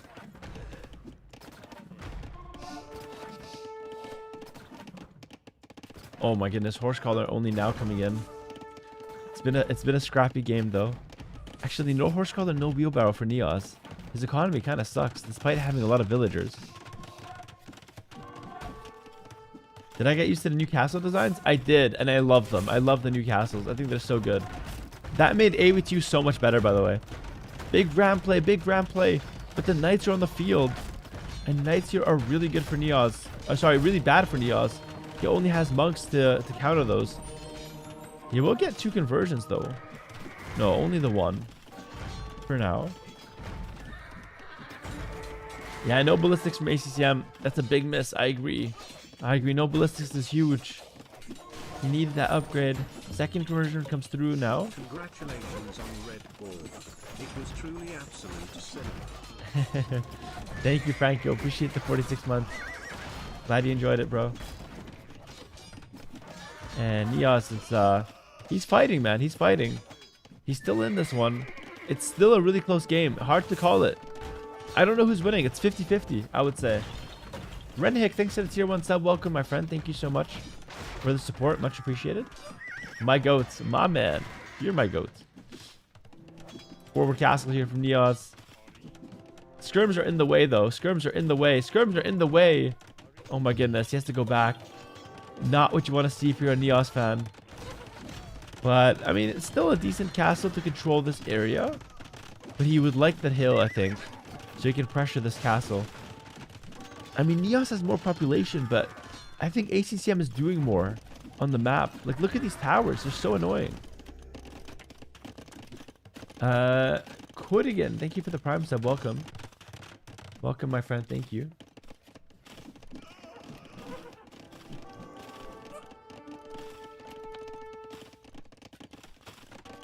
Hello, Mark on YouTube. He says, long-time lurker, first-time commenter. Hello, my friend. Welcome. Okay, another castle on the hill. He's up to Imp. Slightly faster than ACCM. Neast. 10 least. Thank you for the Prime. Welcome. Welcome, Neast. Both players up to Imp, but Neos has 2 castles where it really matters. I think Neos has the advantage. As crazy as this game has been, look at the minimap. There's just damage everywhere. But I feel like with the Treb advantage, it's really good. He also has 3 relics, which is significant. He has another monastery somewhere, no doubt. I don't know where, though, actually. I can't spot his second monastery. Oh, here. There it is. So 1 relic here and 2 relics here. Oh, we have an elephant. Elephant is one of the strongest units in the game. It's just very expensive and very slow. And prone to conversion. So it has weaknesses, but raw power, it's very strong. And already some pressure onto this castle, but Neos, with the faster imp, should have a nice trebuchet advantage onto that castle. Why do the castle placement matter so much? Yeah, when Imperial Age comes in, 2 trebuchets from the same spot is enough pressure to kill a castle before the repairs can come in. So now we're seeing some elephant ram play. This is okay, but the trebuchet follow-up is going to be amazing for Neos. And if you can kill the castle, you get a lot of momentum. That's why 2 castles in 1 spot is really good. Murder Hole is now coming in for ACCM to try to defend this. He has a rocket cart as well. Good defense from ACCM so far. Getting Murder Holes is really cool, by the way, to counterplay the elephants. It's like 2 things we rarely see: elephants and then Murder Holes to counter them. ACCM gets the free keep upgrade once he gets to Imp. That's a Korean bonus. So his towers naturally get stronger. He's also going to go Fire Lancers right away. But Neos has 2 Trebs. Wait, I said Neos has the advantage, but I take it back. I actually prefer ACCM's position because Fire Lancers are really good and really hard to stop for Persians. Persians will have to go hand cannoneer to beat the Fire Lancers, but that's not the best unit to have in such a messy game like this. Castle goes down though. That's a big win for Neos, and potentially could start a little snowball down here. ACCM will defend with another castle and towers to try to hold the line. Do I prefer rocket carts over mangonels? I think overall rocket carts are better, yeah. But they have pros and cons. I think I prefer mangonels personally, but rocket carts are better. Do I win from either position here? That's a good question. I think I win from Neos' position 10 minutes ago. I don't know if I win from his position now. Honestly. His position now looks good, but I don't know if it's good enough to beat Fire Lancers. And ACCM is doing something really smart. He's just attacking the top side. ACCM as a player always likes to attack. He doesn't like to defend. So instead of defending the bottom, he just puts up structures to hold, and then he counterattacks the top. It's so smart. It's so smart. Major advantage ACCM right now, if you ask me. Even though it's not, like, it wouldn't look like that. It looks like Neos is pushing. And it looks like the game is close. But the Fire Lancers are such a big deal here. They're really strong. Hand Cannoneer are out though, so Neos has a chance. It's not over yet. The Hand Cannoneer are very good. Let's see if ACCM can hold this position down bottom. He's going to have cannons coming out now.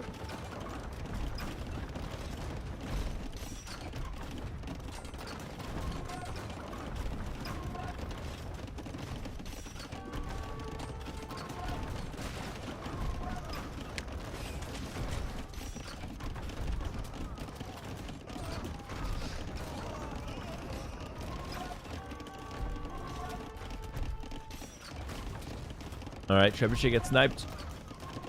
Towers and cannons. Hard to break that. There's a unique tech that there it is, Yupsong, that Koreans can get. It gives their towers +2 range. This makes the towers outrange the bomber cannons. So if you see this game that Neos can't really use his bomber cannons, it's going to be because of that unique tech. It comes in 15 seconds. It's a big deal, actually. Neos is making quite a few mistakes here, guys. Losing a lot of siege. He's trying to dive the cannons. He's going to kill one. He's looking for the second. Okay, he gets the second. Not a bad play. We'll lose some Henkineer, though. We'll lose some of his gunpowder units, but snipes the tower as well. So pretty cool play. Both of them kind of trading. The top, though, is all ACCM. Towers, wagons. He's going to gain all the control. Great fight from Neos.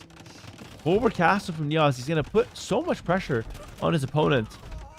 This castle could get denied, though, if he's not careful.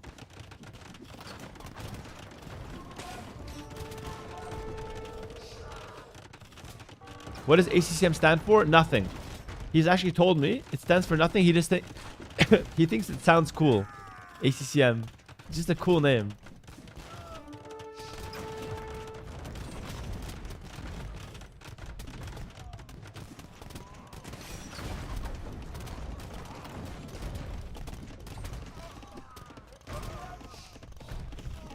All right. Cannons out. Yeah, a cute cuddly man, says Dave's chat. Yeah, a cute cuddly man is kind of fun. That's literally ACCM IRL as well. He's too cute, I'm not gonna lie. Alright, Neos coming up top here with bomber cannons and Henkineer. He's doing very, very well right now. In terms of keeping his army alive and, you know, somewhat pushing, but ACCM, it feels like the tide is turning towards him. He's got a hefty score lead here. He's cleared the top side. And now it feels like it's ACCM's time to push back and to start winning. And I kind of saw this happening 10 minutes ago. And Neos is in trouble. So despite his best efforts and the fact that he actually did quite well to like push and gain momentum, it's just too hard to finish off the Koreans completely.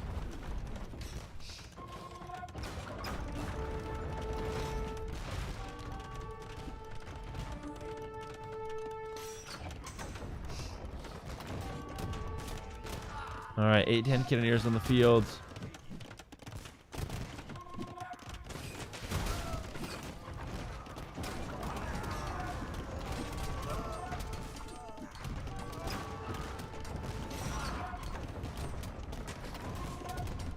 I mean, they're trading, but these trades definitely favor ACCM. His units are generally speaking cheaper. Koreans get a 50% wood discount on all their units, basically, which is so broken. Means they can basically spam endlessly. There's no time limit cap, so this game could be a 4-hour game in theory. But in practice, it's most likely going to be in ACCM's favor within, if I had to guess, within 10 minutes. 105, I would say this game ends and ACCM wins. I just don't see a way for Neos to hold anymore. Because there's no holding the towers, right? The towers, look at this. Towers all across the sides. Water control for ACCM. Cannon galleons coming out as well. So creative. So talented, this player. Love it.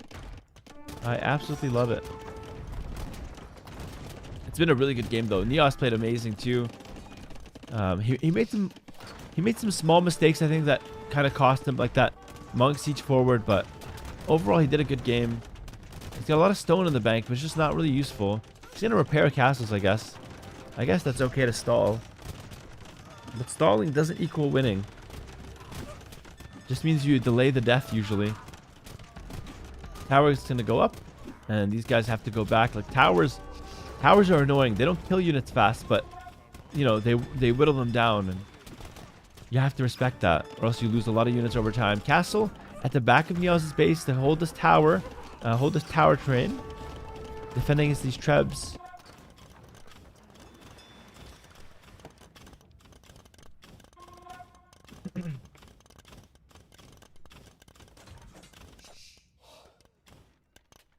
All right, Neos goes back on water, actually. He doesn't want to deal with the cannon galleons, so he goes back on water, which is good. It's significant to win the water back, but it doesn't mean that much. Especially when your land looks like this. It's just an exodus left and right. Seriously, Hera, why is your mousepad so massive? I like the mousepads big. I always use desk mats. The big mousepads are superior to small ones, for sure. And by the way, by taking the map, ACCM gets more gold and stone. Like, this used to belong to Neos, now it belongs to ACCM. Like my mousepad, it used to belong to me, now it belongs to ACCM. He just takes stuff from people. Look at this, taking the gold down here. There's some oysters that he can take as well later. He's got tons of gold and stone. So his push will never stop. His push will never stop coming in.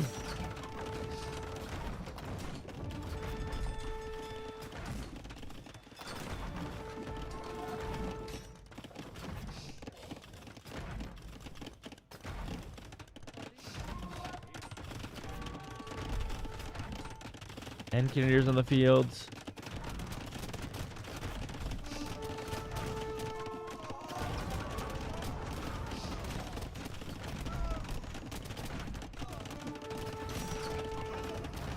Yeah, these skirmishes are doing wonderful.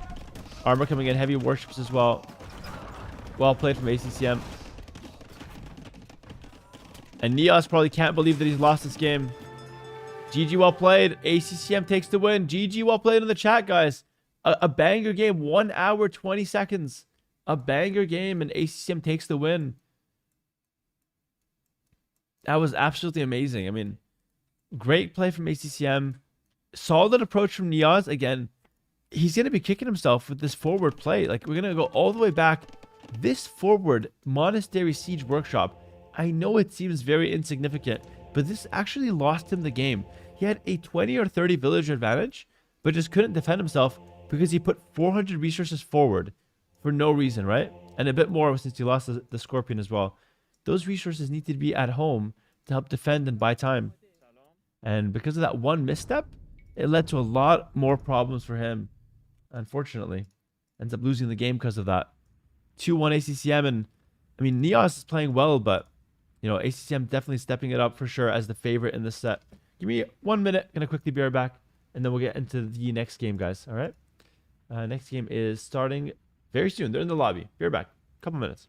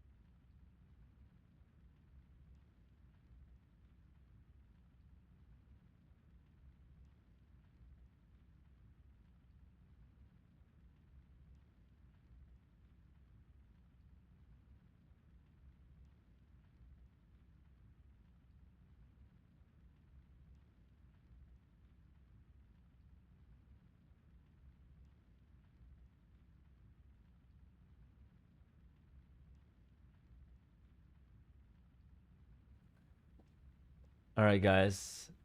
All right, I'm back. What's going on, guys? They're starting the next game right now, actually. 2 minutes to go. 2 minutes to go. All right. Thank you all for sticking by me so far on this fine Sunday. Keep in mind that we actually have the best set of the day coming up next. So this is ACCM Neos But coming up next, we have Lewis versus Hart, which I consider to be the main event of the day. And it's going to be a lot of fun to cast that one. So we still have the rest of this one, of course, and then that final set.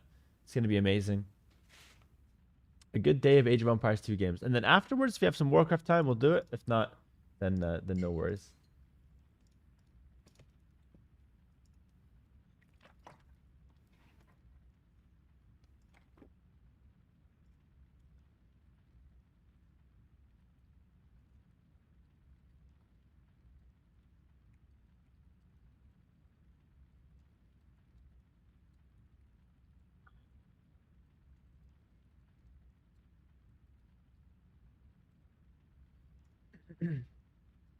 Hi, all. My daughters just wanted me to prove that I could write a comment here. Well done. Hello, Hetty. What's up? Shout out to your daughters. They're right. You can type a comment on Twitch chat, and I will read it.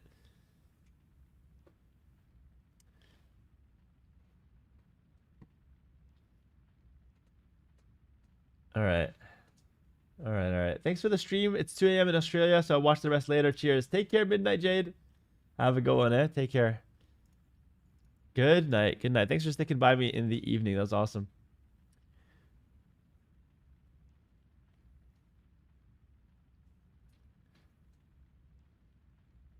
Did Grubby coaching help? In Warcraft 3, it helped a lot, yeah, for sure. I learned a lot from it. All right, guys. Next game is starting soon. I have a bit of an error, though, somehow. Yeah, okay. They restarted the game somehow. There's been a restart, so they're going to go right back into it. Hart and Lewis are already drafting, by the way, which is interesting. I wonder if they're going to start early.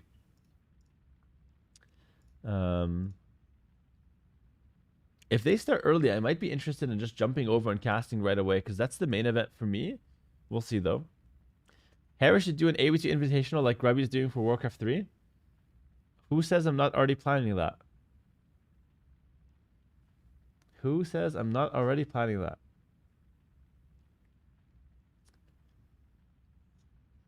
Hero counters Bohemians on BF.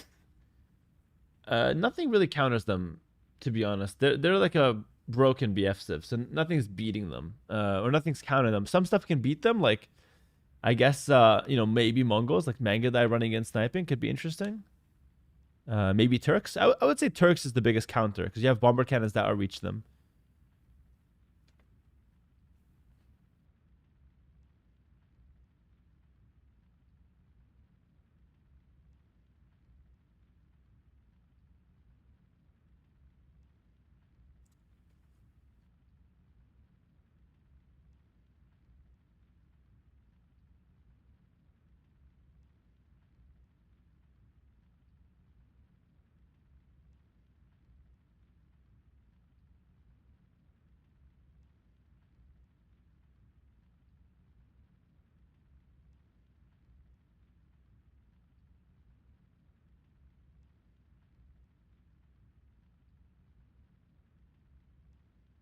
Have you had a cat sighting today? We did, yeah.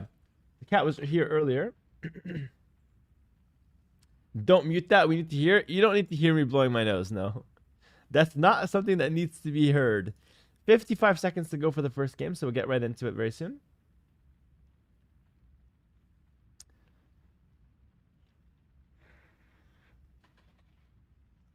Will it be for Patreon content? No. There's no blowing, Hera blowing his nose on Patreon.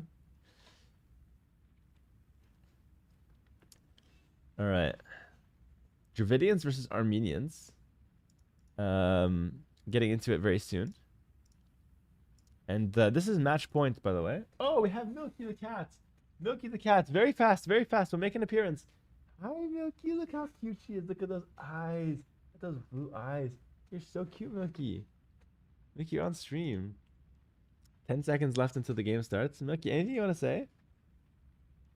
No? You're scared? You want to go elsewhere? You want to be anywhere else? Very blue eyes. Damn cute. Yeah, she's so cute. She's honestly amazing. Put her down a bit right now. She might want to stay with me, actually. Maybe she stays. Who knows? But for now, we're going to hop in. Oh, it's a water map. Boo! It's a water map. Who likes water? Let me know.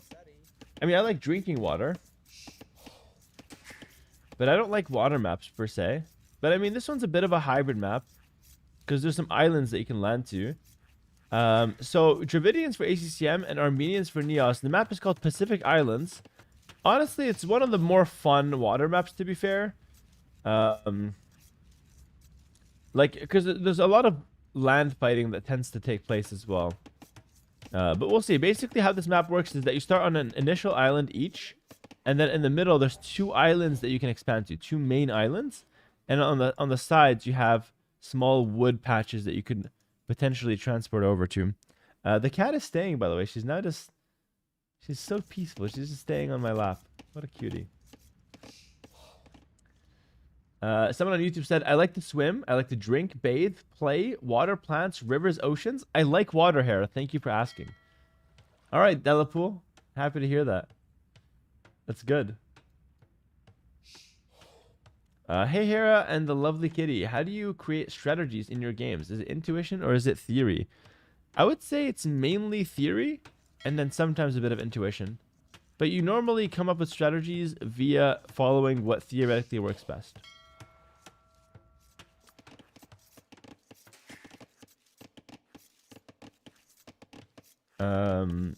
Both these civs are pretty good in terms of early game water.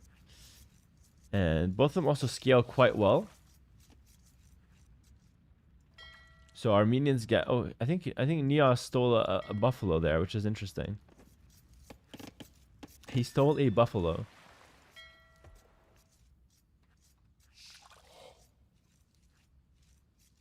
Hello, Arcfinity. What's up? Do you think the best strat for early water rushing is just massing hulks? No, I don't think that, Flying Sheep. Like, hulks only works if you're really close to your opponent's dock. But the best strategy for water right now is a mix of fire galleys and galleys. Because that lets you kill docks if you get the advantage. The galleys kill the hulks, and the fire ships tank for the galleys. I love you, Hera. Please never do drugs. Shouldn't be a concern. I've never been tempted by drugs nor alcohol. I keep it relatively clean. I don't have like the best diet or anything, but I keep it relatively clean. A villager's going forward here. Villager and a scout. So it looks like Niaz is going to go for another dock here. I love you, Hera. Please do drugs. No, come on. Then you don't love me for real. Because drugs are bad for you. Yeah, honestly, like, the biggest high I get is just winning in a strategy game. Against another human. It has to be someone losing, though. That's where I get the high from. Like, if I win a single player game versus the computer, I couldn't care less. But if someone else lost to me, oof, amazing. So satisfying. Alright, Neos has his dock up top. He's got 2 docks. ACCM's landing with a bunch of villagers. No doubt wanting to go for another lumber camp. Tries to go for a gate trap. No point in messing about with that. Neos is staying a bit more in the feudal age, by the way. I think he might be going for the fast castle. Oh, sorry, he's staying a bit more in dark age. I think Neos is going for a fast castle, whereas ACCM is actually trying to go for a fast feudal. He wants to pressure. We noticed from your Warcraft 3 streams, yeah, dude, I love winning against other people. It's so good. Because that, for me, that's what competition is about. It's just trying to do something better than the opponent. And then trying to also... You're also competing with yourself to see if you can do it better yourself. And then you climb eventually. That's fun for me, you know? Hera understands that fun is a zero-sum game. Not always, but with online gaming, kind of. But to be fair, like, I think being too nice in competitive gaming is actually kind of bad for you. Like, for example, we have a player, Jordan. I think he's a little too nice when it comes to competition. He, like, doesn't hate losing enough. He's, like, okay with losing. And I think when you're okay with losing, you just lose more often. Your body has to be completely repulsive, or, like, repulsed by the idea of losing. So it happens the least amount of times. If you're ever in a game and you don't mind losing, it's just you're not maximizing your winning chances, basically. But obviously, you can't be like that at everything in life because then you're going to be absolutely insufferable. So, like, for example, I'm not like that in board games. If I lose a board game, it's whatever. I couldn't care less. With family games, I'm not like that. But with competitive online games, I am like that. So I'm only insufferable some of the time. All right, so it's going to be fire galleys from ACCM. So like the guy was asking about hulks earlier, actually fire galley was the right call here, and he is indeed going for the fire galley. That lets you harass the early fishing ships and also lets you kill the docks fast. Fire galleys are very good at killing docks, almost too good, I would say.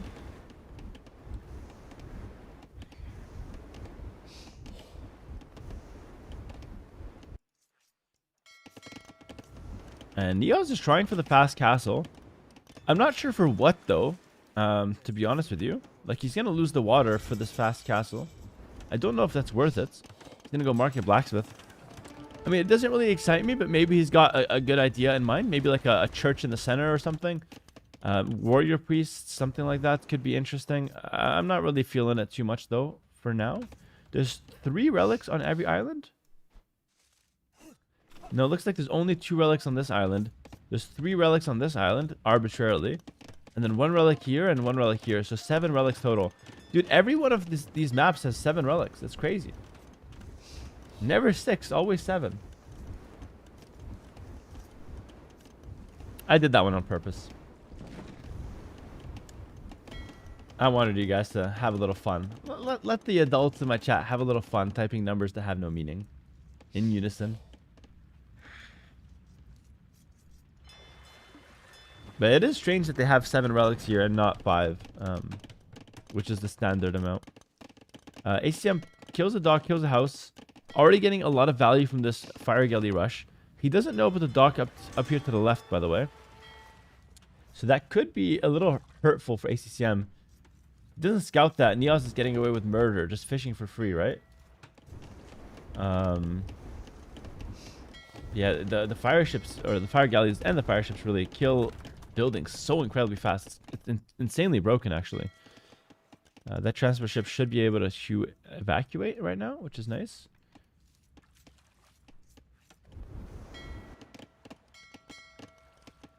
All right, and looks like Neos is up to Castle Age. A minute faster than ACCM. That's what his entire strategy was revolving around. Now, whether that's a good move or not, we're going to see very soon. To me, I don't feel like it really paid off and at all necessarily. But we'll see if maybe he's got something I don't know about. 6-year-old says 6666777788889996767 it's evolving. Take care of your 6-year-old, Idefix. Don't let her get brain rotted by the internet. You gotta take care.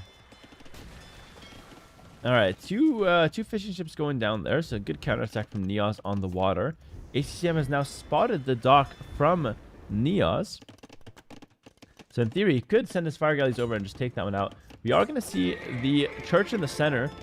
So Neos goes for the fast castle into the church. But ACCM has the scouts. Wait, ACCM has the scouts. Wait a minute. The church will be denied. Oh, that's so bad for Neos. The church gets denied. And his whole idea of taking the relics and getting control of this area failed. The whole strategy failed. That's horrible. That is literally horrible.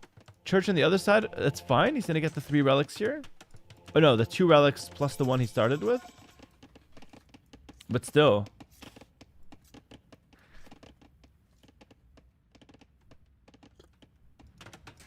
Alright, town center on the mainland for ACCM.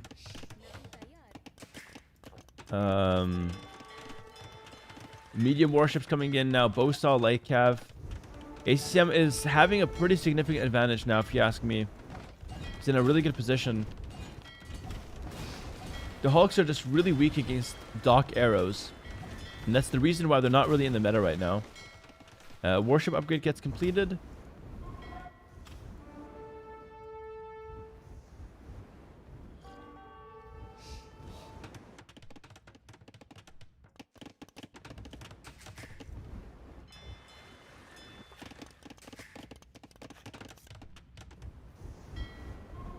Alright, more fire galleys coming in. More fire ships from ACCM. Why did you go for Vikings on a non-water map for Wololo? I thought Vikings were a shoot-in for one of the final 2 maps. Did you hear about the Atrioc message at all? That was kind of like the lore behind it. There was a lot of things going on there, but I felt inspired, let's say, from Atrioc's message. And I went for the Vikings and it worked out.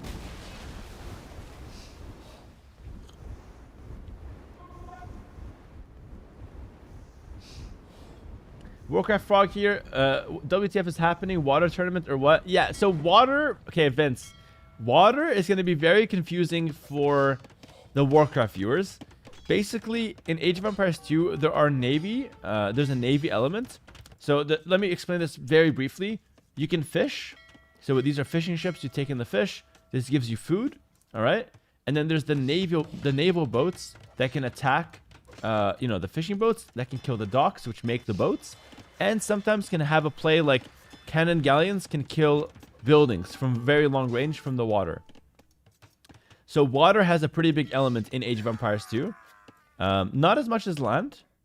So as you can see, there's still some land elements going on, like light cavalry snipes a bill here from ACCM. But the water does play a big role, and it's good for economic expansion and map control. So you can't really ignore it. And once you control the water, you can actually transport your units across the water via transport ships. So it opens up really cool lines of play as well. Light cav dive in. Gate is not going to help. ACM will still snipe the monk nice and easy. Could go for the warrior priest if he wants to as well. Beautiful. Kills 2. Can just back up. Yeah, just amazing harass from ACCM. This game is looking heavily in favor of ACCM right now. He's got a nice 5 villager lead. He's got good water control. He's got good control of his own island. I'm not saying it's over for Neos. He's still got a chance, but it really is looking good for ACCM right now.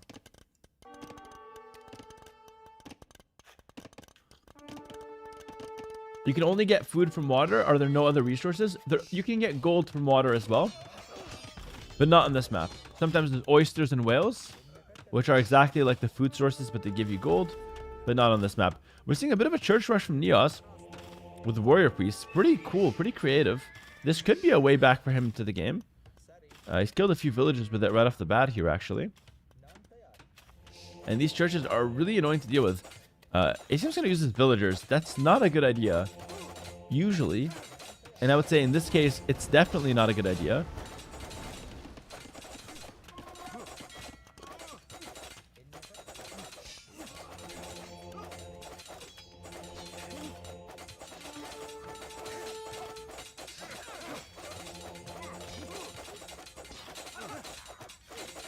But I guess it works.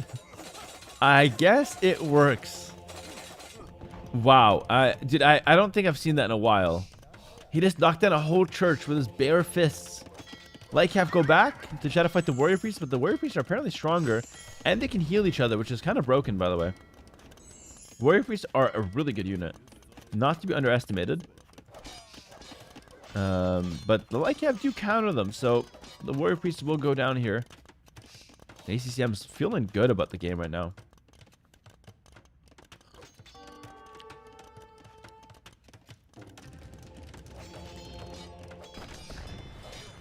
Oh, Neos will lose the forward villager. ACCM breaks the palisade wall, will kill the Vil. And the Mangonel comes out for no reason. These are the mistakes that Neos cannot afford to make if he wants to try to qualify for these S tiers. Does get a nice shot at the end there, so at least some value. But man, oh man, he lost a lot there. That was supposed to be a positive play for him. Ends up being just okay. Found you casting ACCM on Sunday. Hello, Martins. Thanks for the Prime stuff. Found you casting ACCM. Good to see you, bro. Castle here for Neos. Oh, the transport's coming in. And ACCM will spot this immediately, which is kind of insane. And docks. So this is called a redock from Neos. You got a castle, redock the lakes, or redock the rivers, or whatever, the water, and try to get back on the water in a big way. And the castle will protect your docks from getting sniped, except this one. This one is not in range of the castle's protection. Maybe when Bodkin comes in, he can try to help, but probably not. This game is cooked. I mean, there's still a chance for Neos. I wouldn't rule him out completely. Like, Vil count is even. There's no reason for this game to be completely over. Neos actually has 8 extra villagers. compared to 7 fishing ships from ACCM. Yeah, there's no reason for this game to be over, actually. This game is still neck and neck, I would say. I mean, slight advantage ACCM, but Neos has 4 relics. Neos has 4 relics. That's no small, that's no small amount. He's already got 1,000 gold only from relics, which is huge. If anything, I would say maybe it's even advantage Neos, if anything.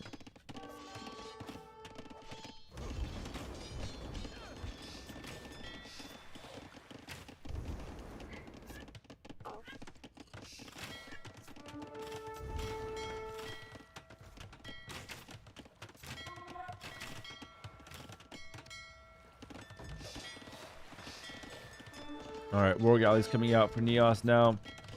Gonna try to snipe some of these ships. Elephant on the field now as well for ACCM. Okay. Okay. Damn, ACCM's coming through with a castle here. You know what? Neos is doing good work. I mean, ACCM is looking like he's gonna get the faster in. But there's a lot of vills dying here on this castle. ACCM comes out with a bunch of fires. Now, typically, fire ships counter the war galleys, okay? That's typically how it works. And then you have to make what's called hulks to counter the fires. Neos looks like he's trying to land more villagers towards the center, but ACCM is not letting him. Water control is super important.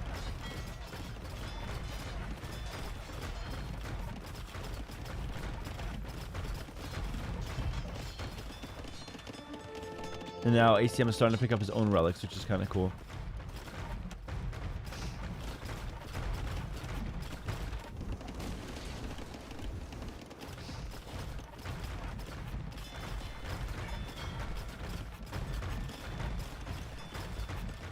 Yeah, so these are the hulks. These counter fire ships.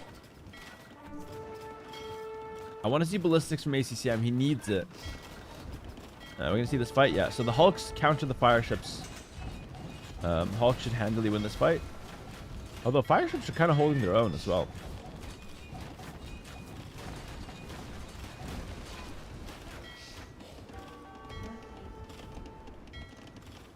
The big factor here, though, ACCM up to Imp. Neos still has yet to click. And Imperial Age with water is a huge advantage. Gives you Bracer. We're going to see some trebuchets come out from ACCM. This castle is actually in range of trebbing this other castle. You get all those cool technologies to be able to fight water. We have siphons coming in now for ACCM. That's going to buff his fire ships up a little bit. Giving them a nice charge attack, but also the splash damage, which is really good. We're just missing ballistics. I don't know why ACCM has been completely reluctant to pick up ballistics in these games. But still, doing really well here with these fire ships.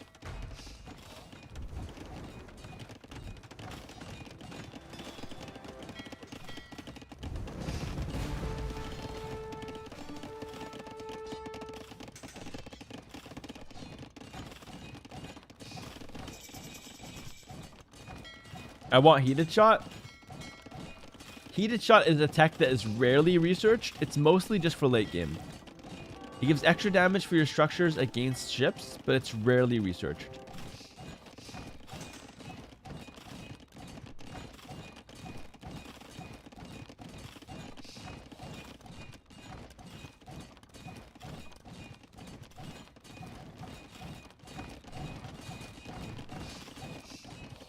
Major advantage ACCM right now.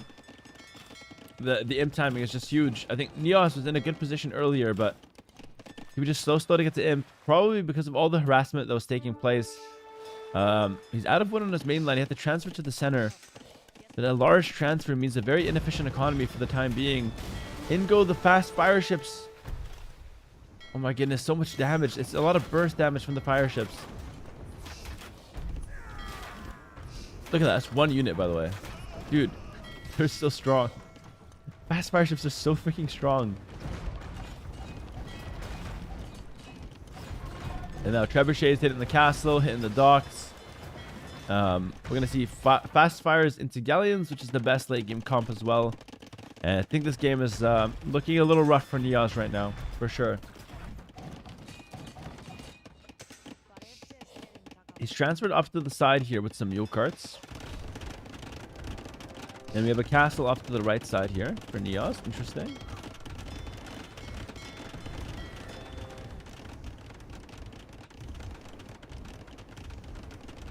How much damage did it do to the castle, for example? I'm actually curious to see that. Looks like they're doing some damage, but nothing crazy. I have to see once the castle stops being built how much damage has really been done. No, nothing crazy against the castle. Because I guess the castle's got too much armor. And ACCM is actively positioning them under the castle. But Neos is getting murder holes to shoot underneath his own base. And that's going to be good enough to clear up those ships. It's kind of insane how much we've seen murder holes make a comeback into the meta. Like 4 years ago, we don't see murder holes here. Ever. Nobody went for it. And now we always see people just instantly go murder holes. So their opponents cannot abuse the base of their castles. It's kind of interesting. Squashy thinks it a 43 months prime.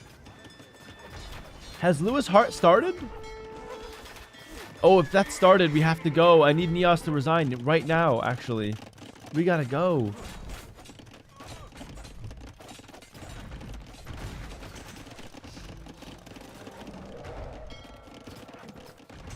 Because this game's done, though. But I'd like to finish it, you know? I'd like to finish it. Even though it's completely over. Which already we know he lost. But what if he makes a crazy comeback? Let's see. He's going for a castle here. I could switch, but I mean... maybe I should switch. Dude, I don't know how to make this call, guys. What do you guys think? Switch or no? I got a lot of people here, so everyone's going to be unhappy about something, you know?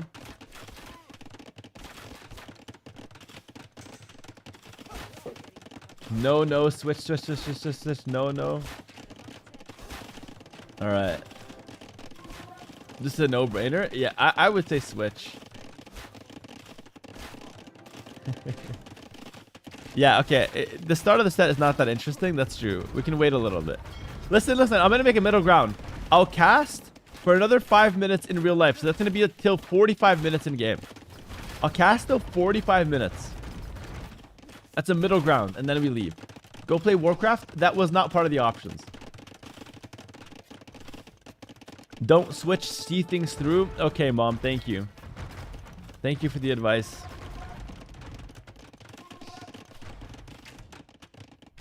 All right, shipwright coming in. That's going to make the ships even cheaper for Dravidians. Make them produce faster as well. 3 trebuchets are idle. I would like to see those being taken over. Oh, perfect timing. ACCM is right there with the transfer ship. That's hilarious. So for a castle on Neos' land. And yeah, I mean, Neos is trying to hold. And he's doing his best. But it's really a I would say it's 0% chance to win right now. But I would say it's like 1% chance, maybe. He's going to go heavy demo. I mean, those are really good for Armenians, but I'm not sure if that's going to do enough for what you need right now. Haven't been able to catch a stream in a while. Hello, chat. And hello, Hera and chat. Hope everyone's doing well. Hello, Scorpion. Everything good here, man. Good to have you here, bro. Demos on the field. ACCM is watching, though. Elite Cannon Galleon. This is really good for the cannon ships. These ones here. At sniping those castles. Bombard cannons, trebuchets, cannon galleons. ACCM has so much heavy siege here. It's ridiculous. And Neos is not going to resign. He's going to continue fighting on. It's his right to fight on as much as he wants. You don't want to leave anything on the table. Any doubts, you know? If it's lost, let's figure it out.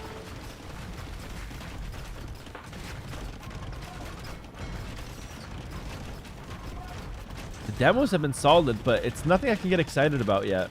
Because it's not enough, you know? Yeah, Castle's going... Townsend is going down. He's going for more ranges. Oh my goodness, but there's no place to breathe for Neos. Look at that. Galleons everywhere.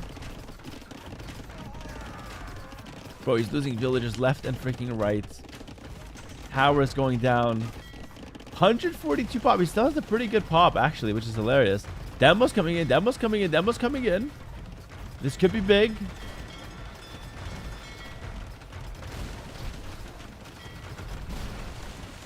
Okay, he's going to conserve the rest. That's hilarious. He only used 2. He's saving the other 4 for a rainy day. But it's pouring all over.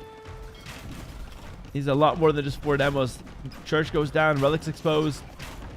Mix of Arbalest Skirm. Just impossible to deal with when you have literally no army on the field. Niaz is trying to go for some skirms. He's losing on water. He's losing on land. He's losing everywhere. It's so over. I just need him to resign so I can say I finished the game. It's so over. GG well played. GG well played. Give it up for ACCM. He is going to be qualifying to the Warlords main event. And we're going to go to the next set right away. Right away. Easy transition to the next set here. Because we have Lewis versus Hart, the main event of the day, already starting. No, they're not even in game.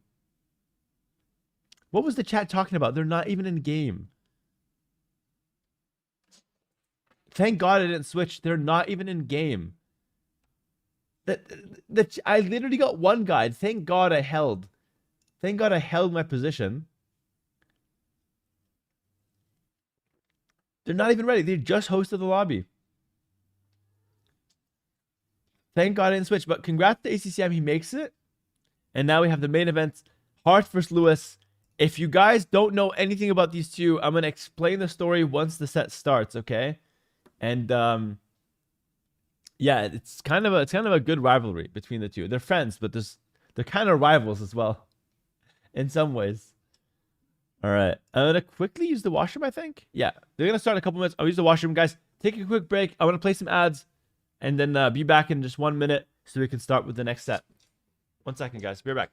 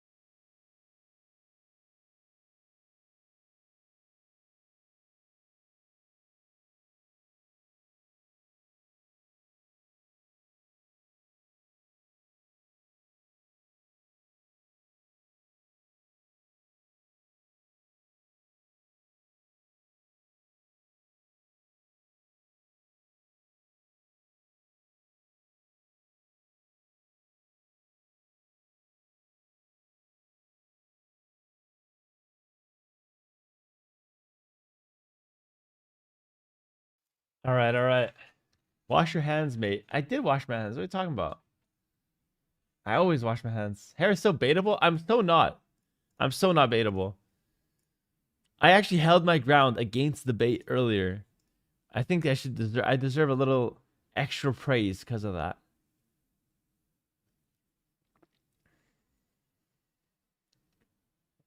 Hera, the cat hair is all over the mic and chair. Yeah, what do you want me to do about it? Not that I could do about it. It is what it is.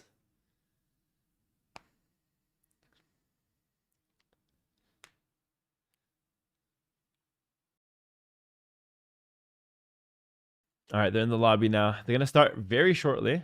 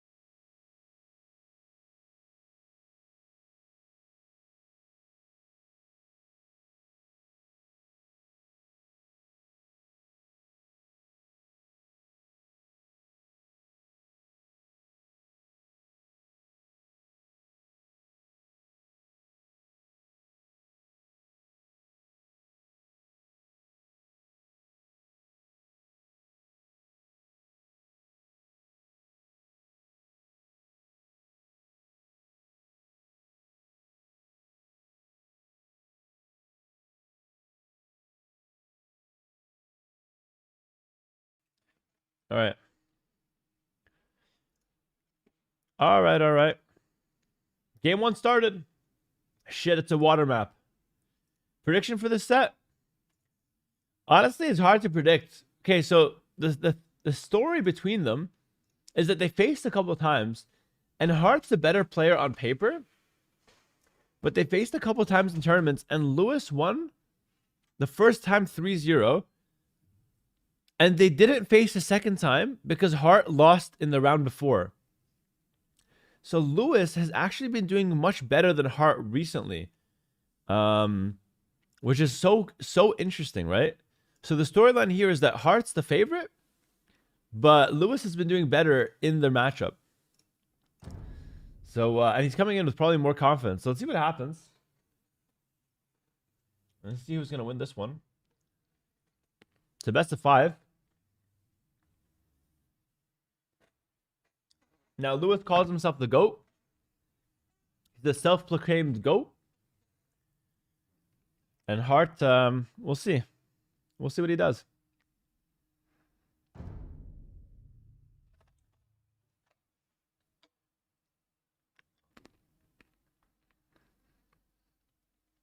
It is a big game, though. Very big game.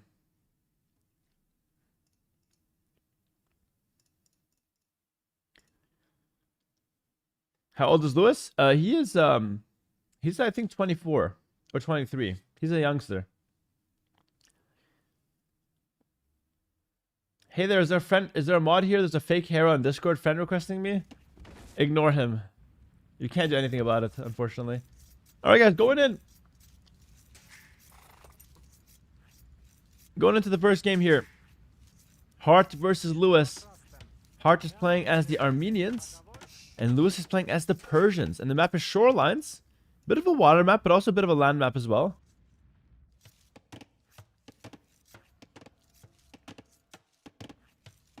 So basically, there's a land all the way across from one side to the next, including both players, as you can see. There is some marsh leading into the center, which has some berries, a bit of gold, a nice hill, some wood, a few relics as well. So a lot of good stuff in the center. And then there's a large body of water on the right side that has a mix of fish and oysters, which are gold. Okay? So the fish are food, and the oysters are gold. All right? So, yeah, pretty cool map. It's called Shorelines. I don't mind playing it, actually. It's one of the more fun water maps, let's say. But it's still a water map, all right? I see no link for your mouse pads. Where can I buy it? If you're watching on YouTube and you want to buy one of my mouse pads, go to any one of my videos on YouTube. Go to any video, check the description, and you'll find the merch store there in the description of the video. All right? And then you can go buy a mouse pad like that. And thank you in advance if you do buy anything from the merch store. I appreciate it.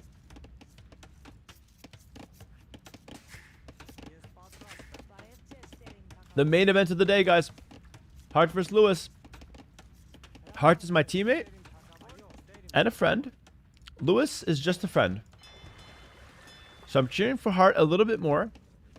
But if Lewis wins, I'm not going to cry myself to sleep, you know? Not the end of the world here.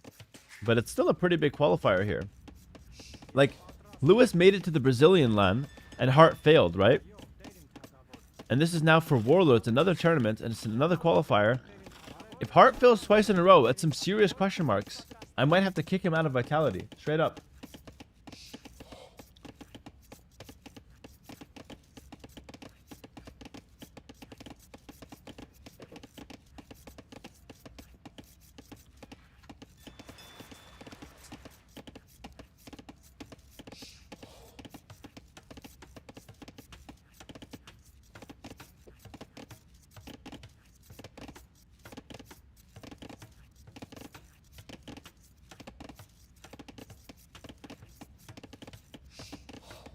Is Hera the Mbappe of Vitality? I mean, maybe. I don't know. Isn't Lewis that guy that Hera 1v1'd 100 times? Yes. So if you guys know ball, you'll know that when Lewis was an up-and-coming player, I was coaching him a little bit, but then I also offered him a 100-game challenge. All right? Thank you. I offered him 100 games, and if he beats me just once, he wins the show match. And I have to win 100 times in a row. I ended up winning 37 straight, and then I lost. So I'm 37 times better than Lewis, basically, is the moral of the story. And that was a long time ago, though. Now, me and Lewis are about the same skill, which is crazy. Yeah, but not 100, exactly. I'm not 100 times better. That's important to note. Okay, I have some food, and I'm not gonna lie, guys. I'm extremely hungry. And my body needs the energy because I'm sick. That's my excuse. So I will cast, but I will eat while casting. And if you guys don't like that, I want you guys to pretend you like it for the sake of my well-being. All right? So what we'll do is we're going to watch the scout, for example, while I eat and commentate. It's going to be such a good time.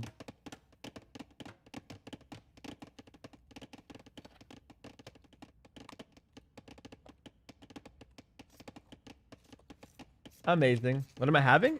Chicken milanesa with fries. It's a very Argentine food. Any Argentinians in the chat?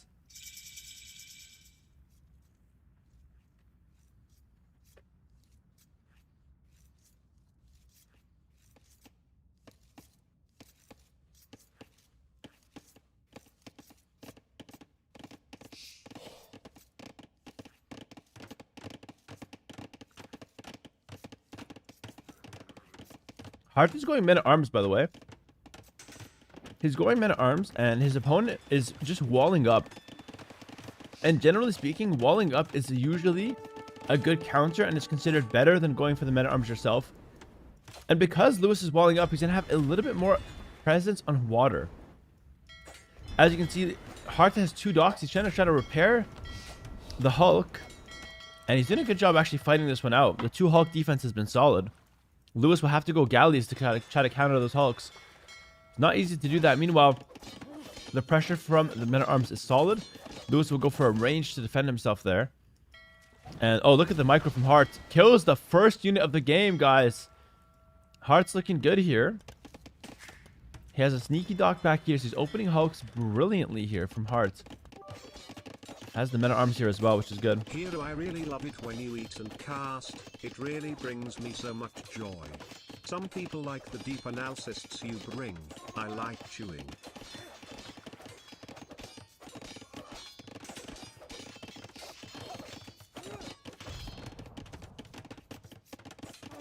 Amazing, Donald. I always knew you were a fan. You're a real one. Please chew louder.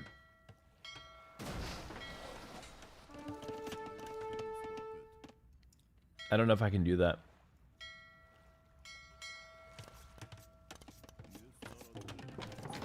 I know that's a big thing. They have like ASMR chewing and stuff, mukbangs and stuff.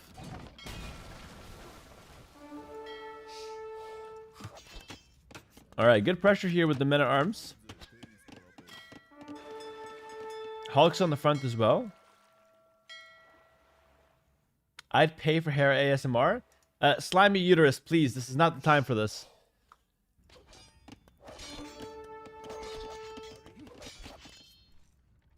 We got kids watching, bro. Slimy what? I can't say it again. Archers on the field. Archers on the field. He's going to push away the men-at-arms. I think Hart is trying to bait them into the Hulk. But Lewis is a bit smarter than that. He's going to back up.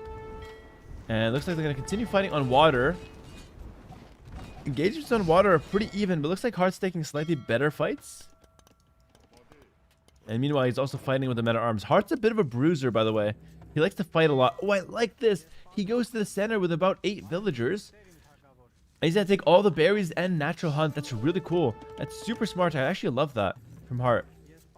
Meanwhile, he'll make some skirmishers from the front as well to continue putting the pressure. Kind of insane. You can say uterus. It's not a bad word. I know. I said it, you know. I'm not going to put too much emphasis on it, you know.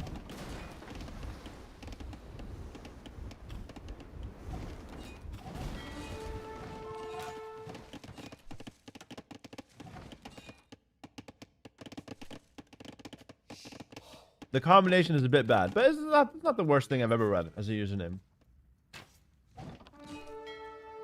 Somehow it's worse. He eats it and he eats and says it. I don't eat it. I eat and say it. Anyway, you guys are distracting me. Villager goes down. Villager goes down. The men at arms are in.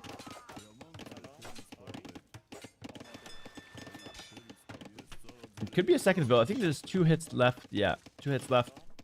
Not quite gonna make it. Yeah, that guy goes down. And overall, it's a pretty even game, but I like Heart's position more because of that center control. In my opinion, having center control sets you up so nicely for a follow-up where you can just take the relics.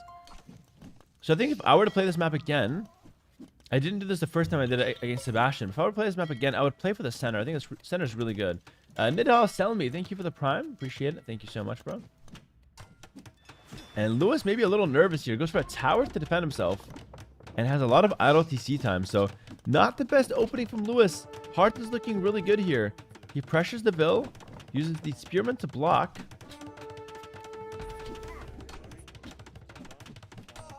And actually lands another kill. Brilliant stuff from Hart.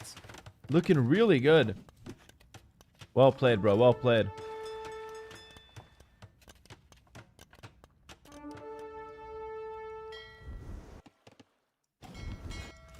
Well freaking played.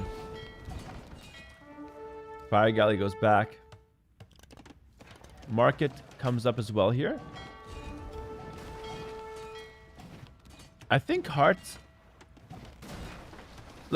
okay on the water, but I think he doesn't mind losing the water necessarily. He obviously doesn't want to lose it for free, but he's not playing 100% for the water.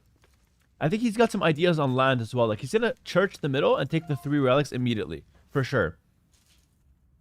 And there's also a bunch of relics on the outside of the map as well. There's 2 here, and then there's 1 more here on this side. There's quite a lot of relics on the field, which is really interesting.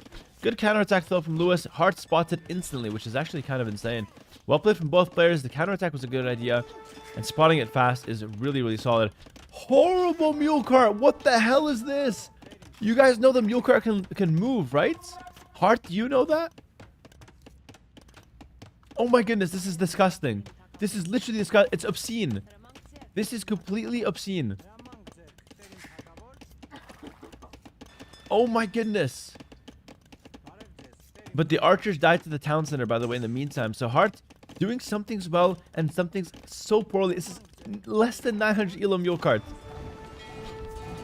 Oh man. Okay, we'll check back in with that one in a second. But so far, big water fight right down the middle here.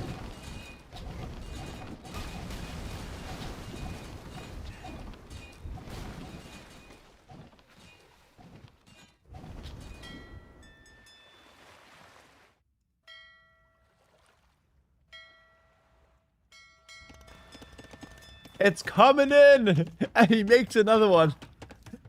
He makes another one just in case. Oh my goodness. I'm not gonna lie, that was extremely embarrassing from Hart.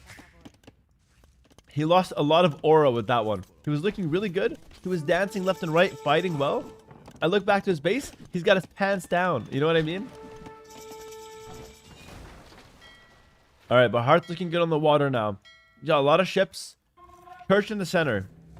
Church in the center. Let's freaking go. I love when I call things right. Church in the center. It makes sense, though. Take the 3 relics. It's so good. Meanwhile, Lewis has a side push with the Siege Workshop, but I don't think it's going to amount to a whole lot. We'll check back in with that very shortly. He's your teammate? You think I practiced a single game with Hart on these settings? I've been streaming 12 hours every single day. I haven't even spoke to Hart about these settings. He's my teammate in theory, but I barely know the guy right now. I literally haven't seen him since Red Bull. Good luck in Warlords v bro less than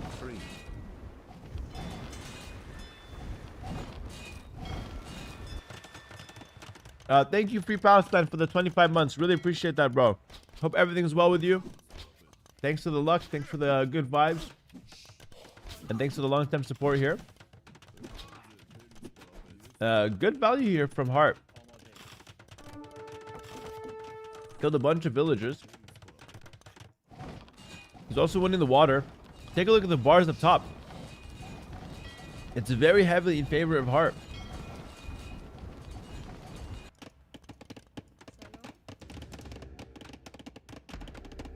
And now we have an outpost here for Lewis. Let's take a look at the vision. Lewis sees enough that he can start the push, but he's got nothing to defend the mangonels.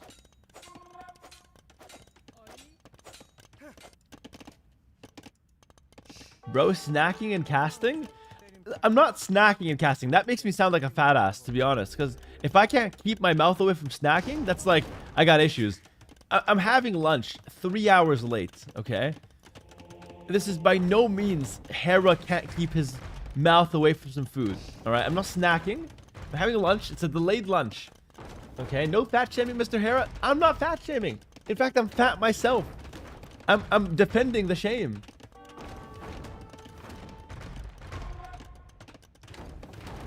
Hope you're safe, Free Palestine. Hope you're safe. Good, bro. Love to hear that. You missed the makluba, eh? gotta get some authentic makluba soon. Bro just grazing all day while gaming chair seated. I'm grazing. You make me sound like cattle. All right. Fat people should be shamed, in my opinion. Fat people should be shamed. Right or wrong, chat? This is gonna be the next topic of my men's health discussion. This is a big topic. We gotta talk about this. Hold on. I'm fat and I agree. Shut up, fat ass. Nobody asked you, fat ass. Guys, it's really fun. I'm not gonna lie, but listen, seriously, we're gonna talk about it. We're gonna talk about it in the next men's health segment. It's a very important topic, okay? All right. Back to our game, guys. Lewis is pushing. He's actually pushing well, but Hart has redemption. He gets a conversion. Kills a villager. Ooh, that was clean. That was a converted mangonel. Hart just defends everything with one monk.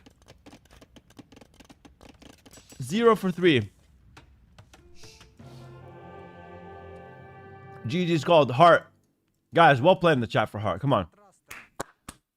Well played in the chat for Hart. It was a really good game. Men at arms, good pressure. Played the water well. He won water. He wins the land. He gets the center of the map. And he also defends the push brilliantly. Honestly, it was really good. Anonymous, thanks to the 5 gifted. Really appreciate that, bro. Thank you very much. Dude, that was a really good game from Hart, actually. And Lewis did okay, but not a lot of mistakes from Lewis, actually. A lot of idle TC. If he felt a little nervous to me, maybe. We'll see. We'll see if he can bounce back. But certainly, all Hart on that first game. Well played to him. 1-0. Remember, it's only a best of 5, so you got to get your shit together quick. Was a pretty fast loss. All right. All right, all right.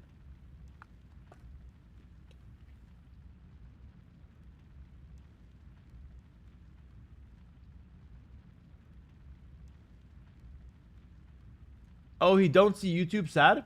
Hello, Sky Fever. I do see YouTube. I see you guys on YouTube. We got 1,500 people on YouTube. I see you guys. You guys are seen. You guys are heard. Earning money while eating into the camera, easy life. Being a streamer is the hardest job in the world. Okay? Just because I take a second to eat a little bit of food on camera does not mean it's an easy life.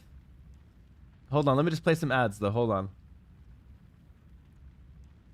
That's some low tier rage bait, guys. You're not gonna fall for this. You got at this point, you guys are just you're veterans. You're not gonna fall for that level of rage bait. It's too easy. It's okay.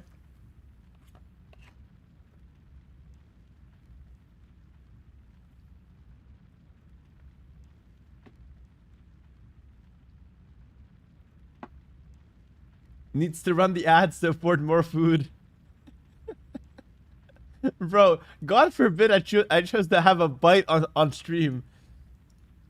I'm not even a quarter away in. I'm already full, bro. I have no appetite anymore. Every bite I'm getting shamed.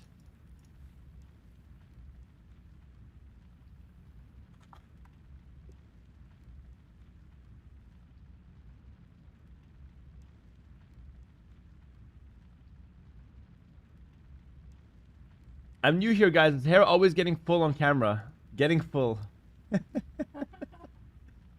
I'm new here. Is Hera always stuffing his face till he can't breathe on camera? No, I don't usually eat on stream. This is an exception because I can't take a break. Because the games are just so interesting. Normally I take a break. 40 seconds, sorry, 50 seconds until the next game. This is going to be Lewis's home map. Roxy says, how many subs to shave only the stash? If I shave the stash, I look like a Dagestani rustler. You guys know those? Actually, I don't mind that look. It makes you look scary, you know? We can make it happen. We can make it happen. No worries. Yeah, I'll shave the stash. 200 subs, no problem. I'll shave it on stream. We'll have another men's health session. But 200 subs will not happen. So, don't have to worry about it. But if it does, we'll have another session. What am I eating? Milanesa con papas fritas.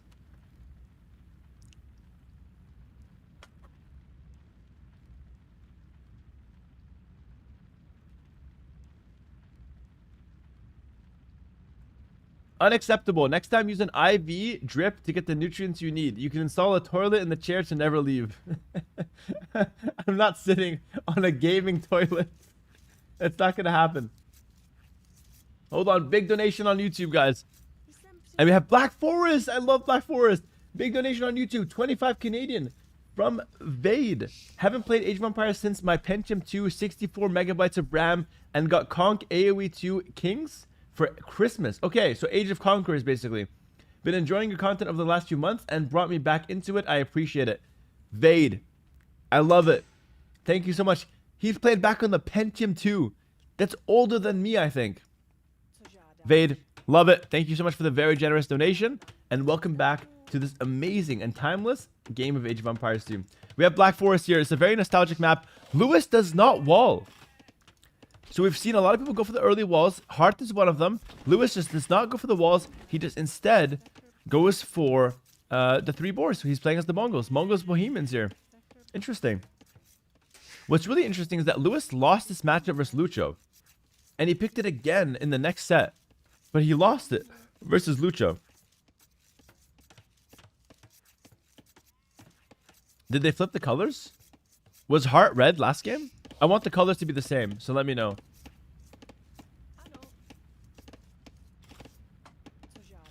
Okay, we'll flip the colors. Like this is good, right? So Hart in red, Lewis in blue. I want the colors to be the same. Just it gets really confusing if not. And my chat's not the brightest, so you know, just want to make it easy on you guys. I still have my original PC disc from the 2000s, Age of Kings and Conquerors expansion. Bro, keep that. That's going to be worth big money in the future. Trust me, keep that. I have my original disc as well. I have the gold edition. It's in pristine condition as well. Barely played it with the CD. To be honest, we had it pirated nice and early. Just kidding. But the CD is somehow still in good condition. And yeah, I'm going to keep that. It's a treasure, to be honest. I would definitely hang on to that one.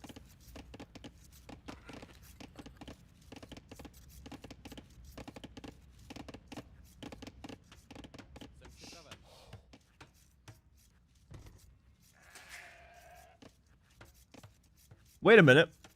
This is interesting from Hart. He makes a second layer of walls behind the first one so that Lewis does not know that there's a second layer.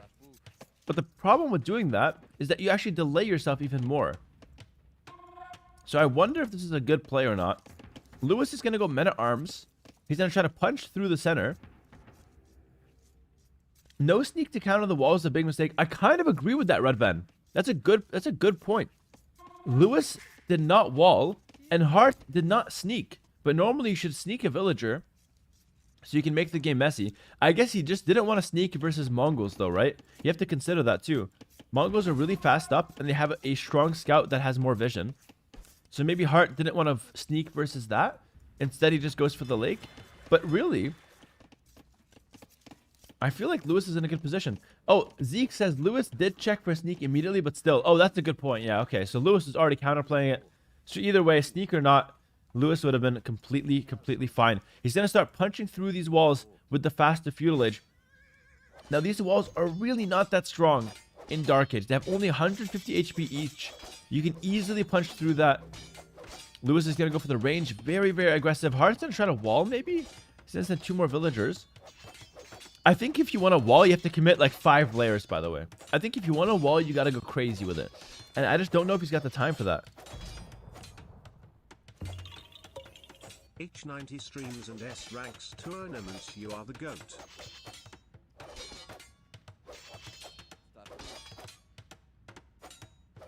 What up, FML? Thanks for the 21 months. Appreciate it.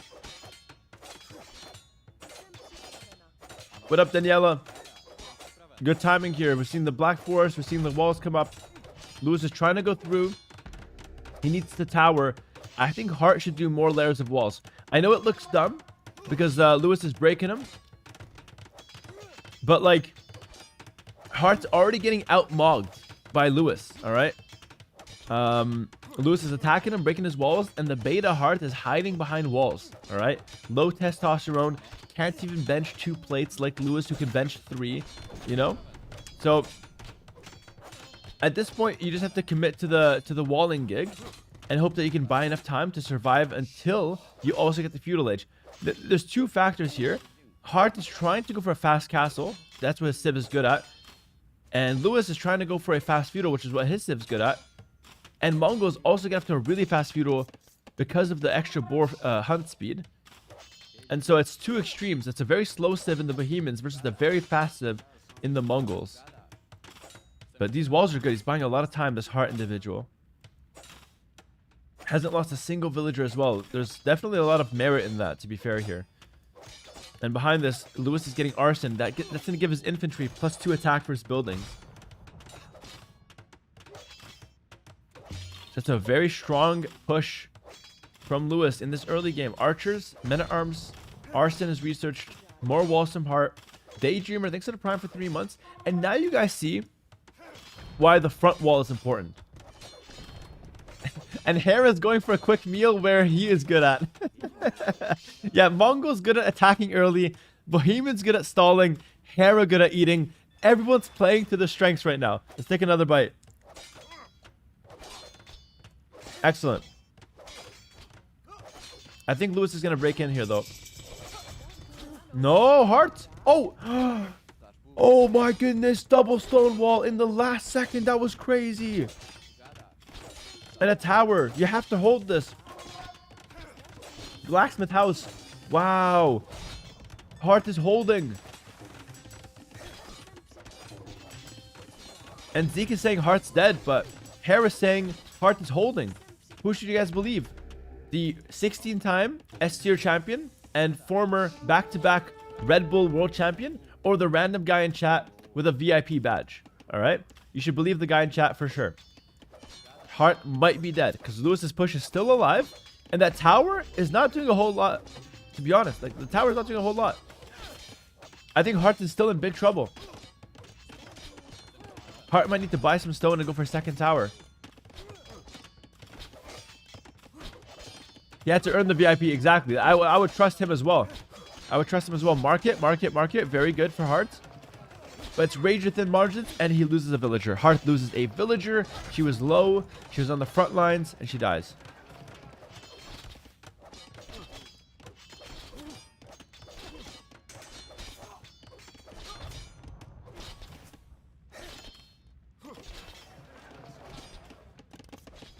And Hart needs to get that market up, by the way.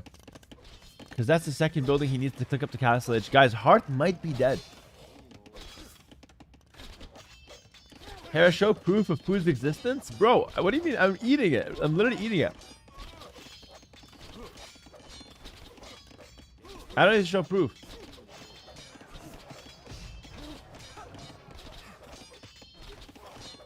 Another tower.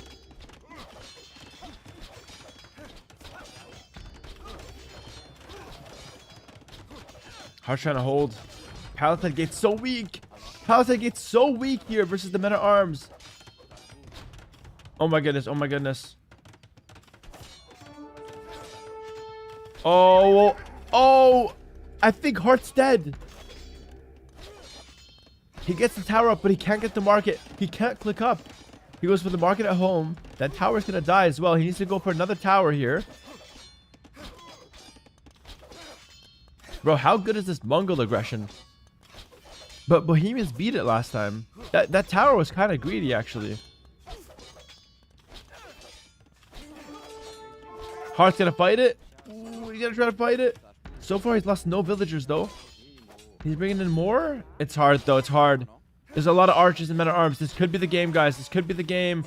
Lewis is dancing around him. He's dancing around the base of the tower. The base can't hit under its base. There's so many low villagers here. Hart is so far behind now. This is terrible for Hart. This is amazing for the GOAT, Lewis. He's the best player of all time. And he has won Hart on Black Forest in 15 minutes. And the chatter was right. He's a VIP for a reason. GG, well played in the chat was so good for Lewis.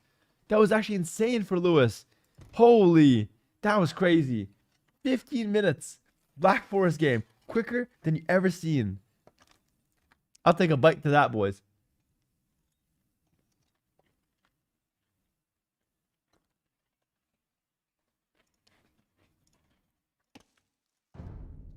And Zeke says, I know ball. Come on, man. Zeke, you're a freaking legend, brother. You're a savage.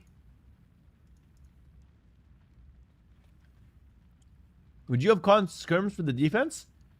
What I would have done there is I would have won the last tournament, so I got invited to the main event, so I don't have to play the qualifier versus the GOAT Lewis. That's what I would have done. All right? So I don't know what I would have done in that game. I just wouldn't be in that situation. Simple as that. Can't be risking qualifiers versus guys like Lewis. It's straight killers, bro. Straight killers. 1-1, guys. 1-1. Take a bite for me? Oh, thank you. A YouTube chatter. Thank you, man. I'll take a bite for you. Hell yeah. Hell yeah, brother. I'll take a big bite for you. 2 fries, bit of chicken.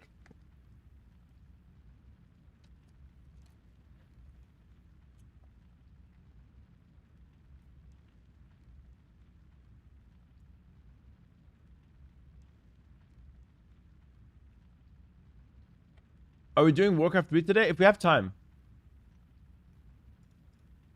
Next game started. I'm going to play 90 seconds of ads. It's starting in 90 seconds.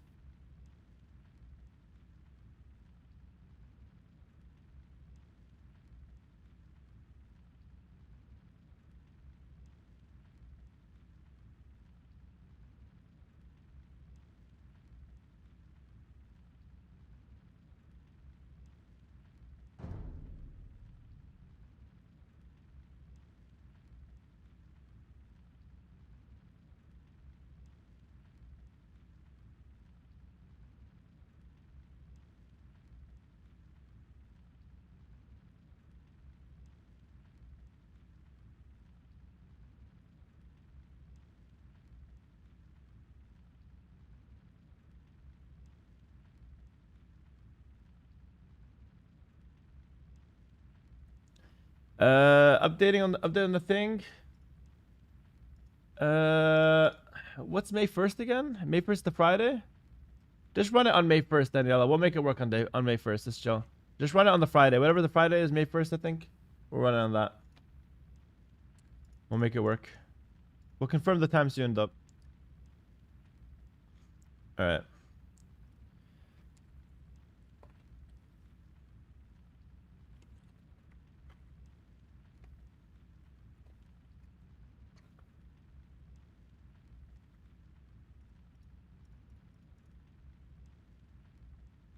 Alright, game starting soon.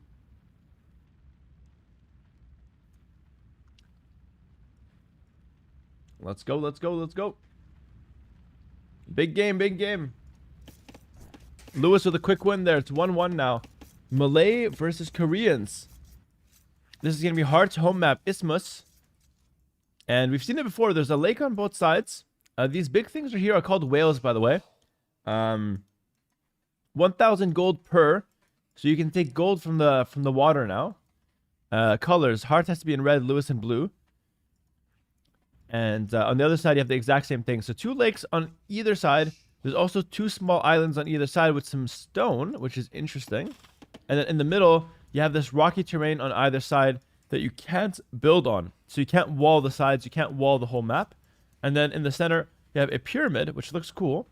And then you have some cheetahs. So that's the map, guys. It's Isthmus. And, yeah, let's see what happens. Let's see what happens. It's a bit of a hybrid map, you know? Bit of water, bit of land.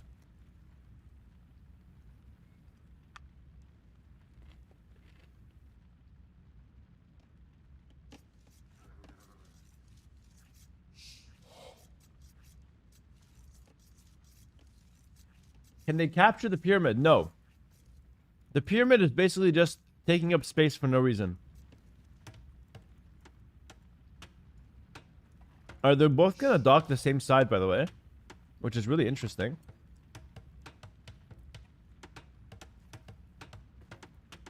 Very interesting.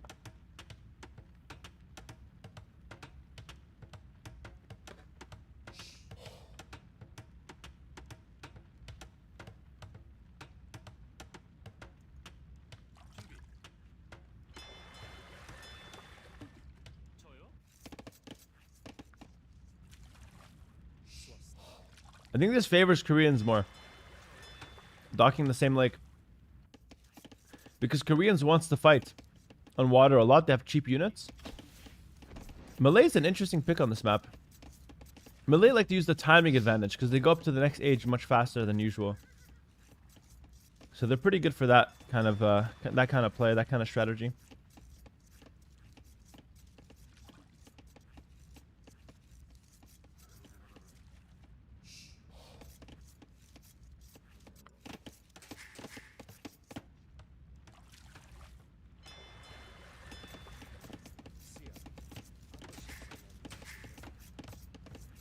Alright. What if you put red foxes around the pyramid to promote forwarding? You can put red foxes anywhere. I love the red foxes. Such a cool new animal. Hi Hera, have a nice meal. Thank you, bro.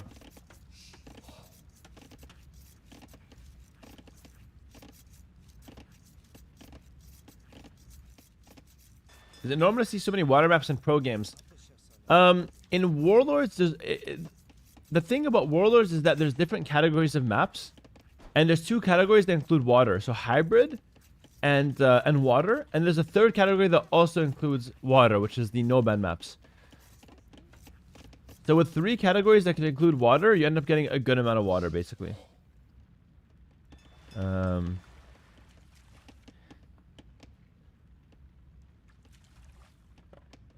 Is the score correct? The score is correct. It's 1-1. All tied up.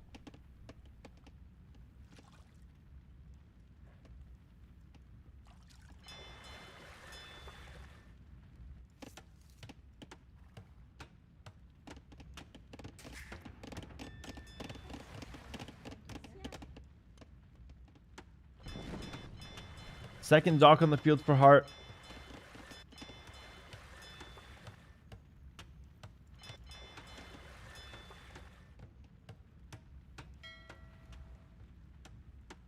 He's gonna go for a heavy water play. Lewis is a little fast. He's gonna go for some hulks. But excuse me. One dock hulks while playing something else on land, probably.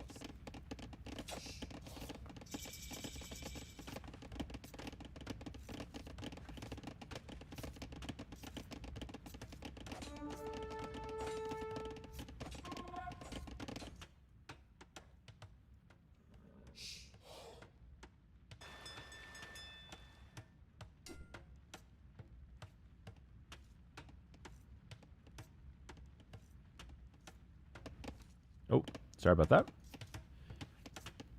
Hart may have taken a hit from the spear. I think he might have, yeah. Down on HP on this terms of scouts. Lewis could run to the town center. Not quite. Tower for Hart, though. And Hart loses the scout, so... Okay.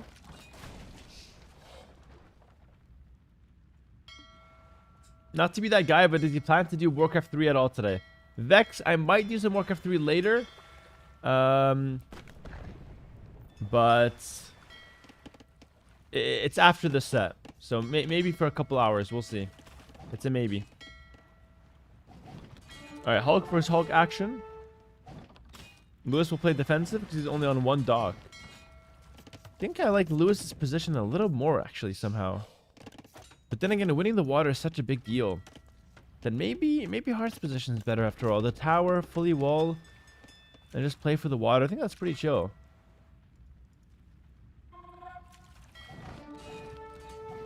He's stalling with AoE again. No, not the AoE streamer and pro player streaming Age of Empires instead of Warcraft. His newfound love.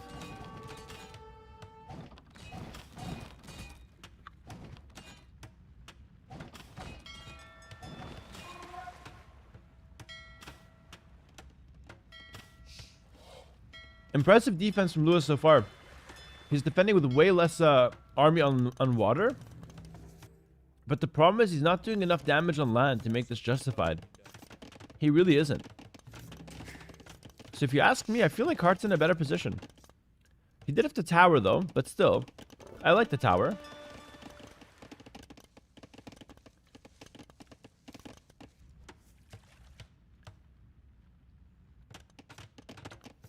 And Hart has now fully walled his entire base, minus the gap in the front. But that gap shouldn't really play a big role, you know, in how things play out here. Lewis docks the right side. And Hart also docks the right side, but he doesn't even know Lewis is docked. He just has a feeling that Lewis is docked. That's really interesting, actually. He just docks anyways. But he did that last set as well. Seems to be his main plan. This has probably already been asked, but where would you rank these guys at the moment? In terms of top of the world? Well, Hart is probably something like top 6 in terms of player. He's probably in the top 6. And Lewis is just now cracking into the top 10. Just now. But Lewis is probably like a top 15 player. And Hart's probably like a top 6 player. It's a good question though, for sure. It's a good question. But all of this is just on paper, right? Like, the top 15 player can easily beat the top 6 player on any given one set, you know? On any given set, anything can happen. These guys are both very, very good. I would say Hart is top 3. I think you're a bit crazy to say that, to be honest. But I respect it. Just watched the Petard strat video. Very funny. Hello, the Mike Bonte. That was one of my best videos ever, by the way. The Petard video. I'm glad you enjoyed it. Straight up one of the best videos I've ever made.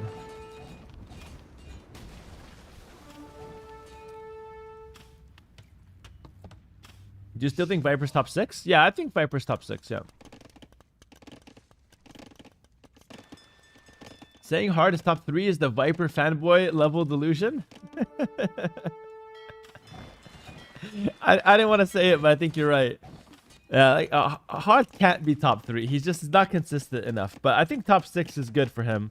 Maybe top 5, you know?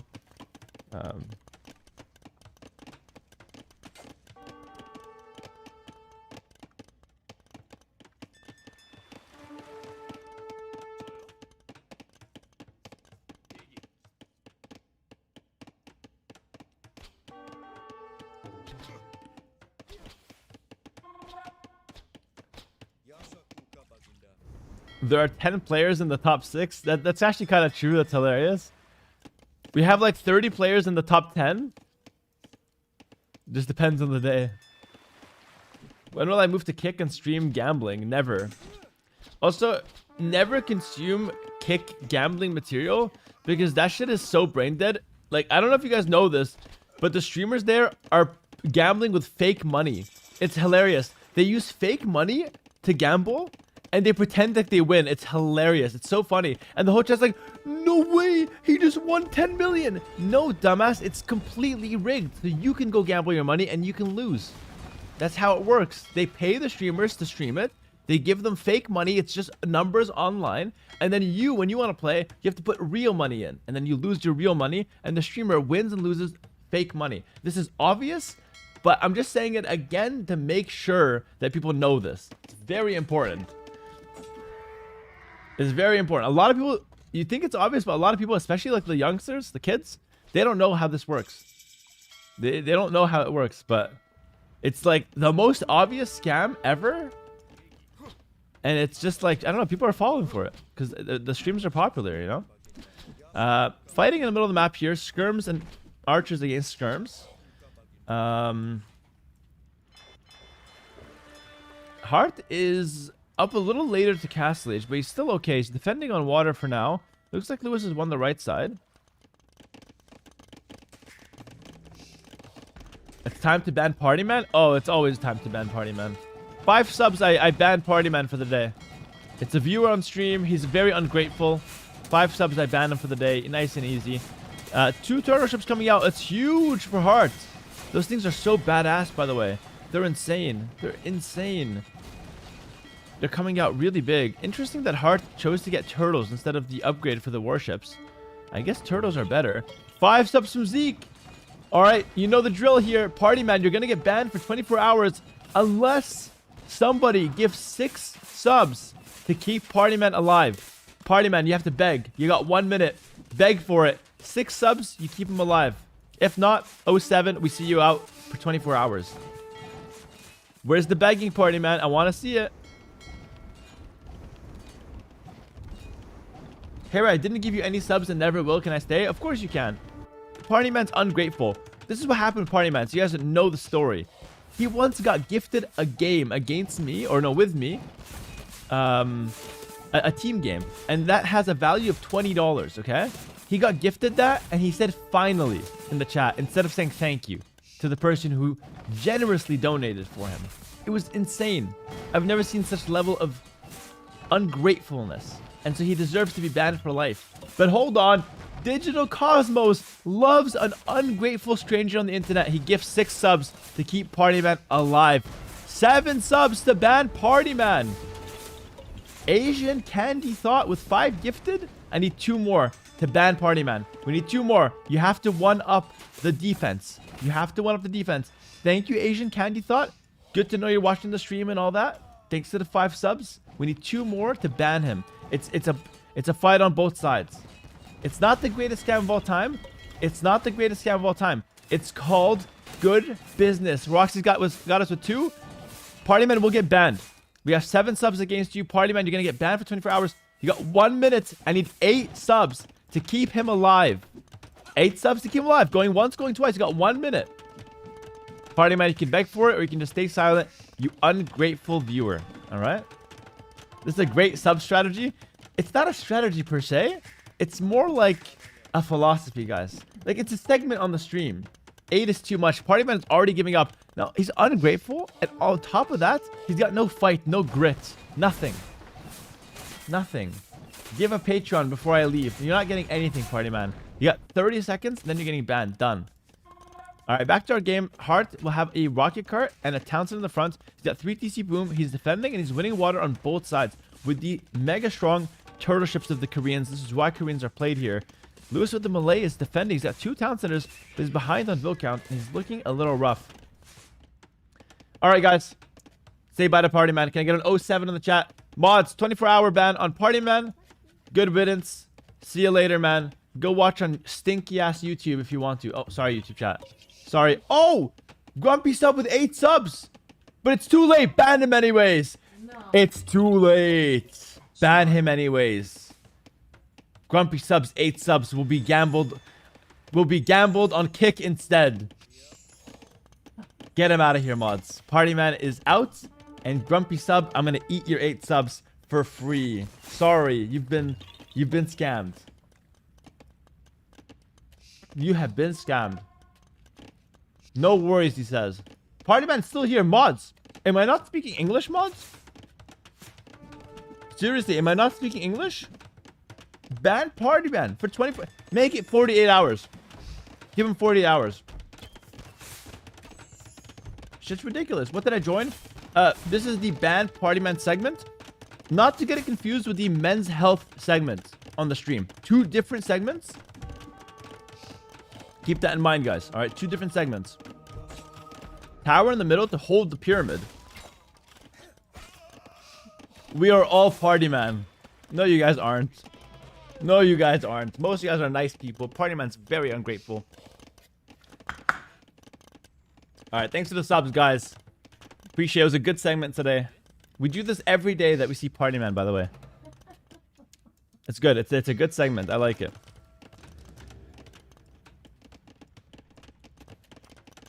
Do you still do the AW2 doc for subs? Yeah, join my Discord. You're a sub, join my Discord. Pick it up. Nice and easy, bro. Oh, skirmishers getting a little too close to the sun. Lewis has a fast imp, though, with the melee. He's down 20 villas, but he's got the fast imp. Is that enough? I feel like with Koreans, though, you can buy a lot of time with towers. But Hart has to go forward right now. Real party man, stand up. You're not real. Lewis has no castles right now. So the fast and push is kind of weak.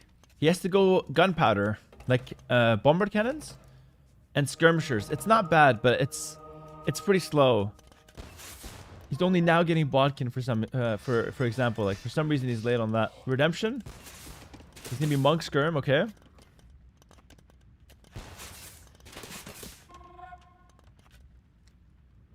Is he dual streaming? Yeah, we're live on YouTube. We're live on Twitch. What's up, guys? Hello, YouTube viewers. Hi, Hera. It's me, Party Man. For months, I have created the illusion that you're streaming to a large audience, but here's the truth. It's just me, all these people in chat. Oh, my goodness. Oh, my goodness. Party Man has been activated, guys. Oh, no. What have I done? What have I done? This is terrible. Party Man is a bot with a virus. You know, the funny thing is about Party Man, he's a 2,000 rated Age of Empires 2 player, by the way. He's 2,000 rated in this game. And that just shows that you don't need a high IQ to be good at this game. That's what Party Man has done. With his IQ of 67, he has gotten 2,000 ELO plus on the ranked ladder. Very impressive and very inspirational for the next generation. Is that Party Man? Mods, you guys are taking me for a joke. Mods, you guys taking me for a joke. I see Party Man in the chat. He's typing. Party Man's typing in the chat. What's going on? Mods are sleeping. No, seriously, what's going on? It's not funny. Mods, what the hell's wrong with you guys? Mods, viva la revolution. No, there's no revolution. You guys are making Party Man immortal in my chat. It's crazy. It's crazy. All right, forward casting from Lewis. Forward casting from Lewis. Siege Workshop here as well. I won him the other day. He can't stay neither on stream nor at 2K. Let's go, friend for you. That's amazing. He gets beat on the ladder and he gets banned on stream until he gets unbanned. We have to work on that later. I created a monster. I really did. Chemistry's in. Honestly, this push from Lewis is not bad, by the way. He's got a forward castle now. He's gonna have bombard cannons and trebuchets. And Hart, I feel like Hart just let him get all map control for free. Hart needed some forward towers. This game is actually heating up. He's got some defensive towers, so the skirmers aren't going to be able to just walk in for free. Second university! Second university! Oh my goodness! Hart, I know you dropped out of university in real life. You don't gotta overcompensate by building 2 right now. It's okay, man. It's okay not to have an education. Neither does Party Man. He doesn't have one either. We can tell by how he types. Hit him! Hit him! Lewis dodges. He dips and dodges. No one can get a hold of this guy. Another dodge. Hey, Lewis! Okay. He's dead. He's dead. But I mean, 2 markets, 2 universities. What the hell is going on at the back of Hart's base? The push is strong in the center. Hart has to go for some skirms to defend this one. He's going to go skirms into fire lancers, no doubt. 2 siege workshops. Okay.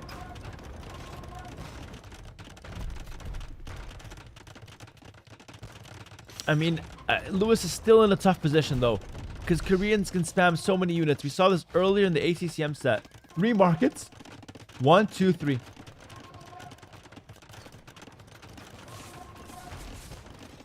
Three markets. 3 markets. Oh my goodness. That's such a waste. But it almost doesn't matter because he's so good. He's up so much res that it just doesn't matter. Guys, Patreon giveaway in the chat coming soon. Oh no, it already came. There's a Patreon link in the chat. Free Patreon in the chat. Both Twitch and YouTube. YouTube's coming soon. Click the link for free Patreon. If you guys did win the Patreon, say what's up in the chat. We do this every time we get 100 subs on the channel, all right? It's very good. Patreon is the website where I have all my guides and build orders, color-coded PDFs, everything. Exclusive guides. It gives you such a big advantage on the ranked ladder. Good defense from Hart so far. Got the Patreon. Thank you. Enjoy, Red Gum. Link is on YouTube. Click the link on YouTube. Free Patreon for you guys too. Check it out. Check it out. All right, bomber cannon defense. Hart is holding. He gets cheaper skirmishers. Remember, he's got a nice hill to hold here as well. Lewis might be bigger, might be stronger, might be smarter than Hart. But Hart is up 20 villagers, and he's got a nice hill to defend this one. Got a nice treb here as well. Lewis is trying, but he's not working with a whole lot. Yeah, like, a big part of this, Hart is up 2 markets on Lewis. Lewis made only 1 market. No wonder he's losing this game. And Hart's in his base with a bunch of skirmishers here. Oh, a market goes down. That's so bad for Hart. Or so you think. That's a trap. Lewis thinks Hart's working with no markets. Hart's still working with 2 markets. It's completely fine. Oh my goodness. Don't tell anybody. Lewis has no idea. And Hart's moving forward. The power of 2 markets. Harnessed perfectly. Gonna push the trebs back. Oh, the pyramid. Oh, the pyramid has blocked the pathing of the treb. And the treb has a death wish. But somehow it's literally Michael Jackson? No, it dies. Okay. It dies in the end. I mean, that pyramid was kind of an imposter there. But yeah, 5 cannons, guys, on the field. Lewis is holding one last castle here to control the pyramids. All right. And by the way, British people love to do this. They love to take shit from Egypt and say it's their own. So according to Lewis from the UK, this pyramid belongs to him. All right. You'll find it in a British museum in a few years. Okay. It's like the British hobby, guys. A lot of skirmishes here on the field. Remember, all these skirmisher trades, really good for Hart. Really good for Hart.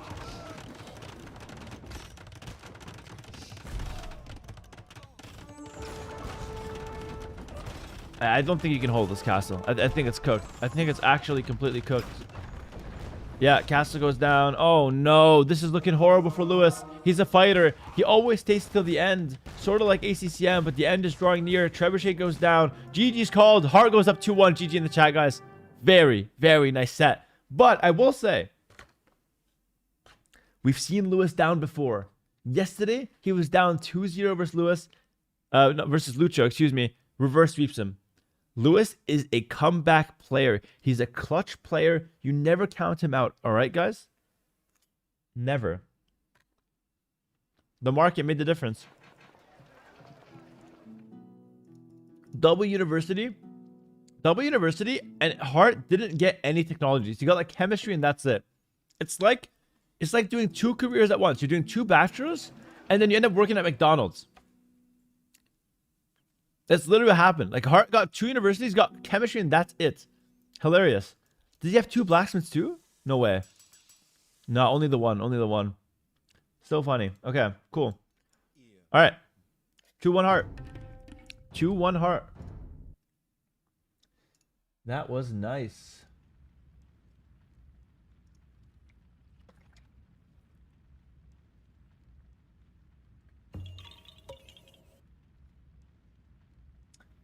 All right. All right. USD choice beef. USD a choice beef. I don't know how to say your name, but thanks for the gifted sub, bro. Thank you, man. Let me get the full screen camera so you guys can have something mediocrely nice to look at while we wait for the next game. Next game's in 90 seconds. Time to play 90 seconds worth of ads. And guys, I have to say, like, oh, USDA. Choice beef. It's like an advertisement. Do you run like a beef company? I got beef with that, to be honest. Surely there's Warcraft 3 time after this. I have to check. Maybe. It's a maybe.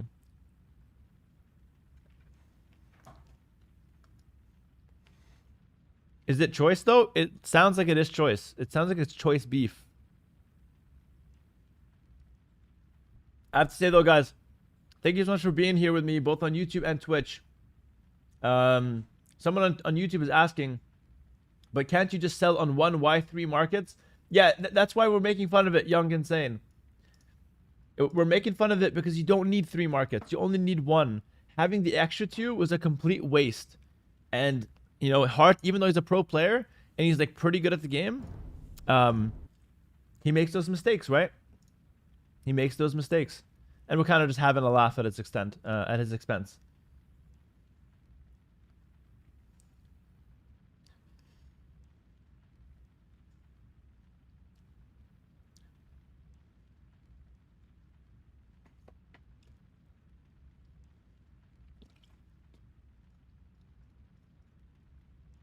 All right, hopping in, guys, hopping in.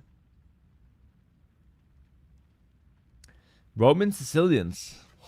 Ooh, on Moras. Okay. This game's potentially very interesting. Hart in red, Lewis in blue. The map's Moras. I don't mind this map, but the problem is it's a bit one-dimensional. It's all about the shorefish in the center, all right? It's very important. Both players want to have the shorefish in the center. Everyone likes to eat good food. Who doesn't?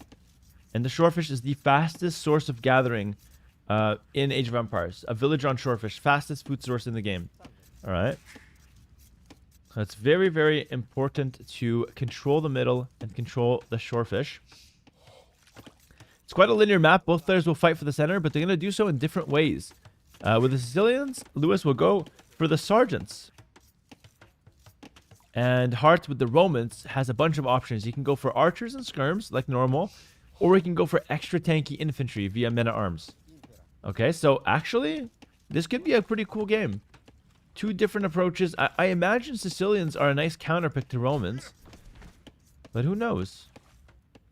Who knows? Remember, Lewis is a clutch player. Let's see if he can clutch this one out and get himself another comeback win so he can qualify to the Warlords main event. But Hart is closer than ever to qualifying for the main event of Warlords. He needs 1 win, and he's got the Romans here, a top-tier civ for this map.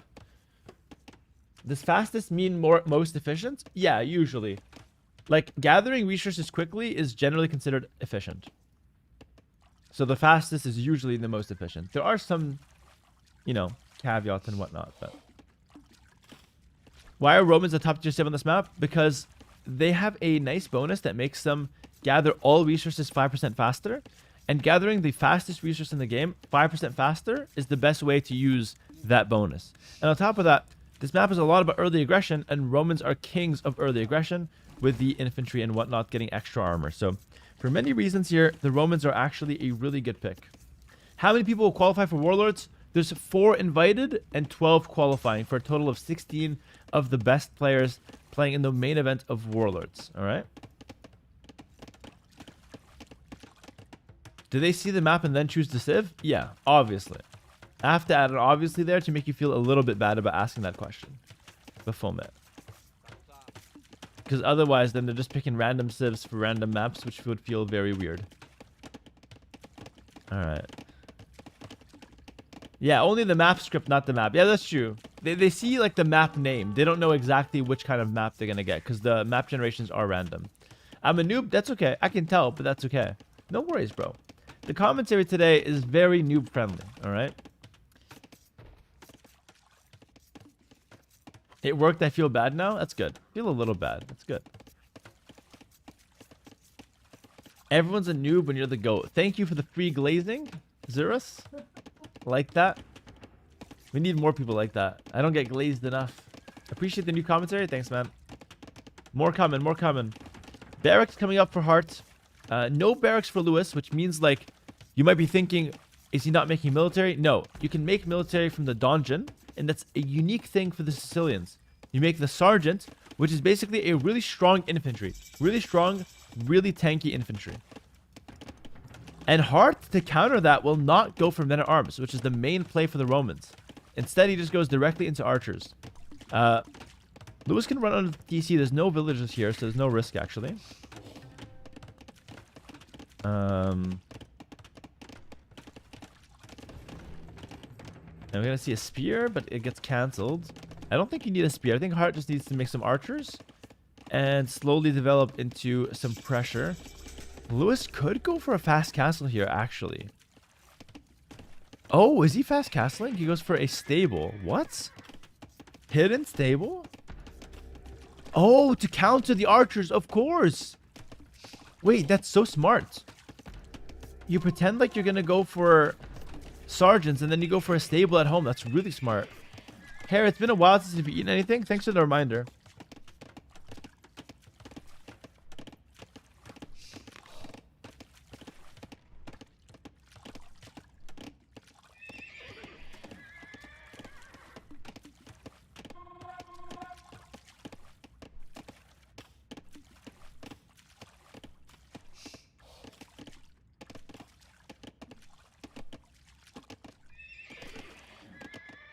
I think Hart spotted it though. That's actually unlucky for Lewis. Hart spots the stable and he actually goes back because of it. Wow. That's pretty unlucky for Lewis. I'm not gonna lie. Blacksmith coming up. Lewis is gonna start falling behind rest collected though, because Romans collect resources faster typically. At this level, do both players have basically flawless eco management? Yes. Almost. Not quite 100%, but usually pretty good. But the more intense the game is, the worse the economies tend to get. Big mistake from Hart. He actually takes 2 hits onto a scout from the spear. But he's putting a lot of pressure with some spearmen and scouts, or sorry, spearmen and archers on the bottom. It's going to make it really hard for Lewis to actually deal with that. Lewis goes for forging. But all of Lewis's economy is here. The woodland's there as well. Lewis is going for long distance gold, so which means he's going to go for a bloodlines play. Which is actually kind of cool. I actually love how Lewis is playing this so far. I think it's very interesting.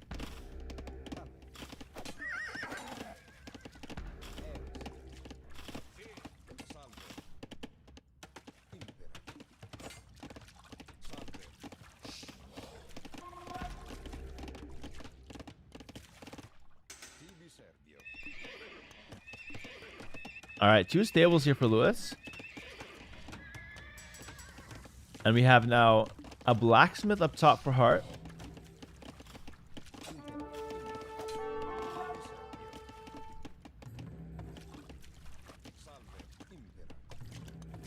I don't know. I think Hart's in a much better position if he doesn't get snowballed here. I like what Lewis is doing, but I still feel like playing defensively with archers and spears feels good here for Hart. Especially if he manages to get armor on spears, which would be a very, very nice bonus for the Romans here. 2 villagers are exposed though. Hart, no quick walls. This could be really bad for Hart. You have to quick wall that, man. He just failed. Loses 2 villagers for free there. Only trades back 1 low HP scout, but nothing crazy. And Hart can't really find damage here. Now, it is worth... I want to talk about something real quick. Sicilians have a nice bonus that they take less bonus damage. So spears have bonus damage against cavalry, but Sicilians take 40% reduced bonus damage. So their scouts are actually better than normal against spearmen. It's worth mentioning that because Hart's going to lean on spears a lot now, but Lewis is not that worried about it. The armor is nice though. It's going to count for double for Romans. All of these are civ bonuses that I'm naming. Of course, I memorized them all, but for you guys, most of the time you're always missing a few usually. But Lewis is kind of cooking right now. Killed another Vill. Killed 3 Vills total so far. He's going to kill a 4th one as well. Crazy good pressure with the stable units here. Meanwhile, Hart loses his army in the front. Only has a few archers back home, but has a lot of spears. But so far, Lewis is staying really safe. Sicilian tower is really solid. I like the dungeon here. It's defending everything. No bid axe for Lewis.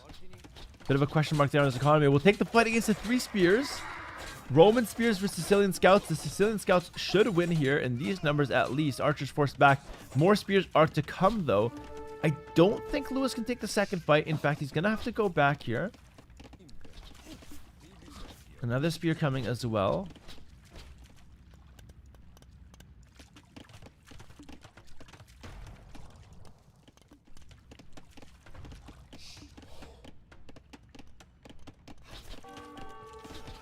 I like the Lewis strategy, but I recognize that I think it's a bit of a counter pick. It's not necessarily the best strategy on the map, but I think it works really well if your opponent already gets a really good civ. You just take the Sicilian's last pick. Gets another village here. That's very good. Gets another villager. Look at that guy Lewis go with the scouts. Very, very aggressive. But has some issues back home. Gold's getting harassed. Hart can kill one vill, maybe a second as well. Oh, there's damage on both sides. Hart, what? What? Oh my goodness. Hart deserves to be completely disqualified for not killing that villager. That's ridiculous. Terrible, terrible, terrible mistake. Lets that villager live for no reason. But Hart's gonna get the faster click. He's up to Castle Age now. Much faster than Lewis. Lewis is going for the second tower defense. I like the donjon defense. I think that's really good. But if you don't get a faster castle, or if you don't get a competitive castle time, you just insta-lose on this map. Because the crossbows will kill you. For sure. Hart's going for another one here. Nice. This time you got it well. This time you got it well. Okay, good shit, Hart. Good shit. Well played, brother.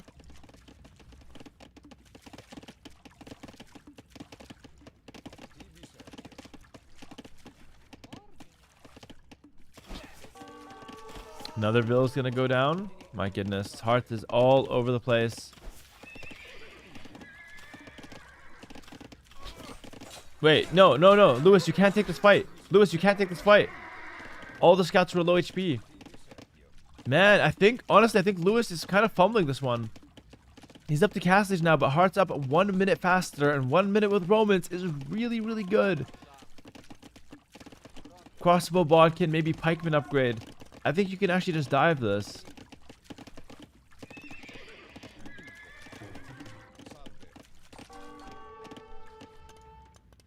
A sneaky goose was stolen, but it doesn't really matter.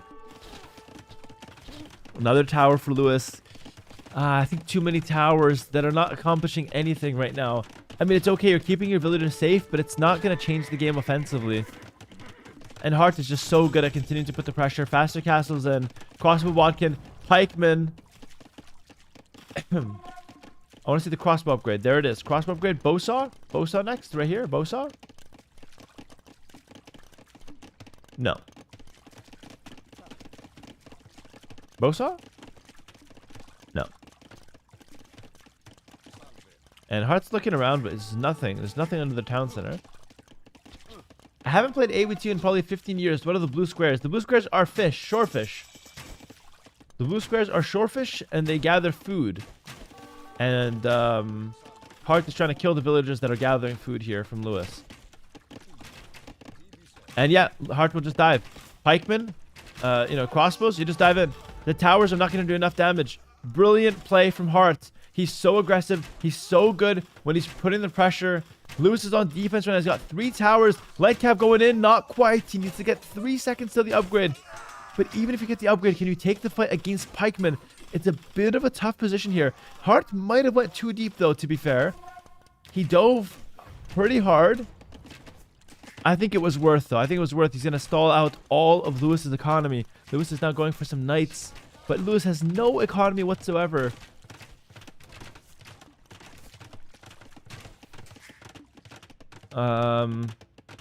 Lightcap diving in. Quick wall. Hart defends. Hart defends. If he was really good, he would actually trap that. But it's okay. He's not that good, you know? But he's still pretty good. Seems like a good play. I agree with you. I think that was a good play from Hart. He did enough damage there. He did lose a lot of his army, but that's the point of army. You want to trade it against villagers sometimes and set your opponent further behind. It's usually considered a good thing to go for. And these Lightcap are now being chased across the map. All over across the map.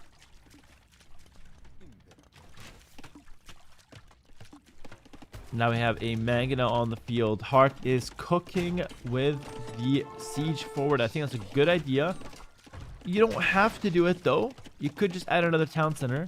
But it's his playstyle to always be aggressive. And I think it's fine here. Get to go for like a ram or something. Maybe a mangonel, but usually ram is better against the donjon. So I think we're gonna see a ram if I had to guess. But it could easily just be a mangonel as well.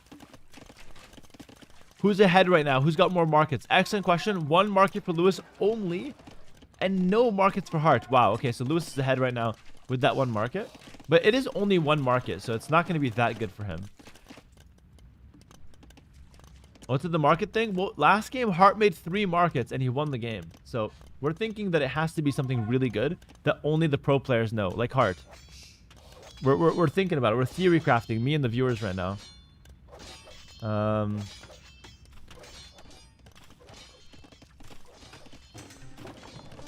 And Lewis is looking for some kind of offensive angles, some kind of free villagers, whatever he can find. But right now he's bad. He's down bad. He's down 8 villagers. And Hart has an extra talent in her as well. Hart's in a garrison. Oof. Oof, oof, oof.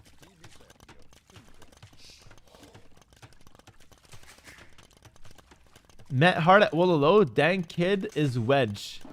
Wait, what does that mean? If a guy is wedge? Is he short? Because he is short. But I'm not sure what wedge means. Alright, in come the pikes.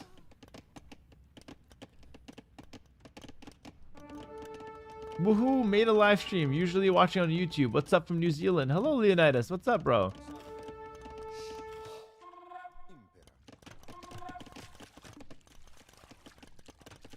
Didn't know he was short. This changes everything. He's my short king, guys. Don't worry. He's doing well, though. He's doing well so far. He's up 10 villagers. He's bringing in 2 mangonels. I feel like mangonels are good here, but defensively, not really offensively into these towers. How short are we talking? Ooh. Loses 1 for 0 on that mangonel.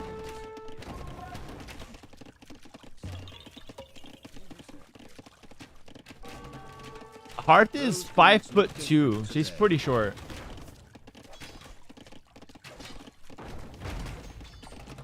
Knight goes in. Gonna go ahead and take that mangonel out.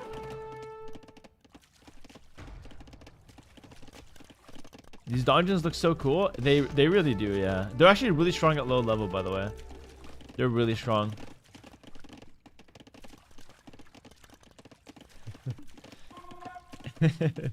He's not 5'2", guys. I think he's around 5'7". I'm not even joking. Yeah, 5'2" is like... You're just watching him run in slow motion, you know? No, he's like 5'7". Someone on YouTube said, I believe in Hart's ability to throw this game. That's good, Matthew. I like that you never lose hope in Hart's ability to throw games. He's up 10 vills, and the score's close. So in my opinion, this game is actually throwable. But the problem here is that Lewis has such an awkward civ to play in late game. Like, Sicilians have a bit of a weird late game. So do Romans, to be fair, though. So you never really know. Is being short advantageous for AoE? More oxygen, etc.? I would say probably not. Why would you have any advantage if you're shorter in gaming? If anything, being taller is better because you have like longer fingers usually, which is good. So I would go with being taller is better.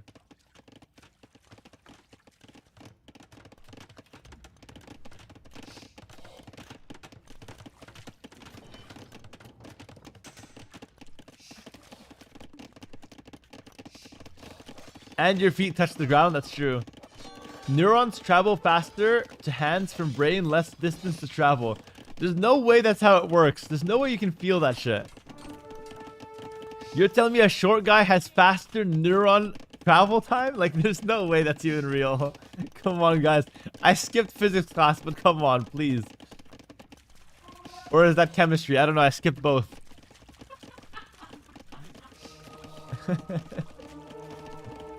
It's biology? Okay, didn't make it to biology. I didn't make it there, boys. It happened, it happened. No, I'm 6 foot. I'm not tall, but I'm 6 foot. It's not bad.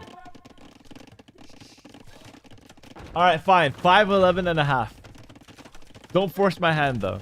Don't force. I'm not less than that. No way you're 6 foot. I'm 5'11 and a half, and I'm not trolling. 100%. All right, pikemen, crossbows going in. This is looking really good for Hart, but Lewis somehow has the score lead, by the way.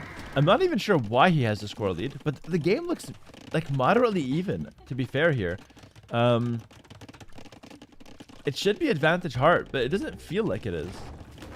I thought Canada used the centimeters. I think we use feet, but I don't remember, honestly. I think we use feet. We're like wannabe Americans, minus the guns. All right, monks coming out.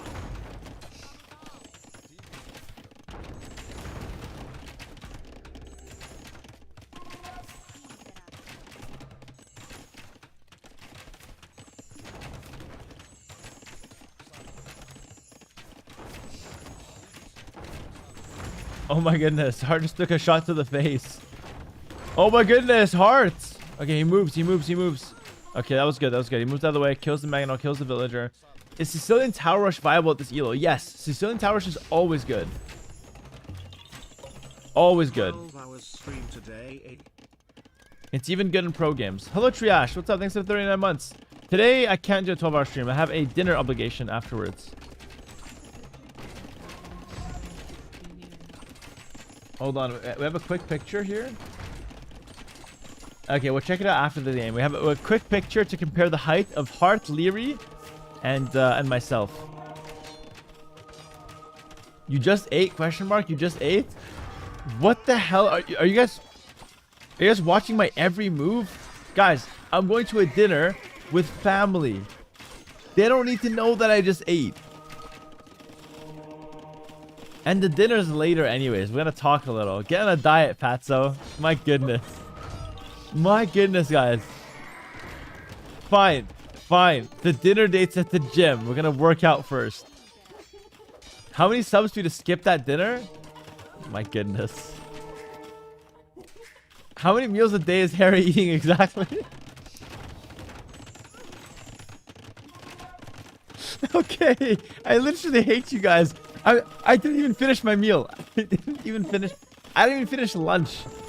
I didn't even finish it. Lewis is making a comeback, guys. Wait, Lewis is making a huge comeback. He's raiding like crazy. Hart lost a lot of villagers. Lewis is on both sides. Lewis is coming back. Can I get some energy in the chat? Forget the food for a second. Not me though. I'm taking a bite real quick. I'm kidding. Lewis is making a comeback. He's now up 20 villagers somehow. And he's on 5 town centers behind this. This is a crazy comeback from Lewis. It's actually a crazy comeback. It's really impressive and it deserves our full attention. And we don't have any more energy to focus on anything else besides this game. Good pressure here from the dungeons. The dungeons are really good. People are asking me how good at this elo is a dungeon rush, but it's very good, guys. It's very good. Because the dungeons are very annoying to deal with. Actually, I think the Siege Workshop was kind of a mistake. Now that I think about it, the Siege Workshop is a bit of a mistake. Trying to repair a little bit here. Lewis will back up. He loses a dungeon, but it's not the end of the world. He can always make more. He's got a lot of stone in the bank. He's creeping on the left side as well. Major advantage, Lewis. He somehow has a 30 build lead. I didn't even see what happened, honestly. I didn't even see what happened. And just suddenly he's like night raiding and going crazy on both sides with dungeons. He's such a clutch player, this Lewis guy. He never dies. He's literally like me. I'm not even joking. It's exactly like me. And might even be better. Who knows? This might be my first time watching you not on YouTube. Are you gonna make an arena tier list? I will. The Shotman G. I'm gonna write that down. I'm gonna make an arena tier list very soon. Oh no, I already have it written down from 2 weeks ago. Oops. Coming soon. Coming soon, my friend. My bad. Guys, Hart. He has a market. What do you guys think? 2 more markets minimum to try to make a comeback happen here? Have you seen Hart without his hat? Yeah, I will. I will show you guys what Hart looks like without his hat. But for now, 2-2, guys. GG in the chat. Get me that picture, Roxy, please. Lewis is equalizing the score 2-2. GG in the chat. We're going to a game 5. And before the game 5, I've got a couple things to show you guys here. It's very, very important. Hold on. It's actually hilarious, by the way. Hold on. So the first one's not that funny, but it's interesting. We get to take a look and analyze Hart's height. So take a look at this. Leary, Moggs is both. All right. Leary's the tallest, and he's also the best dressed. Then you got myself. I got the widest smile. And then you got Hart with the drop off. And he's got the hat. Let me get the pen out. Hold on. Epic pen. Hold on. Because I'm looking at something here. Hera's the thickest. I might be the biggest. Yeah. I might be the biggest. I'm having like 3 lunches a day though. It's gotta go somewhere. So Leary here. Let's take a look here. What's going on? So Leary caps out right here. All right.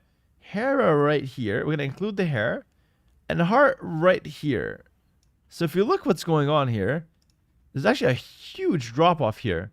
Not a lot between me and Leary, but a lot between me and Hart, I would say. Yeah, a lot between me and Hart. And he's also on his tippy toes. I don't know if you guys know this. He's also on his tippy toes. So yeah, it's pretty big. But anyway, people were asking, as you can see, Hart has a cap. People are asking how he looks like without the cap. It's a very good question. Let's take a look at how Hart looks like without the cap. Let me just close this toolbox real quick. How does Hart look like without the cap? Let's take a look. I'm going to analyze this picture here.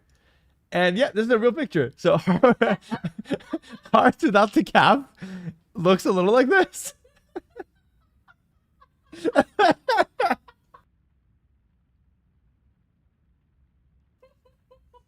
I think it looks great. To be honest. So yeah, Hart's looking good. Little bit of balding, but you know, guys, the next mental health segment, or the next men's health segment, we're gonna talk about male pattern baldness. Okay, very important discussion. We're gonna talk about that later. There's nothing wrong with this. Nothing wrong with it. He's still handsome, exactly. Despite being bald and 5'2", Hart is still handsome, which is great. All right, it's great. So anyway, this player is currently in game. I hope you guys will cheer for him after this. So yeah, thank you for the mid-game segment here. We're going into the next game. They're in the lobby right now. Short bald king. Yep. And if he loses this one, if he loses this qualifier, he's gonna be poor as well. Short, bald, poor. That's my king right there. That's my Hart. Don't let them say anything bad about you, Hart. I got you, bro. All right. Let's see. All right. This is good. This is good. It's a good mid game segments here. Next game starting. Next game is starting. Cenotes. 105 seconds. We're gonna play a 90-second ad right now on Twitch, so you guys don't get ads during the game. And we're gonna get right back in here for the next one. All right, cool. Hart's comeback will be epic. We'll see. We'll see if we can get a comeback going. It's gonna be fun though. It's gonna be fun.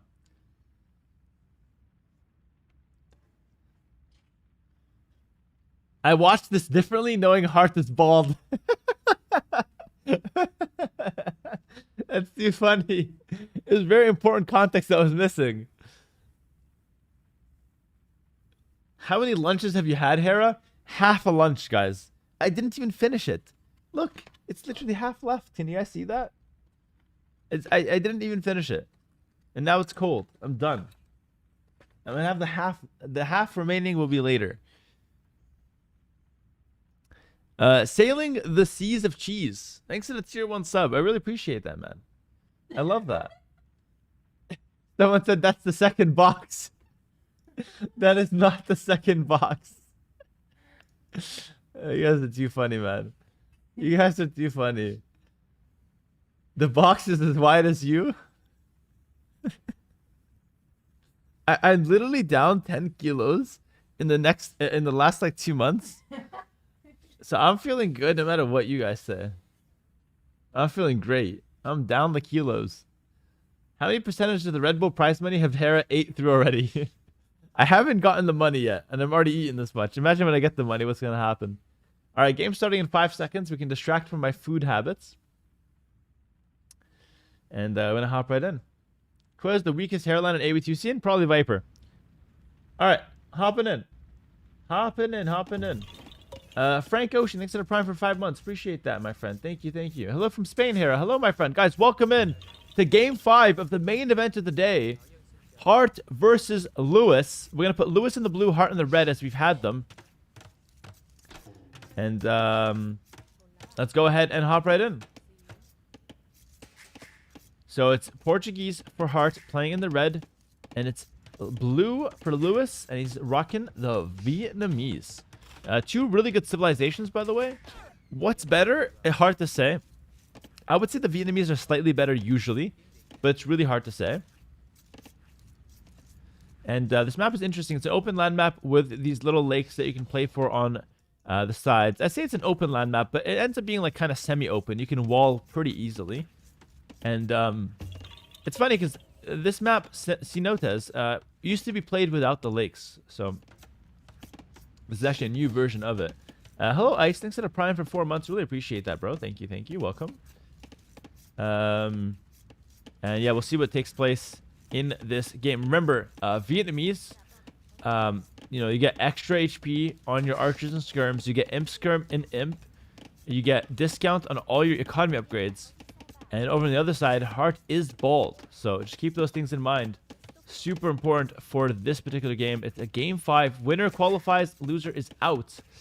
And Hart is now going for his second tapir. And I mean, Portuguese, you do have discounts on gold units, which is quite nice. You also have, the berries on the front, which is a bit bad. But if you can take the berries, they give you a little bit of wood. So you have a kind of double eco bonus there for the Portuguese to get out of the early and mid game. And looks like Hart's going to actually dock kind of aggressively here. It's going to be very hard for me to forget that Hart photo. That's good. That's what I wanted to hear, Zeke. That's really good. Bald means intelligence? No. Surely not, right? Where's the correlation? I mean, I have no doubt that bald people can be intelligent, but I don't think they're intelligent because they're bald.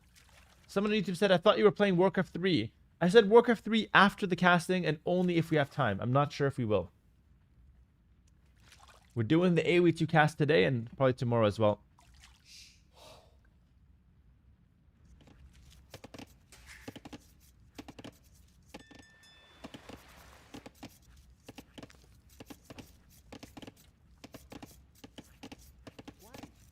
All right, Hart continues to learn. Sorry, not to learn, but to lure in some of these ostriches from the outside.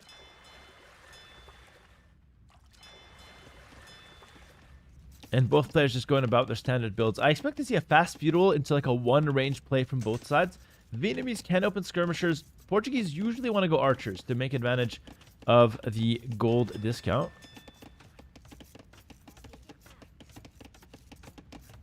All right, looks like it's going to be a faster click for Lewis. Hart is now able to click up if he wants to, but he's making one more villager first. Okay, interesting. He's going up a little later than usual. I wonder why that's the case. But now he's up to the next stage. So a little late, but it's not a bad thing to be late. He made like 2 extra villagers in the meantime.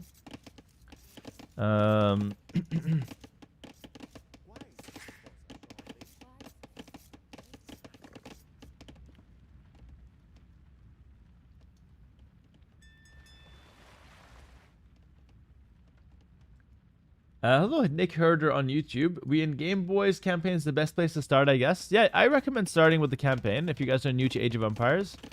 Definitely worth trying out. I think the campaigns are actually kind of goated for AOE2. They're very good. Campaigns are very, very good.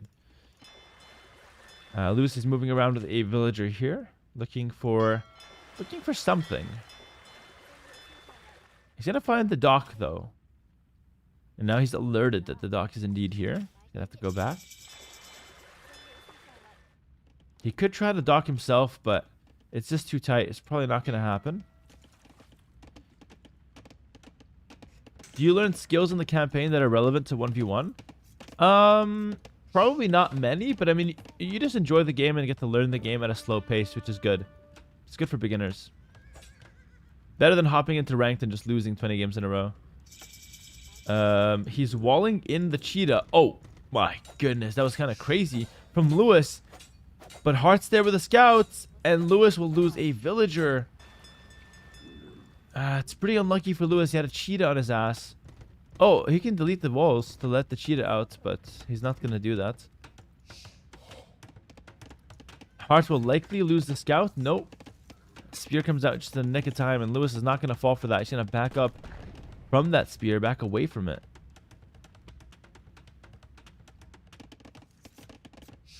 Now I have more walling up top here for Lewis. Okay, pretty good, pretty good. Second dock for Hart. We've seen this earlier today from Neos. I think it's the correct option. I think you should go for more than one dock. Like, there's no reason not to. Go for some extra fishing ships. And here we have Hart with a fair few archers coming out of the range. So it's going to be an archer opening for him, and also archer opening from Lewis, despite playing as the Vietnamese, which have extra strong skirmishers. So has to play the archer mirror against the Portuguese, which is interesting.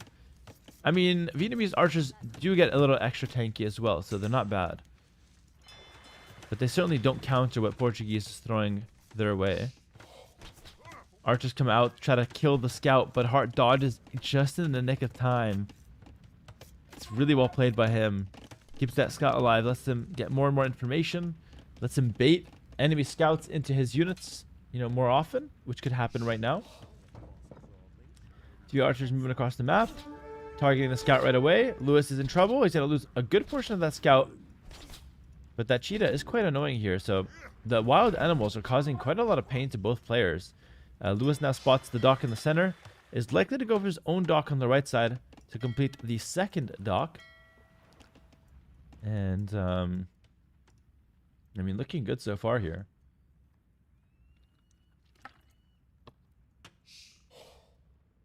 Both players are in reasonable positions here. Like, no one's far behind. I think advantage Hart, mild advantage Hart. He's got his fishing ships out earlier. He didn't lose a villager. It's looking pretty good.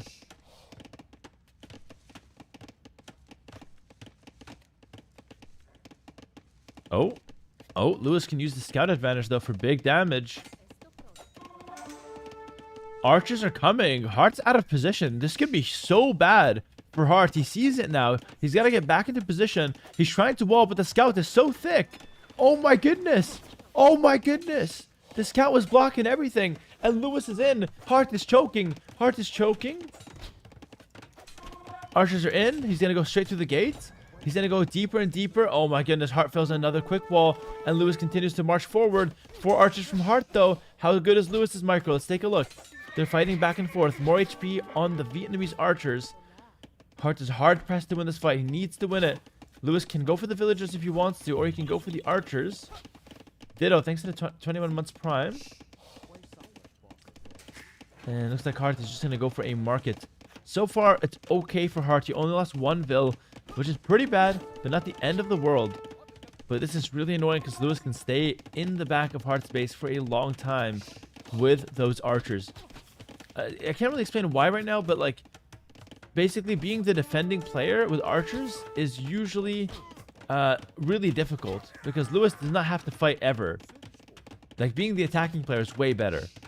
You can just run indefinitely and then you can just fight whenever you want to. So Lewis will probably lose due to numbers advantage, but he got a really good trade already. Both of them using the market to try to click up to the next age while all this is going on. Hart dodges. Yeah, this is good. Now Hart will win, probably. 3, 2, 1. There we go.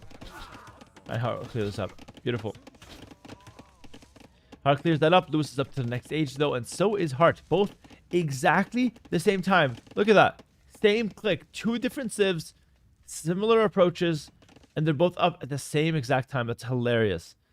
Both of them have 2 lakes as well. I don't like the lake in the center. I mean, I like it and I dislike it. I like it because of the vision it provides, but I dislike it because your fishing ships are exposed. Hart now has a 3rd lake as well. So he's really dipping his toes into all the ponds, which is interesting. Chambers, thanks for the 19 months, supporting UK and supporting Lewis.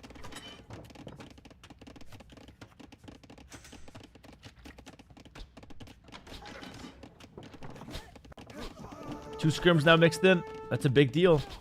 Sorry, 3 scrims even. That's the bigger deal. And Hart will continue trying to micro away from that army coming towards him.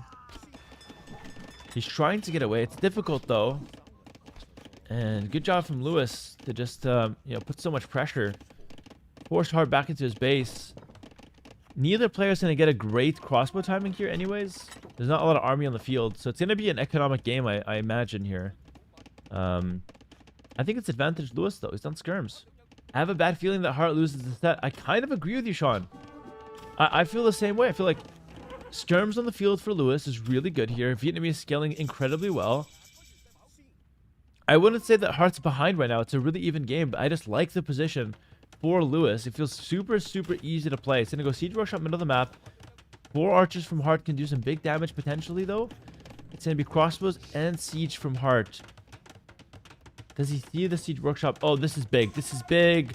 Hart's going to find that Siege Workshop. He's going to find that villager. And he's going to get himself a quick kill.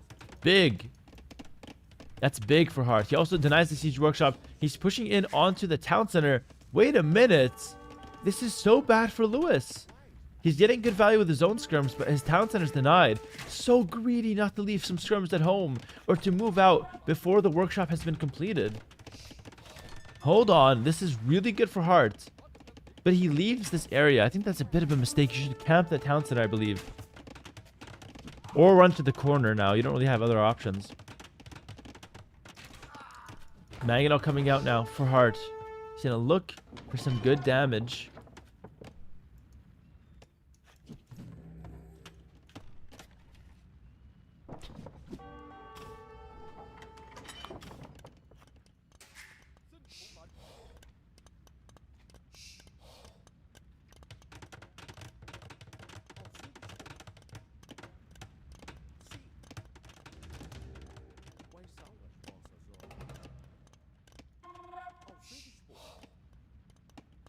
Hart's up 10 vills.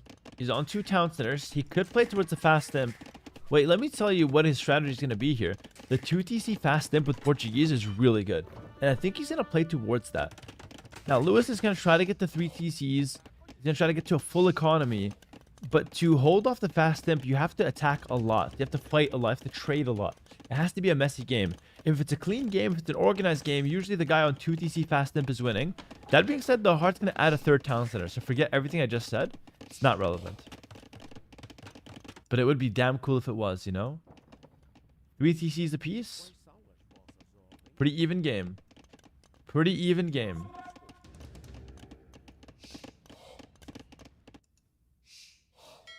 Alright, skirmisher. A lonely skirmisher could deny some of this fishing, at least a little bit. You might as well try, Lewis. He's gonna walk past it? Okay. Also, the cheetah is like in prison forever for killing that villager. Poor guy did nothing wrong. Free my cheetah, please.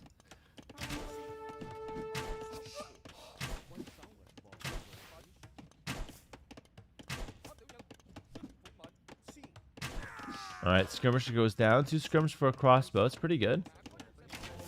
That villager's dead meat. What? Hart, how are you not killing this? It's a jaguar? Is it really? Oh, it's a jag. Yeah, it's a jag. My bad. It's not a cheetah. Not a cheetah. Lewis could get some big shots here. Lewis! Ooh, get the pretty decent shot. That's gonna wake Hart up. It's like a scoop of pre-workout. He's wide awake now, very alert. Oh! Misses the shot, Lewis. You gotta watch out. Goes back. Okay. I mean, this is very intense shots. Very intense moments. So far, advantage Lewis, though. He's got more score. He's got 69 vills. Nice. Same for Hart, actually. And that game's neck and neck. Game is neck and neck.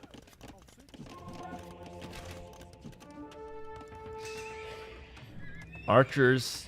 Stable now coming up. The night transition could be really good here for Hart. Try to counter some of these skirmishers.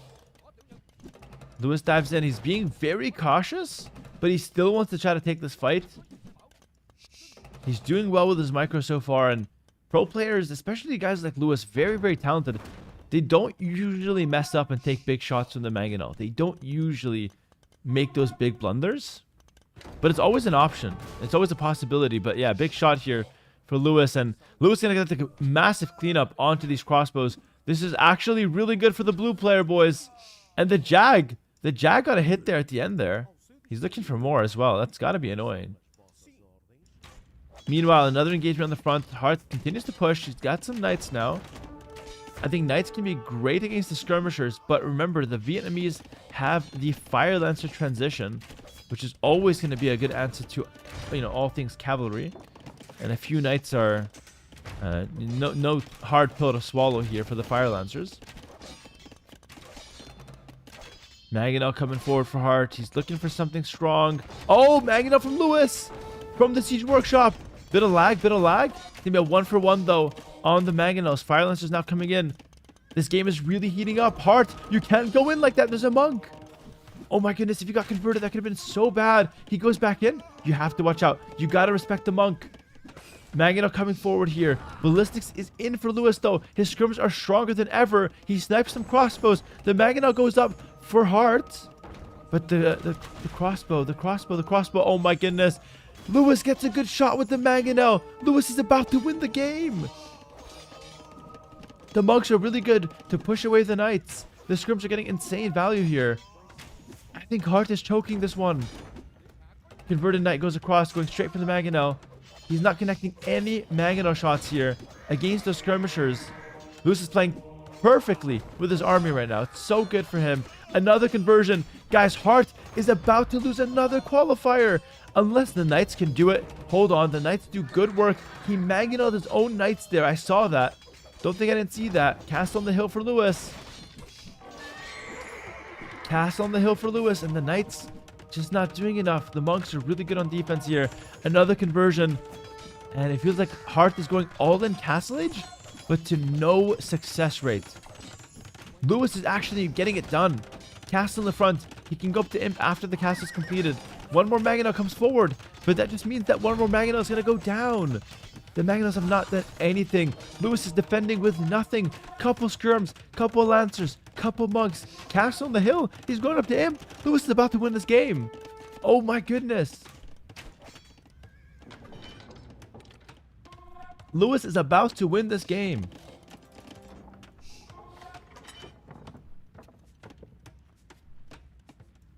Oh my goodness. If Hart loses this, he could get kicked out of Vitality. I'm just kidding. That's not on the line. Just to add a little element to the situation. No, I'm kidding. Yeah, but no, Lewis is doing real well. Lewis is doing real well, guys.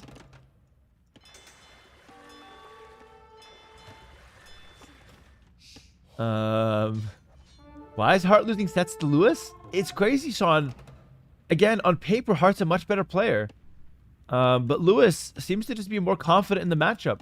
I don't know. It's hard to say. Maybe Hart is getting in his head a little bit. And he's feeling a little nervous versus Lewis. Maybe the matchup's not good. It's hard to say what's the exact factor, right? Like, I'm no psychologist. What do I know?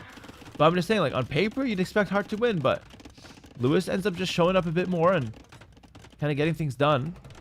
Castle in the front, though. Hart's gonna try to hold this hill. It's not over yet. Like, Hart is up to Imp as well. 2 minutes faster for Lewis. Vietnamese late game is probably better as well. So, like, advantage Lewis for sure. But it's not all done yet. Hart still has a puncher's chance to win this last game, honestly. You never know.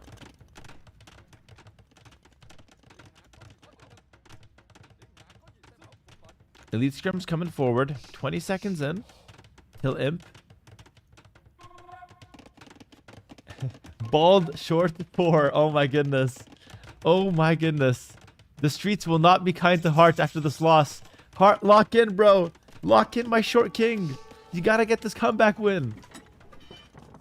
Lewis is grabbing the relics. That street's up 3 relics now. He's going for Imp Skirm first right away. Brace your chemistry. Probably Trebs and Bombard Cannons would be the main call. And then later he can switch into Cav Archers if he wants to.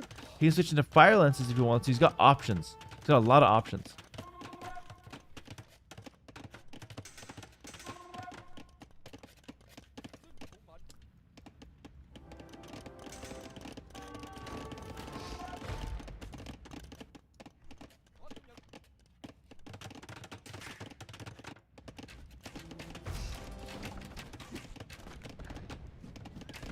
All right, looks like it's going to be Cav Archers as the main call here for Lewis.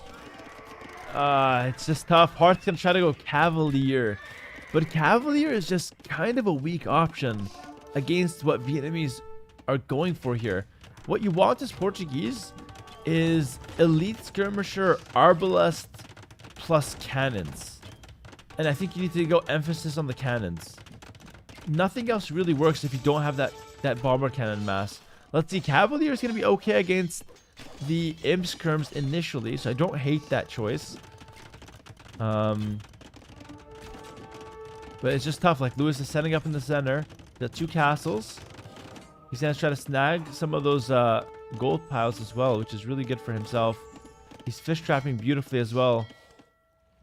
Taking some of these lakes.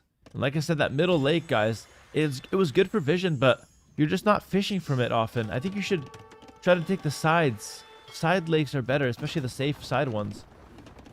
Heavy cavalry archer coming in. Thumb ring coming in. All the upgrades that Lewis can ever want and need. Stonewall is the left side. Okay. Interesting. Could stonewall the entirety of the left side if he wants to. Here and here. If he wants. Could also wall across, so he's got options. Another relic if he wants to pick that up. Lewis already has 5 relics. Lewis already has 5 relics.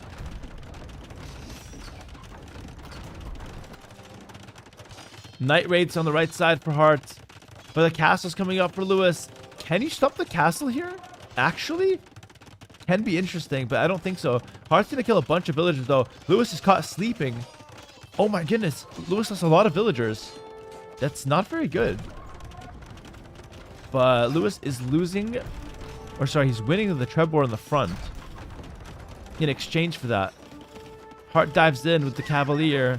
He's missing Imperial Age upgrades, though. It's a bit too early. It's a bit too early. Another castle for Hearts. He's trying his best. But his best is not good enough today, guys.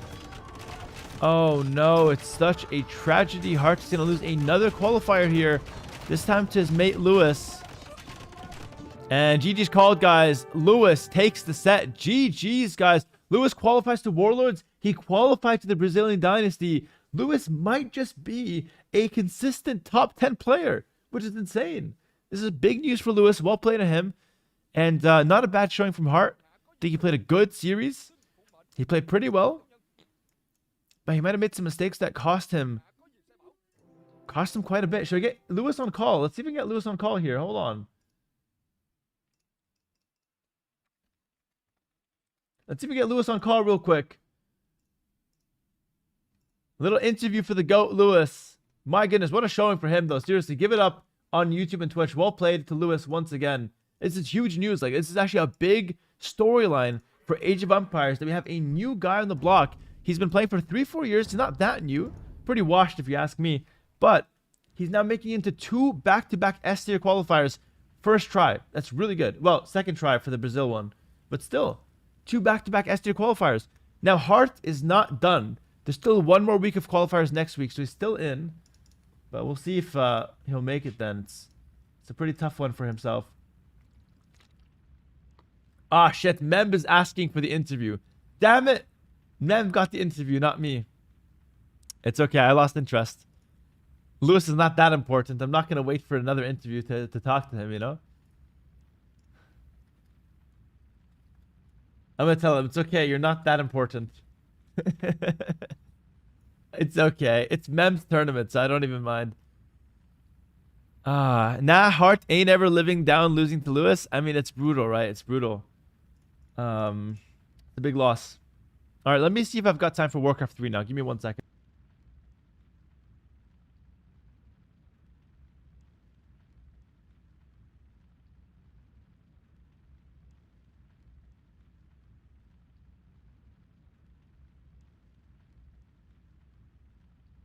Okay, let me just ask, how badly do you guys want to see Warcraft? Because, like, I technically have time, but I'd also rather just take an hour to myself and not stream every hour that I have living.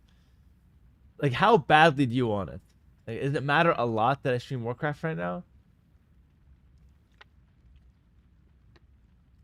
I'm really down bad for some Warcraft.